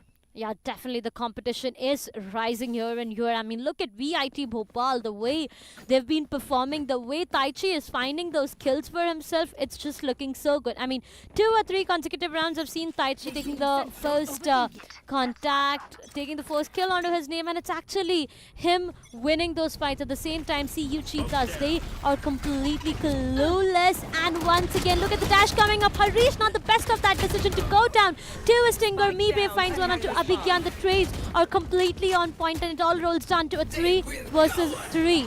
It's not looking good. The Empress mode has been enabled, and now it just feels next to impossible. 62 HP and a dream, but the smokes are prevailing the visions for both of these players. Right now, Eminem, he needs to go behind. These angles will be checked, but Excellency with a perfect connection. AZ Bot. Such a big kill. Yeah, it is AZ Bot. He gets taken down, and now 2 remaining player. Taichi with a 3K once again. Over and over again, it has been Taichi, but 1 last remaining player. VIT Bhopal. It's them losing out of this fight. Deathwish into a 1v2. Not the very first time he is, but the turret is also going to give him a lot of distraction and damage at the same time for CU Cheetahs to clutch this out. 10-8. This is just going so close. Yeah, this is, it has been in VIT's court so far, and it still is, but the Cheetahs are giving us glimpses of, you know, brilliance here and there, but it's not going to be enough. That kill onto AZ from Excellency was probably the most important kill, because if he would have been taken out there, the round would have been over. It would have been a 2v2, no, forgive me, it would have been a 3v2, and that should have been a save call right then and there. But no, Excellency's this kill, real important. And then the follow-up coming in from his teammate Eminem finding that kill as well. Really good stuff here, clutching it out for their team. Impact shown when it is most required. And Brave, now he's feeling a little bit of an itch to get a couple of kills with his Blade Storm, but he's going in the wrong direction. A flash that blinds his own teammate, but of course they are in an eco, forgive me, a semi-eco of sorts. They've got to buy on a couple of people and an eco on some of them. They're taking in Sands though. Where exactly are they planning on going? Eminem's hit himself pretty well in that A site. Now he's gonna have people walking in towards him. He's ready for the first. He's ready for now. He's not ready for the second. AZ takes him out. The Roboxer there with the follow-up. Harish loses his life, and with that, it is a 4v3 retake. A big ultimate already used, but they've got one of their own. Excellency though comes in with a flank, and he's got a support. Victim takes out a big gun, and they don't need any ultimates except for the Blade Storm, because they've got this under control. Number 9 for the Cheetahs popping up. The retakes are working really good in their favor straight away. It was not a good buy coming from the sides of VIT Bhopal, but once again, CU Cheetahs, they have just invested onto the Blade Storm to get that round for themselves, and it went pretty well on the other side. The Rolling Thunder being invested, VIT Bhopal, that was just a huge investment coming up from their ends, but everything goes down to this one remaining round. Now, this round is going to decide on an equalizer or a lead to VIT Bhopal, as CU Cheetahs are on 9 and VIT Bhopal on 10, but they do have some impactful ults. Once again, the orbital strike and the lockdown to work around with, but so is the case with CU Cheetahs as well. And to add on to it, they have Showstopper and the Rolling Thunder. Yeah, they've got quite a lot of ultimates available to use in this round. Excellency's playing with their minds right now, but he's in a real risky position. He needs to be careful with taking his fighter. He still wins one though. Roboxer gets another, and they're just not checking or killing him. They're not even trying to fight him. And now it doesn't matter who gets detained or not. Even if 3 players get detained, it doesn't matter, because the Big Gun is the last man standing. He's gonna find 2. Sure, take as many as you want, but we've got still more players coming at you. Number 10, Cheetahs with the comeback here, ladies and gentlemen. VIT need to find a game plan. You know, they need to change up their game plan, because right now it is absolutely the Excellency show. He's taken control of this map. He's the one who's showing up. Last time it was Brave and Roboxer. Now it's Excellency with a Killjoy, and he's done pretty great with his setups and with his entire toolkit. He's been able to find the right timings and so much damage onto his opponents. It is, of course, going to be him. He has been the backbone for this team, apart from Brave. He definitely has been, but right now the Blade Storm do come online. VIT Bhopal, they have been investing onto a lot, but finding the returns is something that is not happening at the Betro box now. This can be a vulnerable decision, but Abhigyan and Taichi, what in the world is Roblox doing right away? 2 picks back to back with the operator. The timing gets better of him, but Brave's there to cover up on the other end of the map. He finds 2, and the final one as well. Cheetahs, they have taken the lead after a string of 5 rounds in a row. They had, forgive me, 4 rounds in a row. They've taken the lead into their hands. They were 10-7 down, and now they're 10-11 up. But this second kill, wow, what a quick scope. He doesn't find the third. It's a little bit of an injustice, but it's still absolutely brilliant.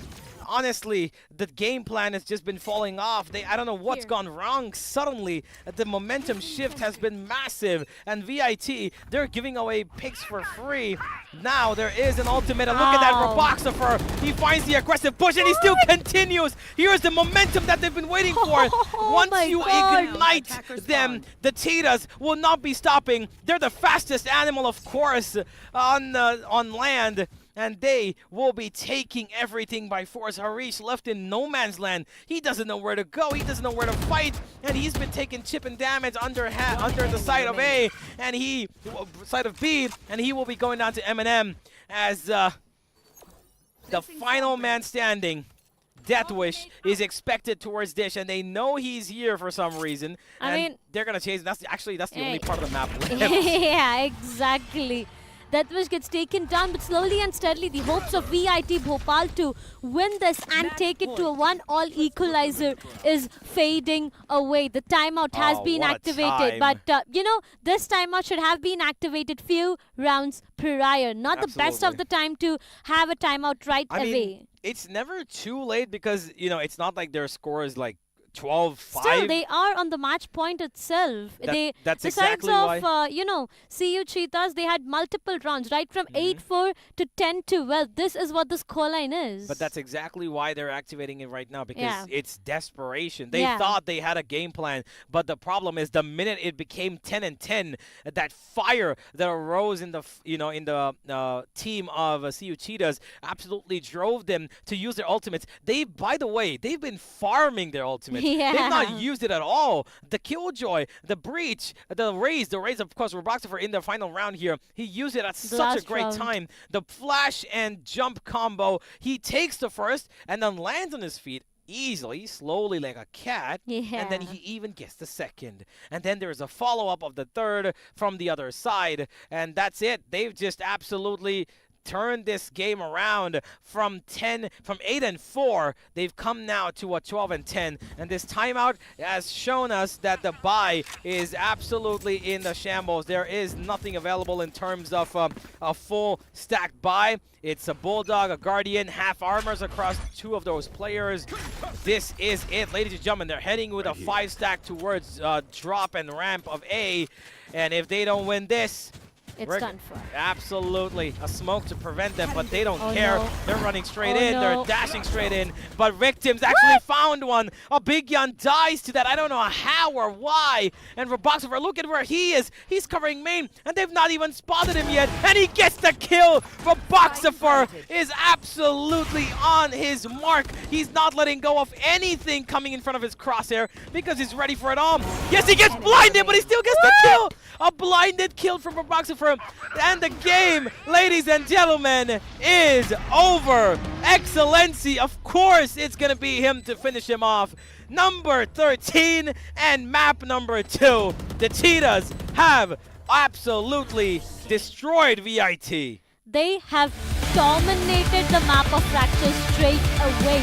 This is a pick coming from the sides of VIT themselves, and who won? It's the sides of CU Cheetahs. What an absolute domination. Mad lad, crazy performance is what they showcased it. Right from an 8-4 to a 13-10 victory. This has been phenomenal, and I mean, they would be celebrating it right away. They are happy, right? They definitely are happy for the comeback that they have made. Yeah, I mean, they are happy, but they're not celebrating just yet. Why? Because they know there's another map to go, and this game can be turned around at any given point. It's their map pick again. Yep, it is their map pick. It is Haven and their map pick, so. But we've seen that the Jet and Reina combo is effective to a certain extent on the map of Haven. But for the map of Fracture, again, it's that kind of maneuvering that you find around with utility that you just cannot use. One single Reina flash is all they had, and the Breach, easy, he didn't have impact today. He couldn't get the frags. Yes, in the first half, his calls were really great. He had great calls for his team. They were able to find their advantages, but he could not get his team over the mark in terms of his fragging potential, and neither could his couple of his teammates, who in the end, I believe, kind of lost mentality. But ladies and gentlemen, will this mentality bounce back in any way? We'll find out, because VIT right now need a big jump from where they currently are. We'll see you at the end of the screen.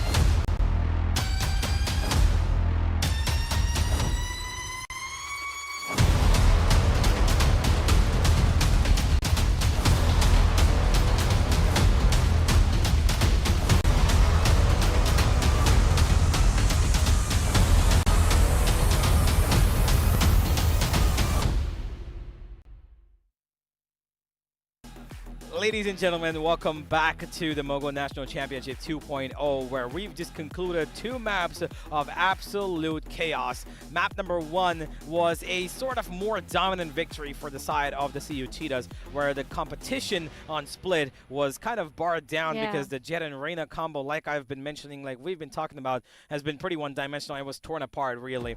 Map number 2, they did pick up really well. They did a good set of attack range, defensive range duties. But I believe in the overall schematic of things in the second half, when the side of VIT came onto their attack, they didn't have enough utility to actually convert their, executes, because at one point it seemed as if they did not understand how and where are these defensive players playing, especially on the B side where Excellency was playing.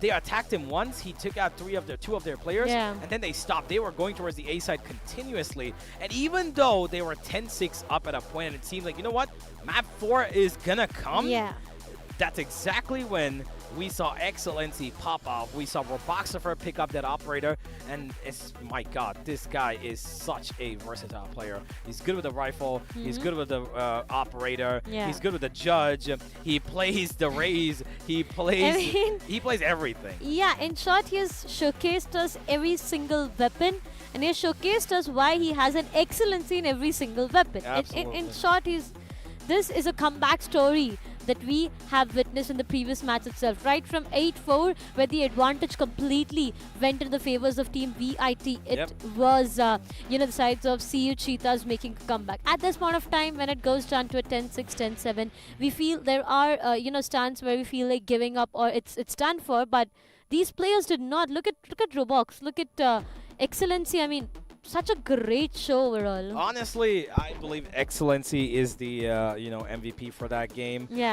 According to ACS, sure, Roboxer was the MVP, but that's only come towards the end, where he was fragging out when there were multiple people still alive. Excellency had about, I think, 2 clutches to his name as well, so he's done really well. But I believe on the other end, Abhigyan deserves his bit of credit, because he's done absolutely amazing. There were so many rounds where this guy had such great potential. The first thing that he did was that clutch in the early first half, where he got that 2v1 up against, I believe, Excellency and Eminem. He found the clutch against them, but the 2 players that kind of just could not showcase their best in this game, Harish and AZ, the Jet and the Breach, the 2 people who should have been using their combination of utility and aim, right? Harish just couldn't step up to the mark for today in this game, but I really hope he does a little better in the upcoming game. Comparatively, I believe Abhigyan's found more first bloods here than Harish, which is a concerning matter, because if they're, again, we're going into Haven, where everybody considers that Jet and Reina is like, a sort of something that they would pick. And this team that has been picking Jet and Reina on every map will continue to do so. And in that kind of scenario, they're going to need players like Abhigyan to step up again, because if Harish is not going to be able to do his best, then Abhigyan will have to fire on all cylinders and give us similar figures. But that is not going to matter unless the team puts up maybe at least half the numbers that he's put up. Definitely, 21 is what he has right now, and he has done a phenomenal job overall. Again and again, we've been talking a lot about Harish and his, overall performance. Sticking back to Jet every single time is not going to give him the results. He needs to switch. At the point of time, Jet and Reina combination that we were talking about before coming here as well, it did work, but as you said, to an extent. After that, it was just a pure domination coming from one of the sides. And right now, Abhigyan, the way he has performed, I mean, to start things off in the first round itself, he had a 3K, and after that, it was just him trying to take those duels, and he was actually winning it. This was the clutch that he won. The first kill of the Roboxer, then He finds Eminem through the Molotov, and of course he finishes off with Excellency's kill. Overall, great performance from him. He did have his brilliant moments here, but unfortunately it just wasn't enough in terms of his team, picking up in the same range that he did, if not the same, at least a bit of continuance towards maybe finding the 10, 12 kills. They would have been ahead. They would have won that game. But it is what it is. And ladies and gentlemen, even though you can see that the scoreline is so close, the difference in damage is actually pretty, significant, close to 3,000 damage here as the difference, which is honestly quite a bit if you consider how much the Cheetahs have, taken out VIT. They definitely have. I mean, not just the damage, but look at the frag wins and the objective wins. In terms of objective wins, it's going to be VIT Bhopal, but 9 frag wins. That's a difference of 7 directly coming up for both of these teams. CU Cheetahs, they have definitely won a lot of hearts out there as well. I mean, come on, the comeback. And at the same time, for now, what do you think about Fracture? I think that, we just saw that the overall. I believe the objective wins, right? Yeah. We were talking about it. And that's mostly come because on the attack side, we saw the prolific CU Cheetahs get a plant almost every single round. Almost every round they found it, right? And the VIT boys played on a retake. That's exactly why they have 8 objective wins. Why? Because they were going for the retake every single time. They allowed the opponent to take the plant. But when it came to their attack, they were struggling to find the space to get in and find that plant. And that's exactly why we see more frag wins for the side of CU Cheetahs, because they were getting aggressive in their defensive capabilities towards the end. The last 4 rounds, they were in the faces of their opponents. They were taking fights. For constantly finding that operator duel towards A main, and even Brave was doing his bit with his operator when he did have it earlier in that first half. But Excellency was giving the damage mostly that came in, and followed that up with Roboxafor, who of course was the MVP, forgive me, of this match.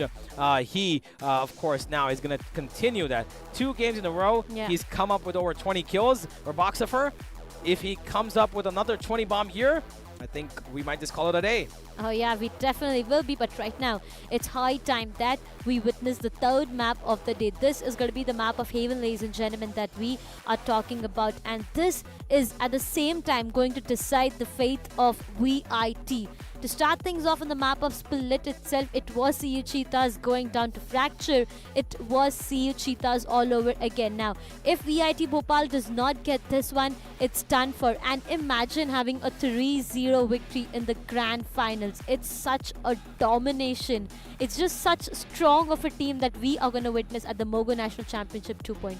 Yeah, the CU Cheetahs definitely have quite a bit of, I would say, perseverance and resilience to their name that they have been showcasing so far through their game, and we will be witnessing if or not this game is going to go any further. Here we've got a bit of a change. Okay, Haven's been turned upside down. They're going for a little bit more of utility finally, but again, this is still a little concerning for me because they've got no movement-based agents. On the other end, this is the same comp we've seen this side of Cheetahs do before on Haven, pick up before. They love their raise, they love their chamber, and they know exactly how to play with this because they're slightly, like I mentioned before, this is a team that loves the term controlled aggression. They love being aggressive, but they instantly move back to find themselves that, discipline that they need to follow.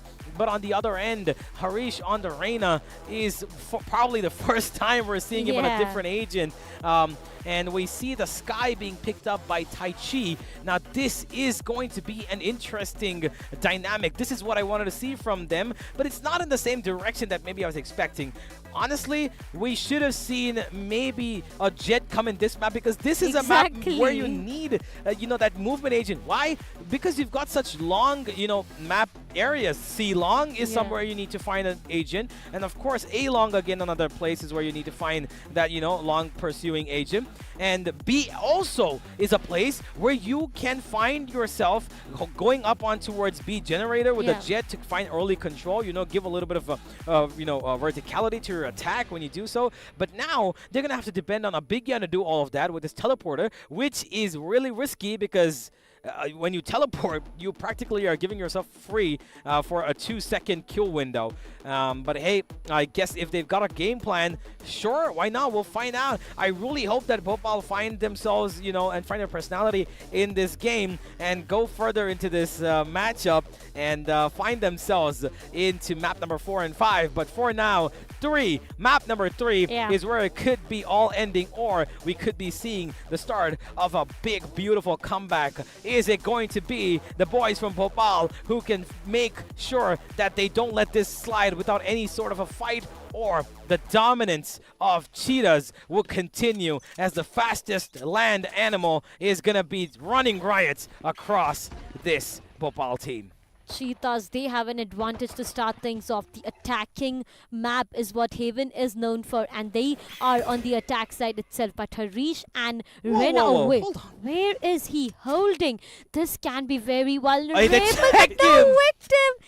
Harish. Checks him, and he takes him down. Oh man, and he gives more damage to Tai Chi as well. Tai Chi's gone down to almost 50. Yeah, he's 48 HP, and now they're gonna chase him because they know he's here. First of all, Brave, he went towards A long and he found the orb for free. Nobody even peeked him there. He took an orb for free, and they're actually going towards C now, where the Killjoy is available, but it doesn't matter. He's got no more utility. Just the one nano swarm that covers up a little bit of a close corner fight, but the smoke has been put down, and that is gonna be it. Big Yan's on the long flank because you know the garage is taken over right now, and he's not being checked. This could be for the one kill that he can find, but he will be in trouble. They are going towards long, and look at this. It is being checked by the breach, but Brave, he's got the first fight coming towards him. The trademark has been taken off, but Big Yan, he's been spotted, he's been stunned, he's been flashed, and he has been killed as well. What a round from the side of Cheetahs. AZ will be the only one to get a kill, but the grenade falls in his face, and so does Brave's bullets as he finds 3, and the Cheetahs start off on a flying note on Haven. Great stuff's coming up. See you, Cheetahs. I mean, Harish holding a very close angle when it comes down to the A site itself. He would have converted that one kill for himself, but the way they just read it all. Look at that. He saw his elbow. Yeah. He saw his elbow, and that's always a really bad spot to be in if you know your opponent's playing slow. You also you want to take that A short control, but if you hide in that corner and your opponent's playing real slow, they will see you. Also, at the same time, the right click is going to hurt him a lot. Coming down to the second round, CU Cheetahs, as said, after having the very first round for themselves, they are going to have a great advantage in the second round in terms of economy as well as the weaponry. So this might just be a quick, easy round, but it all depends. Again, VIT, they are being greedy this time. 2 players right straight up. One gets taken down, and that's going to be AZ, but there's one more.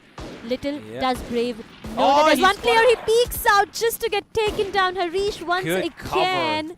Great cover coming up from the side of CU Cheetahs and their players. It all goes down to VIT Bhopal and their 2 remaining players. Deathwish, if he peeks, it's done for. And as I said, it is definitely done for.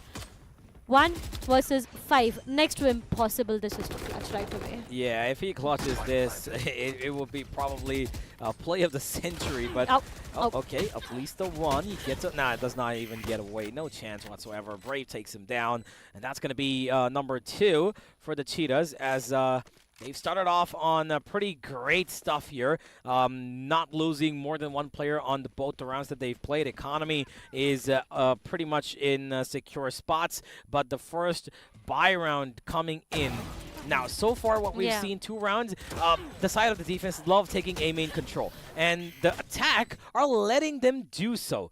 Now they're going to change it up, as you can see that the Killjoys made the shift of presence towards A, the setups towards A, which means they're going to play A on retake, and they're taking a little bit of an extra fight towards C. And Eminem probably knows this, and that's exactly why he's got a bit of support here with the Raze. They're going to find Brave as many orbs as possible so that his showstopper comes online, and they're going to get him as many fights as possible as well. The stack is towards B and C at the moment. Garage, of course, included between those two regions.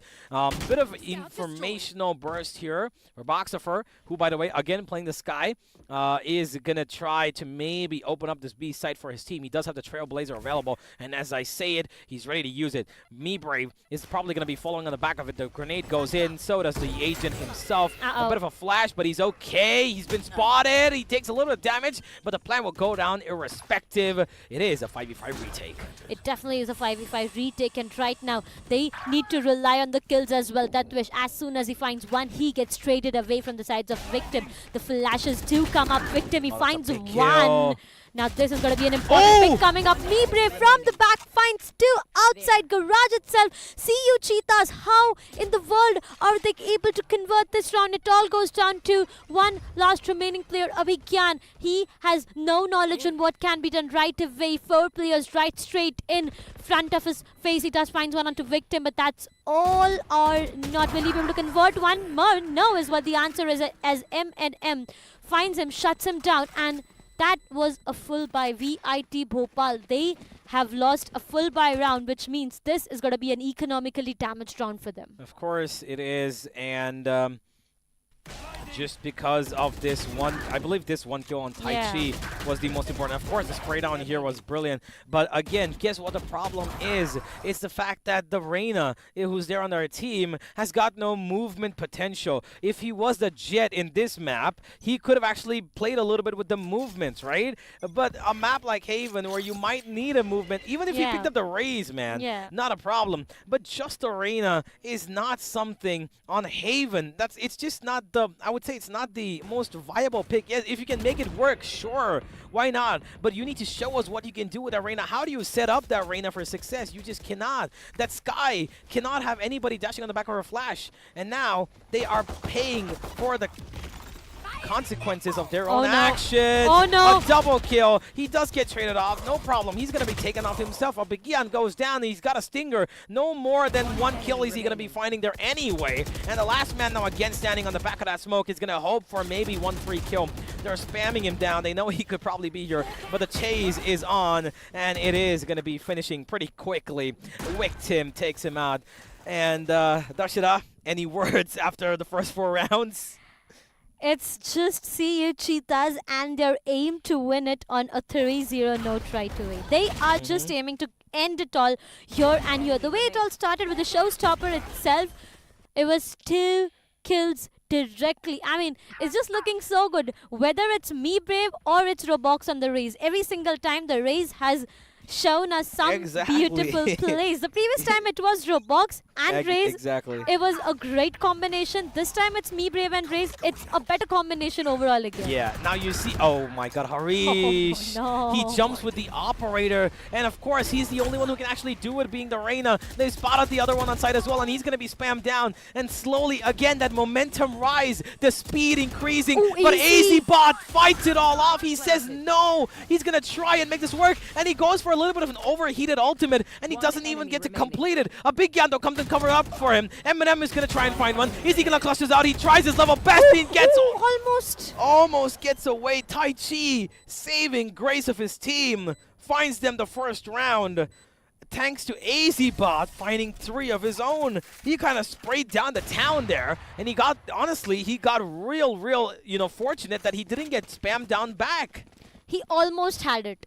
The flashes were definitely on point, but he almost had it. He was down to 5 of his health, and on the other side, I did see Tai Chi missing few shots here and there to start things off. After that, he did connect few, but then again, if in the start itself, it would have been M&M connecting shots, it would have been done for 5 HP, and a clutch is something that we would have definitely witnessed. But right away, a good round coming up for the sides of VIT Bhopal. See you, Cheetahs. Now, this execution, this is going to be an A execution coming up. Me Brave dodging the flash slowly and steadily, trying to make the way towards the A site itself, and there are 3 players towards A. Now this can be a bit difficult. It all depends. There's going to be few shots coming from Haven as well, but Rolling Thunder does come in, and now that's going to grant them the site itself slowly and steadily inside the site. The recon, yeah, it is. It definitely is. Way too early, and he actually spams him straight down from Heaven. AZ in such a bad position, and so is Harish. again through the smokes and through the woodboards. They don't even see their opponents and they're getting killed at this point. This is a massacre. Brave's ready for more. He's jiggle peeking and shooting, but he's got support. He's got a stun coming in as well. Victim's ready and punching, and he's ready for his team to do the same as well. Outside the smoke pops up Big Yan, and so does Tai Chi as Brave finishes them off as well. 5-1 instantly back into the game. Bhopal might have gotten one round, but the Cheetahs say, we are not done with you just yet. Yet again, it's an eco. And Darshita, so far it's been just a buy and an eco, buy and an eco. The only saving grace was this round where they had 2 buys in a row. Yeah. But again, they've been sent back to those damn pistols. Right now, if they need to, if they want few buy rounds back to back for themselves, they need to win rounds. They need to win those fights, those duels, and that's where everything can change apart. Also, to take you back to the CU Cheetahs Haven map, the previous time they played Haven against LPU, it was them winning on a 13-1 scoreline. Oh, so yeah. this has to be quite deadly maneuver coming up. Wait, what? He's Harish? just spamming his classic. Eminem just spammed his classic. What? Not his Vandal. He spammed his classic and found a kill for free through that smoke. Why are they even sitting in that smoke if they're not even going to push it? And even if there is a classic being spammed, the repositioning is something that needs to come up on time. I mean, he got slowed down. So he definitely did. He couldn't push in. But here's once me, again. Brave, pushing in. His grenades actually pushed off the sky. Oh, no. Eminem's going to find a big gun, and there, the victim clears up Tai Chi. The Ow. showstopper is going to be of no use, but it's okay. It did clear up the side. They're just making sure that their ultimates are being put to real good use. AZ and Deathwish actually finding one each back, and that's actually big kills. Now, Victim, good flash, going for another, but Brave's there to cover for him. Victim, you need to be careful there, my friend. You just cannot peek out like that with a flash in your hand. No. And now, the last man standing, AZ. He's got a weapon to work with, but he's got 30 HP. Oh, they are going for the knife. No, they're not. Never mind, they shouldn't be. Just don't do it. Don't do it. Just wait for it. Time is your friend. Play for time. Time is going to be ticking, and he is going to be ticking for you.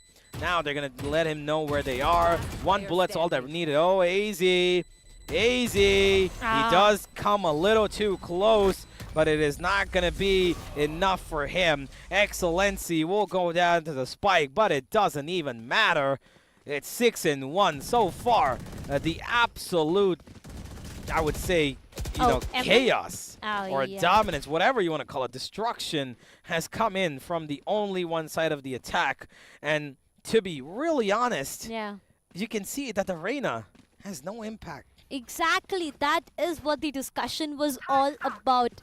Investing onto Enrena in this map itself. I mean, come on, we have expected him to switch around agents in the previous match itself, and now when it was Jet, the most needed agent, he has switched onto Enrena, which is actually hurting them a lot. But Deathwish this time, he finds one onto Brave, and that's going to be Victim as well, who does say a goodbye, but to convert it all back, Roblox does find one onto Harish. Deathwish, he is just wishing the death for his player, and he is able to do that before he gets taken down, coming up from Excellency, but it is still 1 versus 3. One last remaining player, CU Cheetahs. Now, it's next to impossible for him to clutch this round with 3 players around, but going down to aim duels, if still VIT Bhopal go 1-on-1, it's like risking it all. Absolutely. There's a good recon to cover up that angle. They know exactly where he is. Roboxifer makes himself a little bit of space available. Oh, he's been spotted, and he spotted that as well. He's been blinded. Now there's a shock dart heading his way, and that shock dart's going to chip him up even more. He actually wins the first fight, though. That's good. That's big. AZ's gone completely out of his target range here, but he still expected it. Roboxifer was still aware of the fact that he could be there. Good awareness, but just not enough health to win that. AZ gets that round for actually no, it's actually Deathwish who wins that round. He found the perfect timing. He heard the grenade being thrown in, and he swung on Roboxifer, forgive me, on me, Brave, and then he swung on, of course, Victim as well, who came way too close to the site and had a still again caught with a flash in his hands. Definitely, VIT Bhopal, one more round rolling in for them. Again and again, we have been emphasizing on this fact that this is, attack favor map. But whenever it goes down to defense, you need to have few rounds at least. But again, a short view information is what they were trying to lean on to, and they will be able to find Batai. They're actually pushing in mid. They've got so much they control over are. Excellency. He's probably going to take the first contact, and once he takes it, he wins it. He doesn't know that there's one in window, though. He needs to be careful. He's got the Reyna right there. Does he expect it? Yes, he does! Excellency! Your Majesty is in service here, ladies and gentlemen. And His Excellency will take care of no matter what the problem. And with that, it is a 4v3. Two big ultimates. Forgive me. Yeah, there's one actually big ultimate available, the Seekers. But the defense has got the Killjoy lockdown. Do they use it in this round? Or do they just wait for a better round? Because it seems like they are in desperate need of rounds right now. They need to go for it. Well, yeah, they definitely need to go for it right away. I mean, yeah, a lot of patience is what you need to have, Universe, right away, because I feel a sort of disconnection is what we are facing right now. Get back to the game, please. Get back to the game. I want to see what's happening. Yeah, I think they won the round. I just saw fist bumps. I saw fist bumps. 4v2 is what the call was. Yeah, like 2 remaining players for VIT Bhopal. I mean, it was a 4v2. 2 players remaining for the sides of VIT Bhopal, but nevertheless, Universe says that they have won the round, so they might have just won on it. I saw fist bumps, so on the back of that, I would say that maybe they did. And now I just saw a bit of a flash screen come onto Excellency's face, which means that round might be replayed. I'm not sure. And last time there were rollbacks, we saw what Excellency felt about it. So I believe there is a disconnection of one of the players. We should be heading back as soon as he's back. Yep, there we go. I'm not quite sure. Yeah, I think the round has been rolled. Yeah, the round has been rolled back as far as I can believe it. Let's. Yeah, it is. It is 6-2. 6-2 is the scoreline that we just witnessed a while ago, and it was just 2 remaining players. Yeah, 13-4-9-5. It's the same as it was before. Yeah, but the round has been rolled back. There we go. It is 6-2. Excellency's efforts have gone to wane, but it doesn't have too much of a detriment as we are yet again finding ourselves with a bit of the same setup as it was before. This time the Reyna's not pushing in mid, neither is the Sova. They've got a bit more of their attention towards Garage and C, but look at the amount of gambling they're doing here. They've left A completely by itself. They're expecting this to 100% be a Garage or a C hit, but Roboxifer finds Harish out in the open, and he was ready. There's no trade-up either. Nobody peeking with him. He's single-handedly taken down, and now Roboxifer, he's got his ultimate.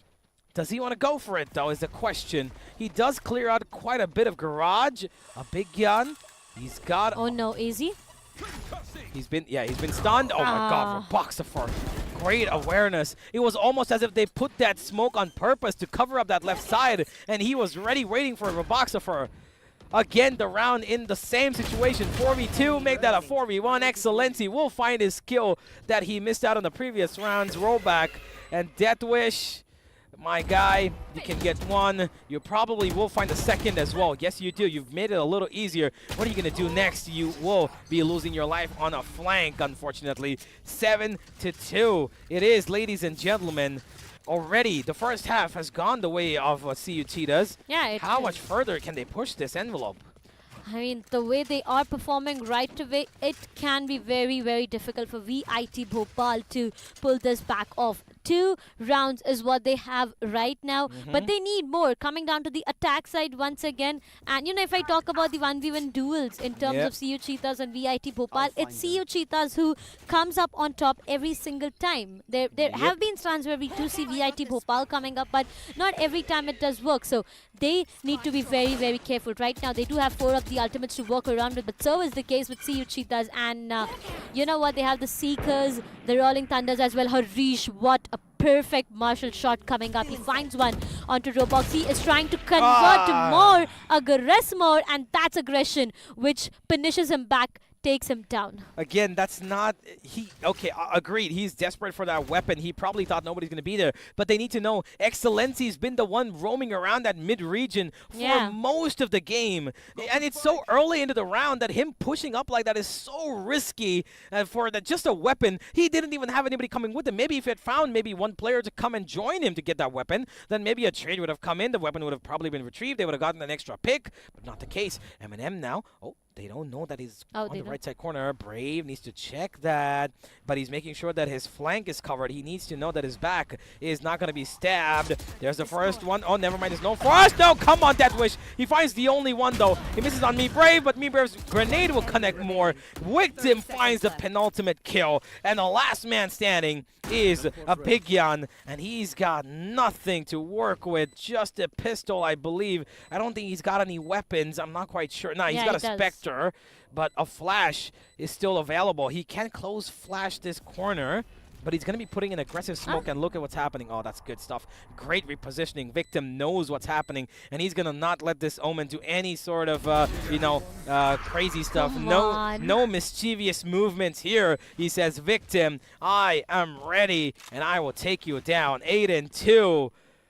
Boy, oh boy. Slowly and steadily, it's just is falling in the favors of CU Cheetahs right away. Victim, the way he repositioned himself, he clearly made a sentence that I'm not going to fall for this no matter what it is. Good stuff. CU Cheetahs, they are looking good, and right now 5 of the ultimates ready. Honestly, he got lucky there because the smoke had a small gap, right? And if a Bigyan would have come a second earlier, then he would have been dead. But a Bigyan took a little bit of time, and now they're running in towards the A site once again, which, by the way, again left on retake. And Harish will find excellency. They take a little bit of aggression and good stuff as well, going together. This is what I want to see from the side of VIT. They find a double push, and it works. 4 versus 5 now. They've got the man advantage. They've got a couple of ultimates to work with as well. But there goes an ultimate. Raboxifer! Forgive me, it's Me Brave. And why is the flank not taking him? Where's the guy from B-Link, from A-Link? Where is he? Who was that? Where's the Omen? A Bigyan. He loses his life. No, he doesn't. He just gets tagged down, but he still loses his life because Eminem's there to cover up. This is the cover up we talk about. This is what we need to see from VIT, but it's actually Cheetah showing us how it is to play with teammates covering each other up. Death Wish is now expecting someone to be on Heaven because he heard the drop down, but he's so carefully moving in that time is cutting out, and Eminem's ready for his peak. He's got the ultimate, but does he want to put it down? I'm pretty sure that he's not at all ready for this fight. He needs to go for the save because the spike has ticked away far too late, and it is going to be 9-2. A decimation once again because I'm pretty sure I saw a Bigyan towards A-Link. I don't know what he was doing. Why didn't he kill Me Brave? Why didn't he even fire at him? He had the best opportunity of doing that. For example, if Bigyan would have taken down the Rays out there, there would be no showstopper, and they would have the numbers for themselves back again. They would have went in for a perfect retake, and this would have been their rounds. But it all goes down to a 9-2 scoreline, and more or less look at the ultimates. They have been, saving it for this right opportunity. The Tode Force does come online, and now it's all about those ultimates. Harish to start things off once again. He finds one onto Roboxifer. He shuts him down, which means no Seeker whatsoever. But on the other side, the Empress does come online. Harish finds one more. That's going to be Me Brave, done and dusted. But the Empress right on his face straight away. Harish, takes him what are you down. doing? What are you doing? You were in a 5v3. Why did you have to push? That was so unnecessary. I get you're the Reina and you've taken risks, but my friend, that was a risk that was so not needed. You could have kept the man advantage. It's okay if the Empress goes off. You've done your work. You got 2 first picks in such a good fashion. You could have found a little bit of attention towards Garage, but okay, it still works though. VIT have got 2 ultimates available to make this round a big success, and that is both of course, the Lockdown and the Hunter's Fury. But on the other end, there is a Rolling Thunder available, and if they put it towards Garage or B, that Omen there is going to be probably blown to bits. Victim. He's a little bit aware of the fact that somebody could have pushed in from A main. Because nobody's looking there. On the knife out. No, never mind. Victim doesn't have his knife out. He's got his weapon. He makes it work. Wins it out. And there goes the Rolling Thunder. And they're going to try and follow it up.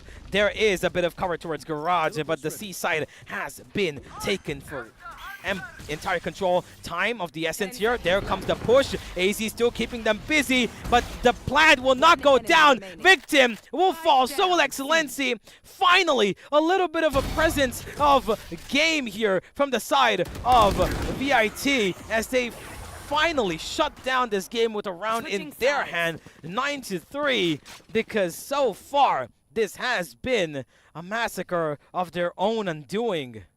Definitely it has been for now. Looking at what all has happened, 9-3, I mean, a pure domination is what CU Cheetahs have already showcased us. But right now, as we have the sides of VIT Bhopal going in the attacking half and CU Cheetahs in the defending half, it is going to decide a lot of things. Now, for example, if it is CU Cheetahs winning this pistol round for themselves, they are directly going to get a lead of 11-3, which is going to hurt VIT Bhopal a lot. So, the main intention straight away is to win the pistol round by hook or by crook. Absolutely. Now they're going in all 5 towards A, and this is exactly the kind of playstyle we would expect from them because they've got no dashing duelist.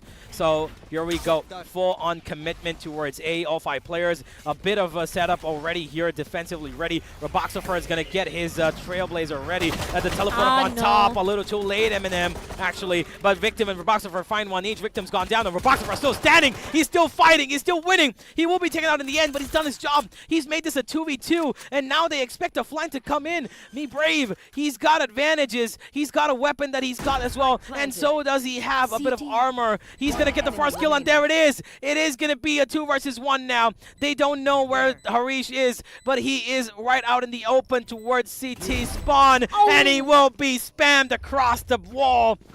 It is number 10 for Cheetahs as VIT have been defeated once again on the pistols. It's been a share so far.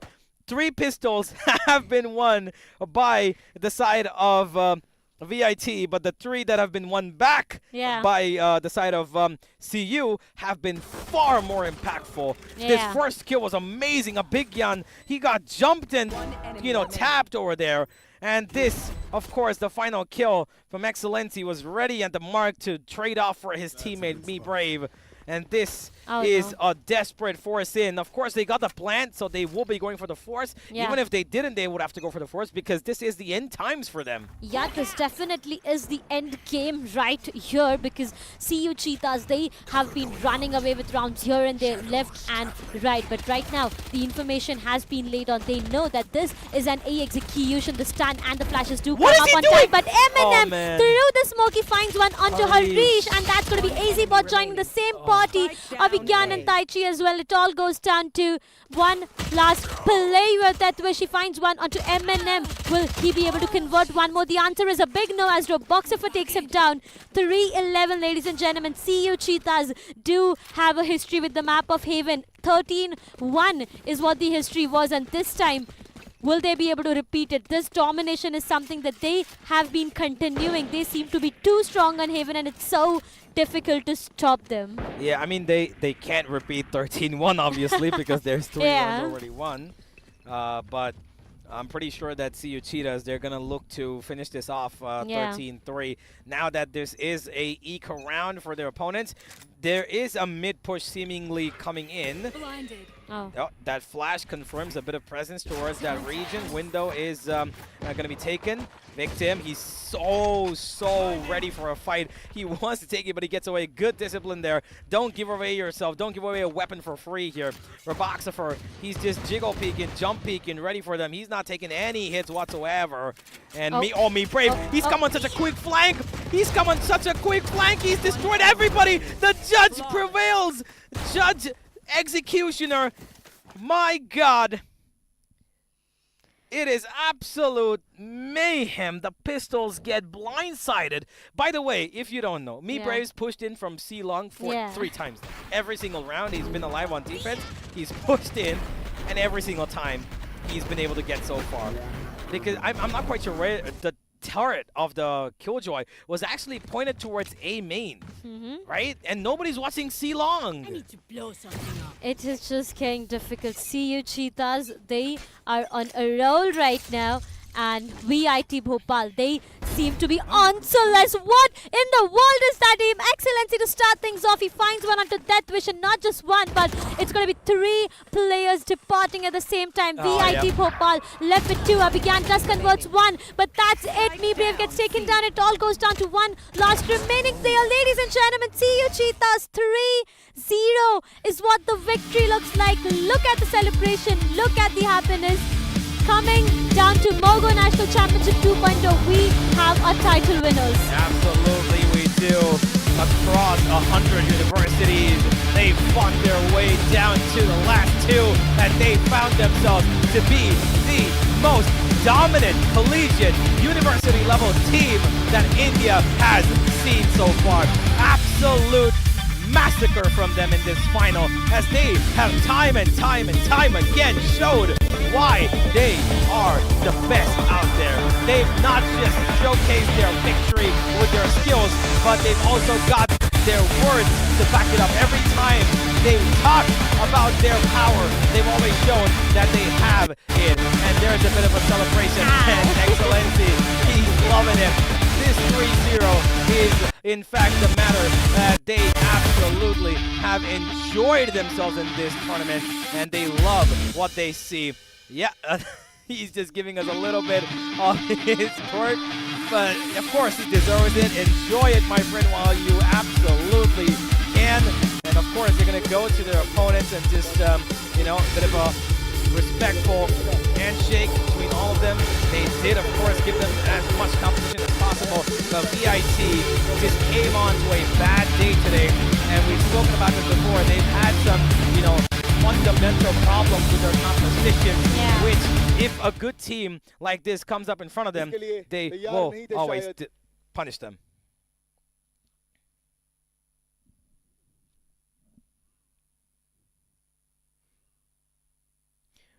I believe the host is going to be coming up on stage real soon, and we will be having, and there he is. Cheetahs decided they had to own the stage, and they did. An amazing best of 5 coming in from CU Cheetahs. From the start in their division, always topped the charts and decided to top it even now without stopping until the end. I think you guys need to make some noise for CU Cheetahs. Can I hear the crowd? Amazing show coming in from them. I'll start with this man standing all on the extreme here. Excellence, come here, come down. Give him a big round of applause.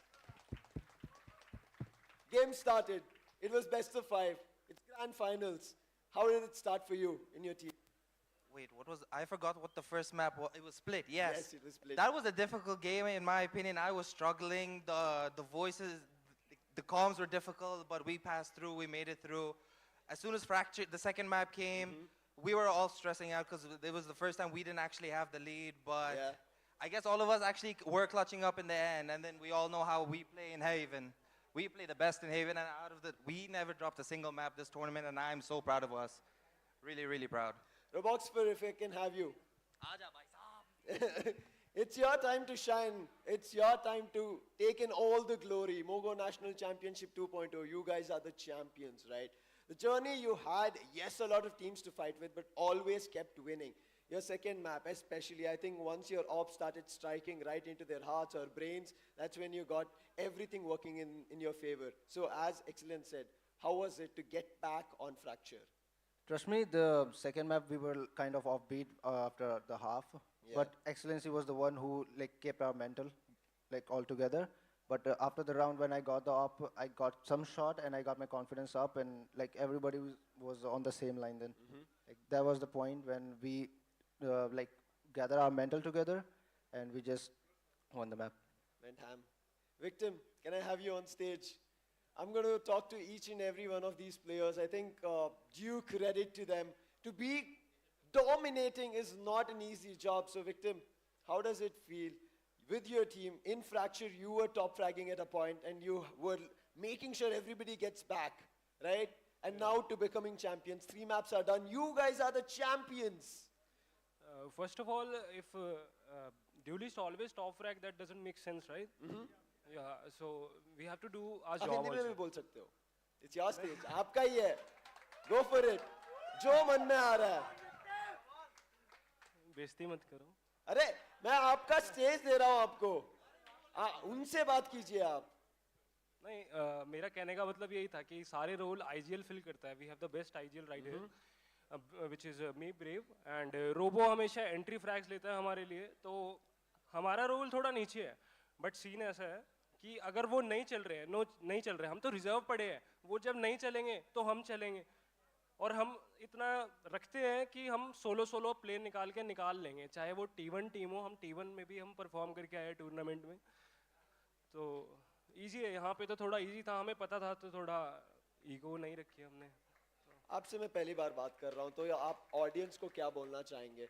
Because you are representing your university, also you are representing all these players as well. And एक champion बनना आसान सा बात नहीं था. So walk me through that journey. पहले game से लेके ट्राई आउट से जो शुरू हुआ था एंड अब जो बेस्ट ऑफ 5 खेल रहे हो, खेल के खत्म कर चुके हो. नहीं हमने कोई first day I was having 104 fever in first match. तो धीरे धीरे जैसे जैसे मैच आता गया मेरा 103 102 अभी मुझे 100 फीवर है. तो मैं तो कंसिस्टेंट परफॉर्मेंस देता गया जैसा मेरा आईजीएल मांग रहा था. तो इजी है.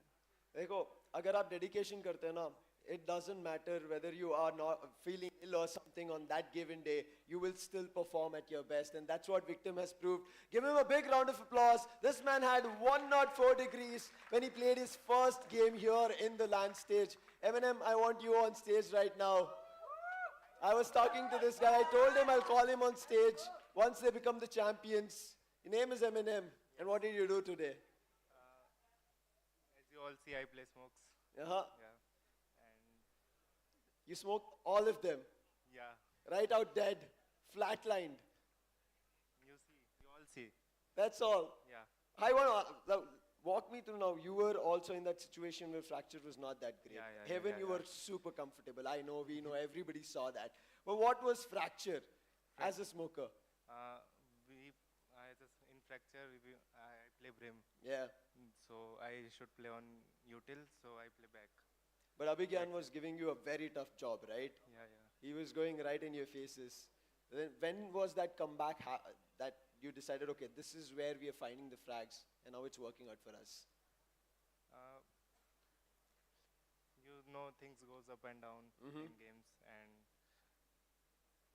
start of the match, I'll lose my mind sometimes. Okay. And keep it closer. I forgot to use my util sometimes, and so after I feel like you're emotional, right? You want to say something, go for it. You want to thank somebody, you want to tell it to your friends, family who are supporting you back at home, or your university, your roommates. Go for it. This is your mic, this is your stage. You're champions, you have nothing to hold back. Say it. It's okay, this is yours, this is yours. Cheer him up, guys, come on, you have to cheer him up. Thank you, everybody. Thank you, guys, thank you for supporting. Me Brave, come up, give him some support, make him speak. Kya bolo? Me Brave, we'll start with you, right? Hello. I spoke to everybody in the team, right? Yesterday also when we finished the semi-finals game, you said, we know what we are here for. Yep. The trophy is in front. How does it feel that now you're champions and the trophy is going to be yours? I feel blessed, man. Like, these guys are just amazing. Each one of them are like good. Like, I couldn't have done this without them. If I had a pretty good team, like best team in the world, but I don't have them, I can't take this trophy home, bro. Like, seriously, these guys Give are him the a round best. of applause. I want to get your emotions out because I know some of them are trying to hold it back. Right? You tell us how much it means for each and every individual in your team. It means a lot, man. Like, it was a very hard journey for us to come here and perform. Like, we were dying to get a stage like this.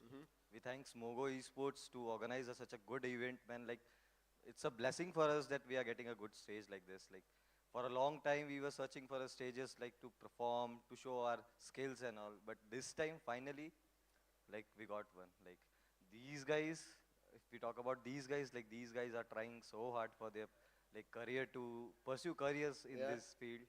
So I guess.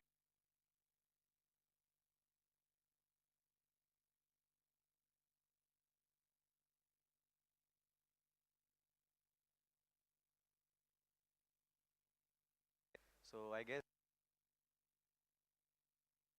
So I guess.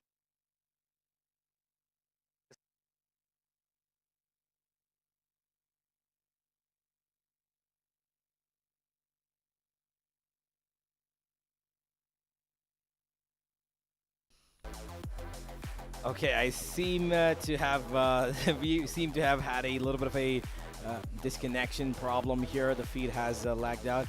But, ladies and gentlemen, overall fact of the matter, undisputed, undefeated, of course, across any single game that they've played so far. No matter the series, even in the previous one, they didn't lose a single map. They haven't lost anything. Of course, the Chandigarh University Cheetahs are the winners of the Mogo National Championship 2.0. They will be taking home that beautiful trophy that we just saw on stage right there. And I think, talking about the trophy, I think they are going to be lifting the trophy. Unfortunately, I think we don't have the feed right now. If you want to watch it, go towards the Hindi stream. That's what my producer is telling me. But if you want to watch them lift the trophy, do go ahead to the other stream. Of course, check that out. But yeah, that is quite the journey we've had along with the Cheetahs. Yeah, definitely an amazing journey, I would say. It's been phenomenal to start things off. I mean, I still remember where it all started 52 days ago. 100 plus universities is what we had registered. 4 divisions, and every 4 team from every division made it to the land which is happening right now at the lovely professional university. These 16 teams have fought it too hard. I mean, I would give a huge shout out to every team, every 16 team that has been present at the LAN itself, because they have done a great job getting segregated from 100 plus universities to top 16.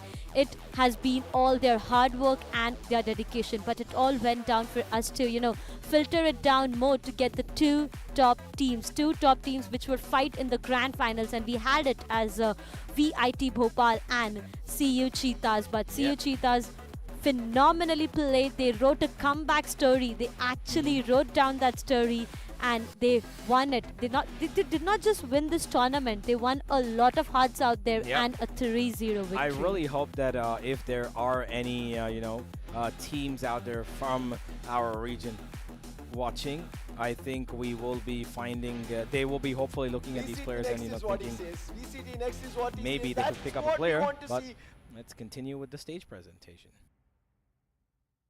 That's what we want to see from these upcoming.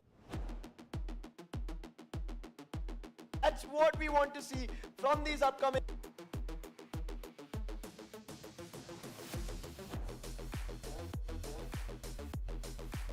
That's what we want to see from these upcoming.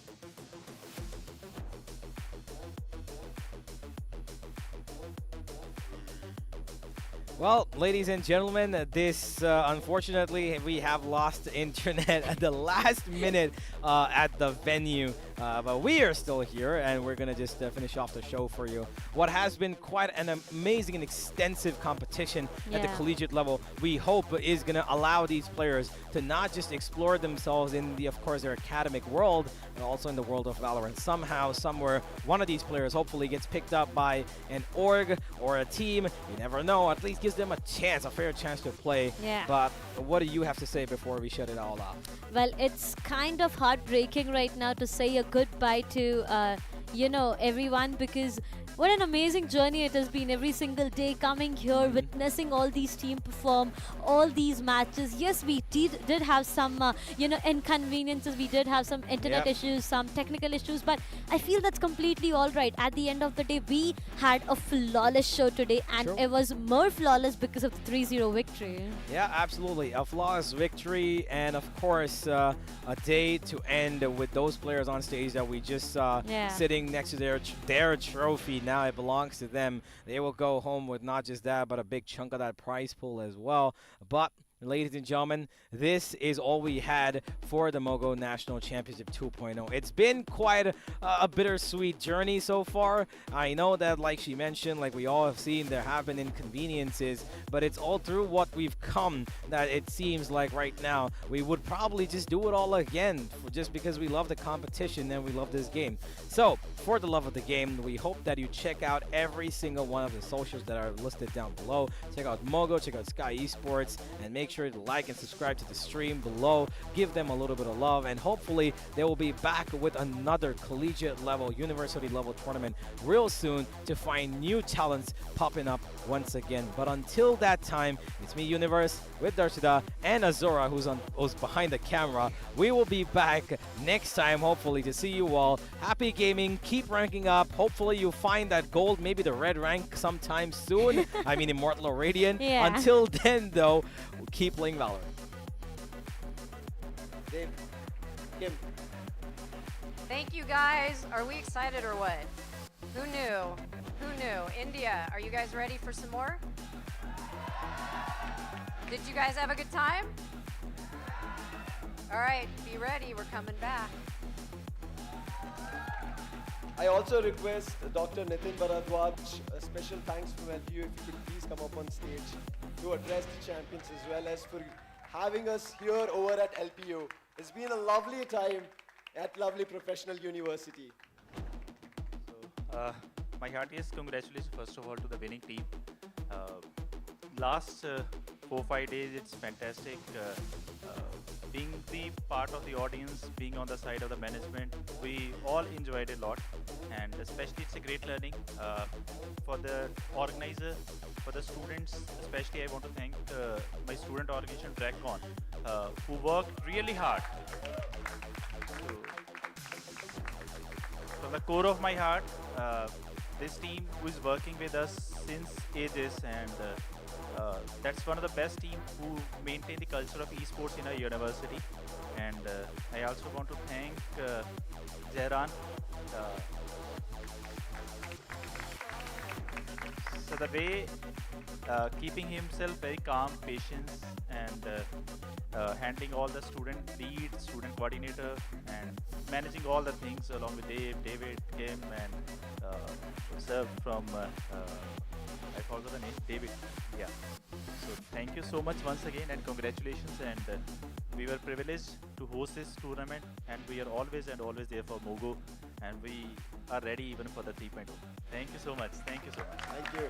Thank you so much, sir. Thank you so much. Devin, you've been with us from day one till D-Day.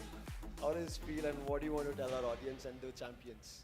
I have to say, it's been an amazing crowd. Thank you, everyone, for coming to the show. Thank you all, to all the players, to everyone watching at home, to everyone that's been a part of it, especially our volunteers. I know we'd love to thank all of our partners. We'll have a list of partners that we can read out.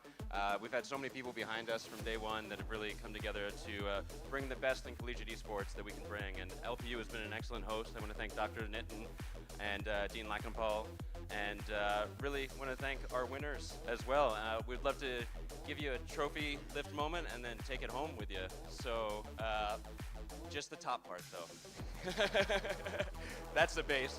We'll keep that, we'll engrave your names on it, and we'll hold it on, and we'll keep this tournament going year over year, collecting all the names of all the champions that have come from all the best divisions around India. So I really wanted to thank everyone's hard work, everyone's spirit, and this has been a great experience for everyone involved. I think we have nothing but gratitude to be hosted here in this lovely community. So thank you all very much. Big round of applause, guys. This was an amazing journey that we have had so far, and I think if it would have been impossible if I special thanks to all the people who've been even the smallest part of it so far. So first and foremost, our venue partner LPU, who's given us such a wonderful auditorium, Shanti Devi Mittal Auditorium, and from day one they've been with us, and we have done, I think, one of the biggest university events, and everybody's had from day one. Coming to our PC partners, Geekbees, all the PCs that our players played with, and it's because of that they were having one of the best times so far. Going into our production partner, Skyesports, giving you guys all the entertainment so far, and to give us live action of what these players had got. Special guest, especially for entertaining you, coming down all the way, bringing everybody here on stage, SHUL Esports, and also for providing these amazing glasses and backpacks for the run-ups as well. Oakley, they're coming in with us to provide support for all these gamers. And special thanks, as Dr. Nitin said, to the Dragon volunteers. I think it would have been impossible if these volunteers were not with us from day one, looking after all of us, and also mainly to the participants. This goes back all the way 2 months back. The participants who participated from the tryouts till these champions, everyone for being a part of Mogo National Championship 2.0, and mainly the people watching at home, our viewers. Thank you so much for making all this possible. And as all of these people said, we'll see you again soon in 3.0.